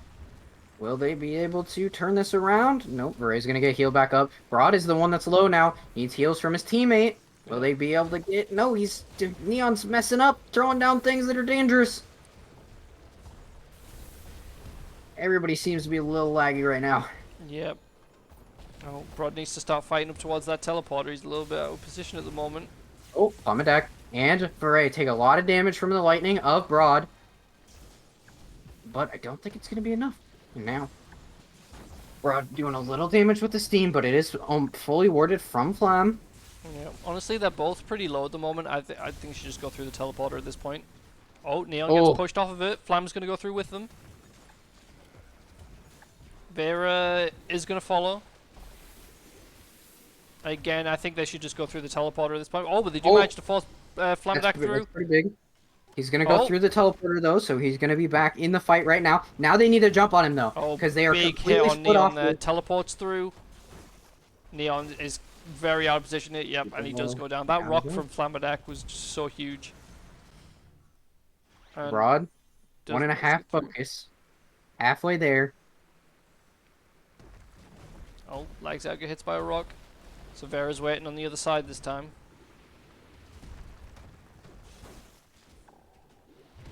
Oh, huge damage coming in from Flamadac here. Actually, amazing plays coming from Plummedeck. Just a great spell rotation right now. Just absolutely destroying Broad. Broad's going to have to back up. Trying to get in this corner. Tries to not want to teleport here.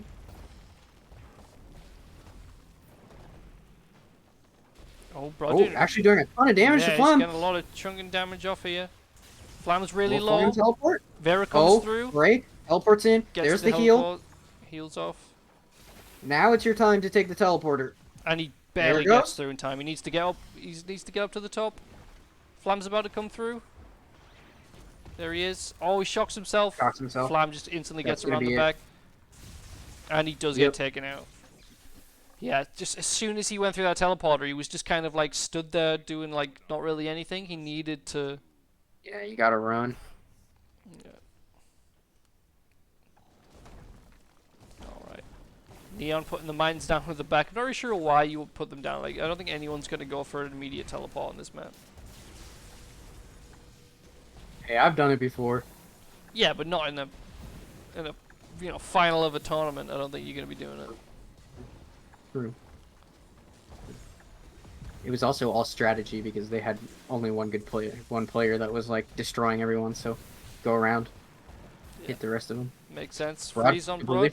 Will be enough. Oh, barely misses Broad on that lightning crossbow shot. Vera taking a lot of damage. Hit him with the lightning. Broad manages to knock him down. Conflict comes in, does manage to get it. Manages to kill him. Broad's super low though. Flam does not have a revive, so if they can manage to get these heals, he goes through the teleporter. So that was so close that he managed to get. Like he landed on the edge, and it was just enough that allowed him to stay off of it. All right, so this is going to be interesting. So we saw that. Oh, Broad's taking a lot of damage. Broad and Flam in a 1v1 so far has gone in Flam's favor twice. And here, Flam doesn't have to go through that teleport, so Neon's really got to pay attention to when he needs to start engaging Flamadac.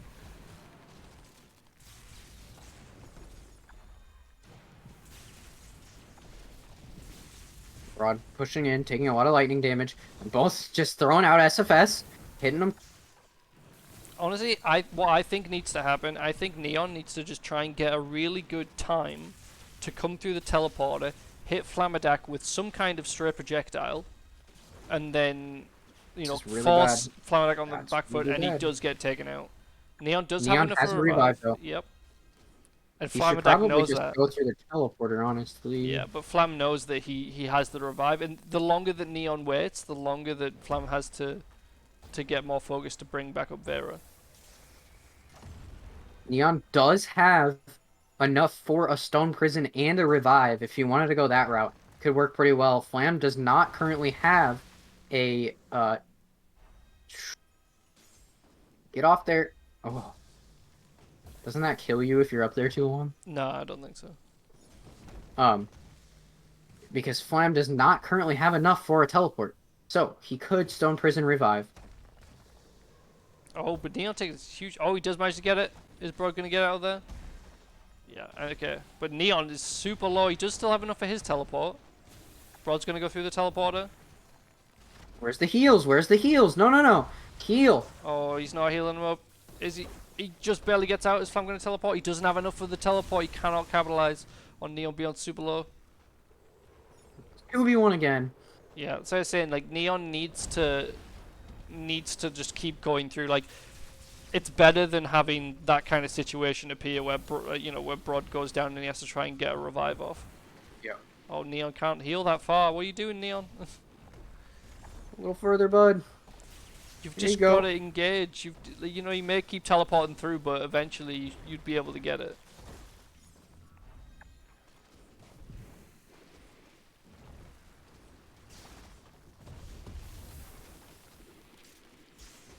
There. Now he's coming over. Lightning crossbow Oh, hit. Perfect. nice. Now he's gonna have to use the teleporter. Neon already moving back over though. And Oh, Broad nice takes hit. the teleporter. Yep, now's the time when you want to be doing Oh, this. You what want do you to be want? teleporting through as fast as possible. Products needs to come through. He shouldn't be waiting on that side of the teleporter. Flam knows that he's just going to be able to keep fighting. Yeah, he should have went through the teleporter, in my opinion.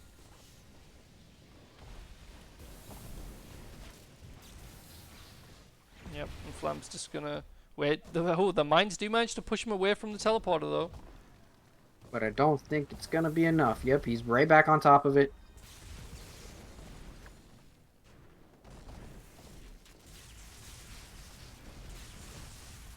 Huge damage Broad's teleports like on. flagging pretty bad here. Neon's not paying enough attention. Well, he also can't see. We gotta remember, he can't see this fight going on over here. He can't, but he can at least watch the health bars.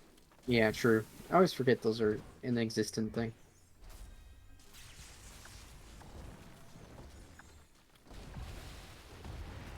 Oh, nice freeze from Whoa. Products.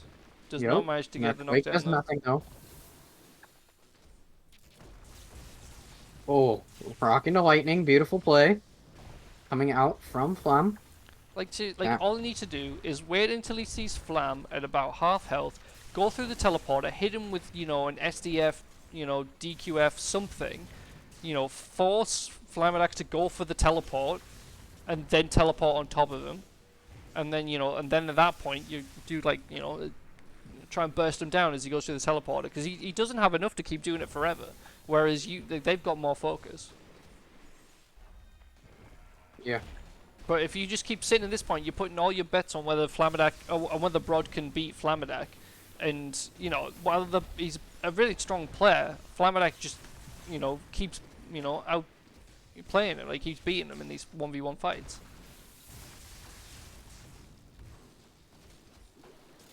Oh. I had Broad move just a little bit to the side there. Neon had a fully charged shot ready and could have killed Flam, but And that's the thing is as well, Neon has the crossbow. He could just go through the teleporter and shoot the crossbow off straight away. yep, even charged the crossbow. Big teleport from all three, and now Flamadak against two. Will they be able to jump on him? There's another one. They just got to keep up this pressure. Flamadak alone against Broad. Broad's going to kind of get pushed back here, but Flamadak still got the pressure on him. Looks like Broad's lagging a little bit here maybe, and they're hoping, again, that they can get Broad or Flam into this teleporter. What is Neon doing? He needs to get through and help this. He needs to force him to respond to staying alive. Because at the moment, Flamadak can just turtle up and he's just going to get enough to revive. Whereas if Neon comes through, he's going to, they're going to force him to react and use a teleport or something to stay alive. Flam now has enough for a revive. Yeah, Neon now needs to just get to where the dead body is.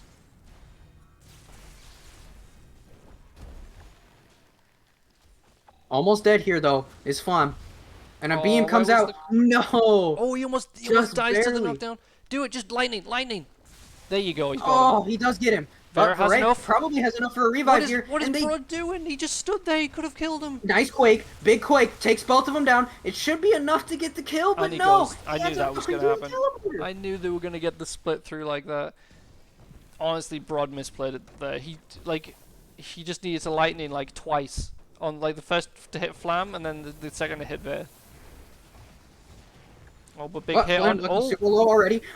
Runic Sword coming out from Beret hits his own teammate. no, he didn't hit him. He barely missed, but it meant that he was stuck in that animation that he couldn't provide any heals. And then Neon came in with that water crossbow shot. Really nicely done there by Neon.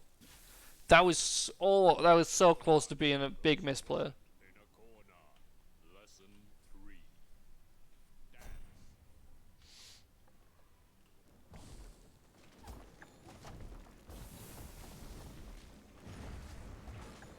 Alright, here we go. Currently 1-1. And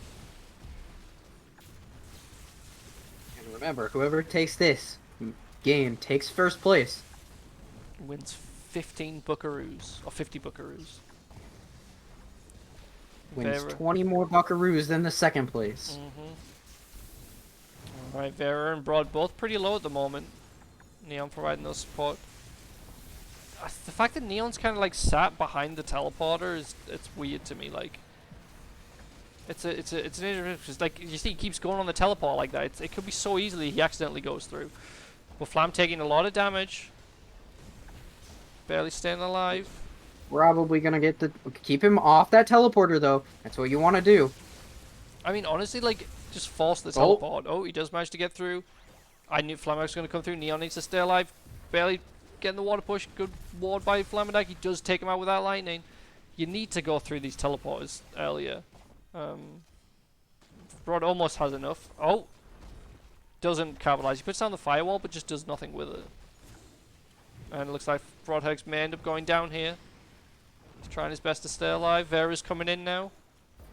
Misses the rock. Yeah, they're not gonna let him get to this teleporter either. Yeah, I think they're going to force the teleport out. Which, honestly, I don't think they should. Yeah, okay. I was going to say, I don't think he should waste the teleport at that point. Nobody puts wizard in a corner. Lesson 4. Dance. Alright, here we go. If red team take this, they take the tournament. Neon and Brox have got to play this a lot more safely. Huge damage down to Beret. Well, Neon's actually beaming Broad in the back a little bit there. Yeah, I think that might have been a little bit of a spray bug. Neon has done a lot of spray bugs this game. Oh, nice 420 damage hit coming out from the lightning. Crossbow. When both people do QER, so ridiculous. Oh, huge damage Everybody on just Flam there, but not enough to they need to capitalize. Vera's pretty low at the back there. Yeah, Neon switches around to start doing some damage to him. Broad pretty low. Stone Prison comes in. But it's not gonna be enough. Flame knows to back up here. Another one. But Oh, I mean, big honestly, rock. at this point, it's just wasting focus. I mean, it's Does almost force out the working, but point. yeah, force Vera to use the teleport.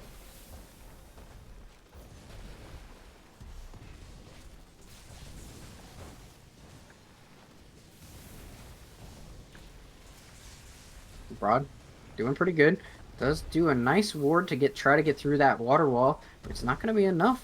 And now, full HP. Both people just fighting up front with heals.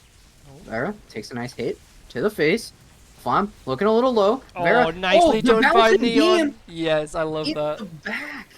Absolute heads up play. Yeah, there A we good split of both the red team. Will Neon be able to get on top of Flam though? Oh, no, Broad. where is he? Oh god, Broad and now his teammate did goes down. such a misplay there. Broad just stood there and took so much damage. But Neon does have the revive. But they're camping the body. Yeah. Oh, Goes for good it. play. Teleport out. Teleports through. Good It's heals. Glazed, though, but the Nicely heals. done by Neon. Oh, But now now the they're gonna teleport focus onto Neon. Flam. Broad does use a teleport to get on top. Flam looking super low, gonna need heals from his teammate. No one cuts it off, so he is gonna be back full HP. Beret taking Neon a little bit of that should not have water. walked down there. He should have, he should have went to stop either Vare or attack Flam, but he just walked down away from the fight. I think they should just go through in this position. Oh, they managed to force Flam through though. Will it be enough though? Flam's Will about they to have come enough through. time to Rock's capitalize? gonna No, come they in. will not. They're in this corner. They don't want to be in this corner. Yeah, Broad's taking Broad, a lot of damage. He super does have low. enough. He's gonna have to teleport out. Yep. does do so. Good teleport right into the heal beam. He almost might need to do it again, but he doesn't have enough. And so now it's Broad on the backlines versus Veray. Neon on the top versus Flam. Neon probably won't be able to win this. Nice Stone Prison. And Broad teleports in. So now it's again a 2v2, but Neon's looking pretty low. Nice heal from Veray.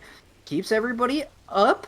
And Flam just getting pushed back. Takes a nice hit to the face for 300 damage. But the heals. Why is no one blocking these heals?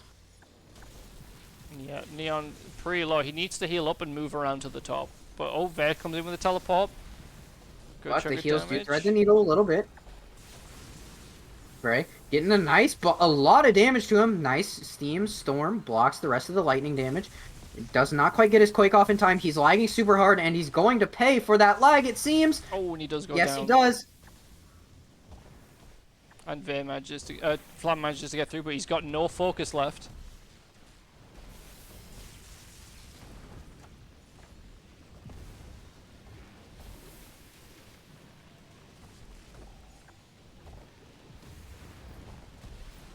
Oh, Flam's getting pretty He's pretty low. low here, though. Neon's doing a good job. He's firing things in. Flam's pretty low. Is he gonna go down?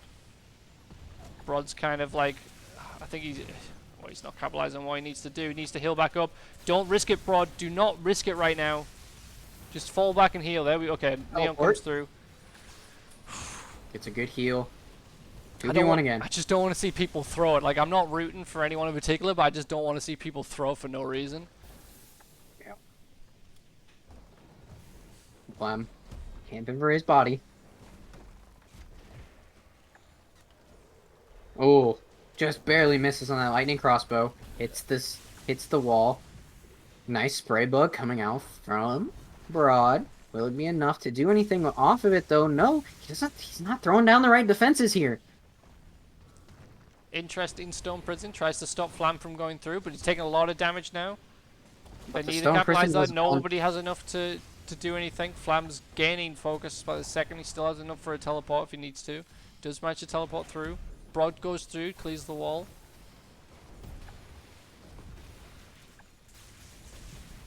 A lot of damage coming out though. On to Flem.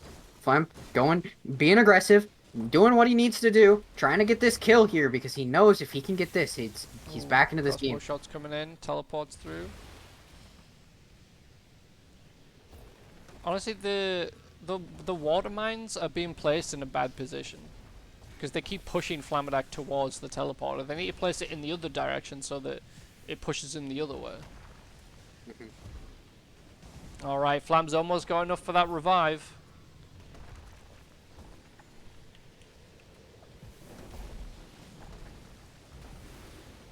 Yep, teleports through. He's just trying to waste time at this point. Bodhurk's flying through on this side. Takes an absolute ton of damage though.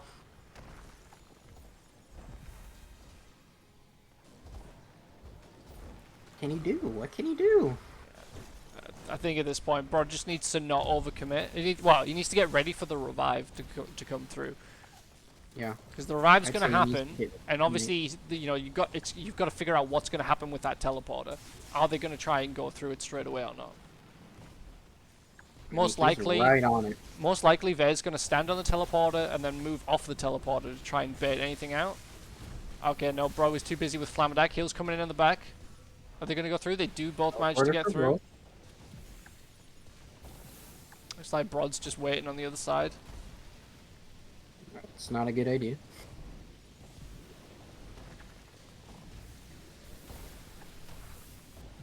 Oh, Flam straight with the teleport coming into the back of Brodhurks and Neon. Oh, interesting play. I don't think they knew that he teleported either, but will they be able to capitalize either team on this out of position? Oh, Ver's taking a lot of damage, but now Brod just walks through that storm. Heals coming in from Neon.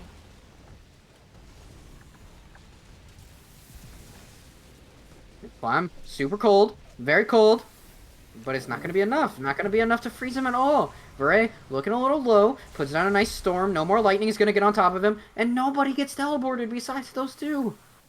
Big mistakes. Yep. Every single person in this game right now, besides Flam, has enough for a revive. In that case, they need to take Vera out if they can. Yep. To stop him from being able to do anything. Obviously, I think just well, I mean, it's hard to force out any magics at this point in the game. Obviously, you can try teleporting on and making them teleport. Neon lagging a little bit. Taking a lot of Just beating the damage. teleporter. Honestly, oh, Flam accidentally Nice. goes through. Hey, but can they kill Beret here? Oh, he does He's teleport gonna through. blink onto the Oh god, teleporter. Oh Neon's no, gone Neon through went as with well. him. That could be a bit of a misplay. Has to run away. Is he going to teleport? He does teleport. Where's Broadhex? Broadhex has gone through. I think this may possibly be the end. Oh, nice haste from Neon. Switching to that magic. Really nicely done. But now Broadhex is a little bit of a bad position. Neon doesn't obviously want to go through the teleporter if he can avoid it. But Brod's taking a huge amount of damage. Looks like he's gonna get Flam through. goes through. He does manage to get through. Where's Nice the heals? There's from the heals. Neon. Just enough. Just enough to keep him alive. Now Broad should be able to fight back from that HP. Honestly, I mean he could, but honestly just teleport. Why risk it? Oh, Broad. What is Broad, misplay. Huge misplay here. Not sticking with his teammate. Teleport comes in. Teleport again. Broad doesn't Oh, have TP or revive Barely anymore. keeps him off that point. Beret and Neon are the only ones with revive now. Beret can waste one focus. Neon can't quite. He's very close though. Broad looks like he's lagging pretty hard here. Oh, they're both taking huge chunks of damage. Flam's a bit low as well though. Everyone's getting a little bit low. Good blocks, good healing blocks. No, you cannot stop healing block. I know, but he's so low at that point. He's got to be careful. Oh, teleporting from Vera. Teleport out for Broad. Everyone's getting a little bit laggy. Goes on to the teleporter. Neon's super low. Uses haste. Trying to dodge as best as he can. Is going to go down. No, it's not going to be enough. And Broad is the one without the revive. Oh, and he uses the... That is a misplay going for that teleport there. Because even if he did manage to take out Flam there, Ver had an instant revive ready. Yep. Oh, I'm preemptively moving across. This definitely looks like it's going to be going into Flamadak in Vera's favour. Unless Brod can pull off a little bit of a miracle.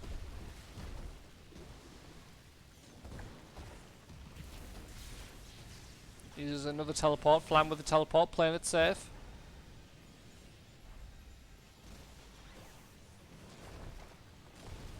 Oh, good bit of damage. Flam's looking really low. He's getting kind of aggressive, but the push will be enough to let him get healed up. Oh. Now it's Broad. Manages to get him through. Broad Very. can now heal. He has enough time to heal here.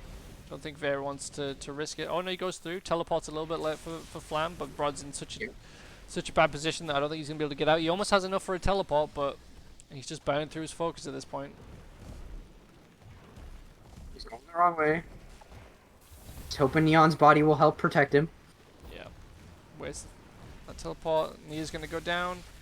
And there we go. Flamadak and Vera take the tournament. Congratulations. Yep, Flamadak, Team Flamadak, whatever team he's on. He keeps managing to pull out a win in every single tournament. What's that, like 4 or 5 in a row now? Yep. Something like that. Congratulations. Yep, clap, clap. You know, congratulations to Brodex and Neon for placing second. And then to it was it Swag? Swag and Swag and Play for Yep. placing third. Yep. Let me bring up the bracket so everyone can see that. I'll switch over.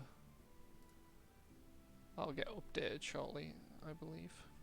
And I'll switch it over to the standings. This should tell me. Wait. Oh, actually, wait. Well, I mean, once they put in the thing and say that it's completed, it should show that that's everything done. Just gotta wait for Max to update it. Max, stop congratulating people. Update the tournament.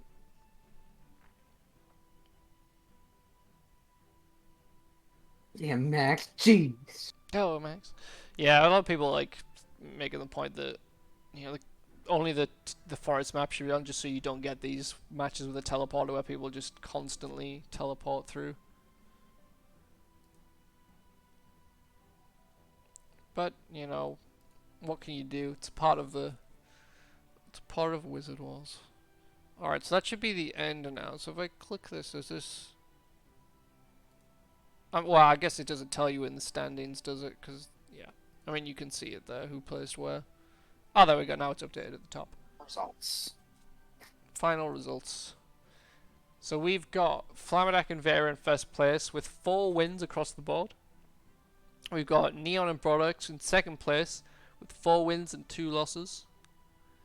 We've got. I want to know something crazy. What's that? If he put these in correctly, no, I don't think he did. Never mind. I was gonna say that they didn't drop a single round, but it looks like they did. Well, yeah, well, because obviously in the. Well, yeah, they dropped rounds in the finals, Yeah. but It's because obviously all it's the other best ones of are 3. 3-0. But Yep, and then we've got Swag, yeah, playing third with 2 wins, 2 losses. Fourth place with Repodge and Cranberries, 2 wins, 2 losses. Fifth place, Karma and Bordepa, 1 win, 2 losses. Joint fifth place actually, Buffett Snail and and Alias, but also Betenko, but also No Scoper. Wait, No Scoper didn't even show up, so he didn't even play at all. Then we got joint 7th place, Ronan and Kadri, and Anthony, DPS, and El General. I believe that was. Alright, so there you go, everyone. I'll leave thanks this everybody down for these years. playing. Yep, thanks for playing. Thanks everyone for watching. Next tournament is to be decided. We'll wait and see when Max or if anyone else wants to do any tournaments, arranges the next one, and obviously I'll make an announcement in the Discord, in the news channel. So make sure you are in the Discord if you're not already. I'm sure I have a link somewhere, or if someone wants to post a link, maybe I can just do it. Invite the link, copy. There we go. Post that link in the chat. Join the Discord if you're not already. Get announcements for the game and the tournaments, etc. Alright. Thank you, DDH, of course, for co-casting with me. Thank you for having me. It's always a great time. It is. It's always fun.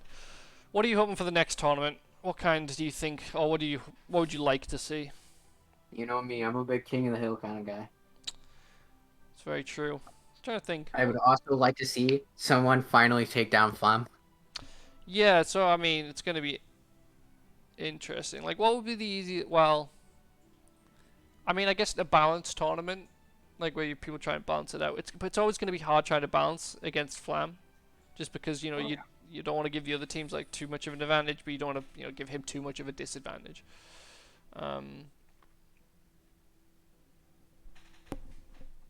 But yeah, I'm not sure which one I would. What kind of tournament? Obviously, I'd love to see a Warfare tournament, but just because of the, we'd need a lot of players to make that worthwhile. I mean, how many we had 8 teams, so we had 16 players, which means we could have had 4 teams of 4. We could have had a mini Warfare tournament.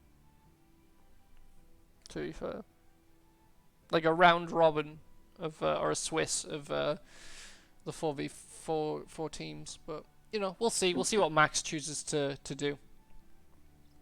But anyway, we'll end the stream here, so I can go get a drink and eat some food. It's a good plan, my friend. It is. My throat is very sore. Oh, yeah. Alright, thanks everyone for watching, and we'll see you at the next one.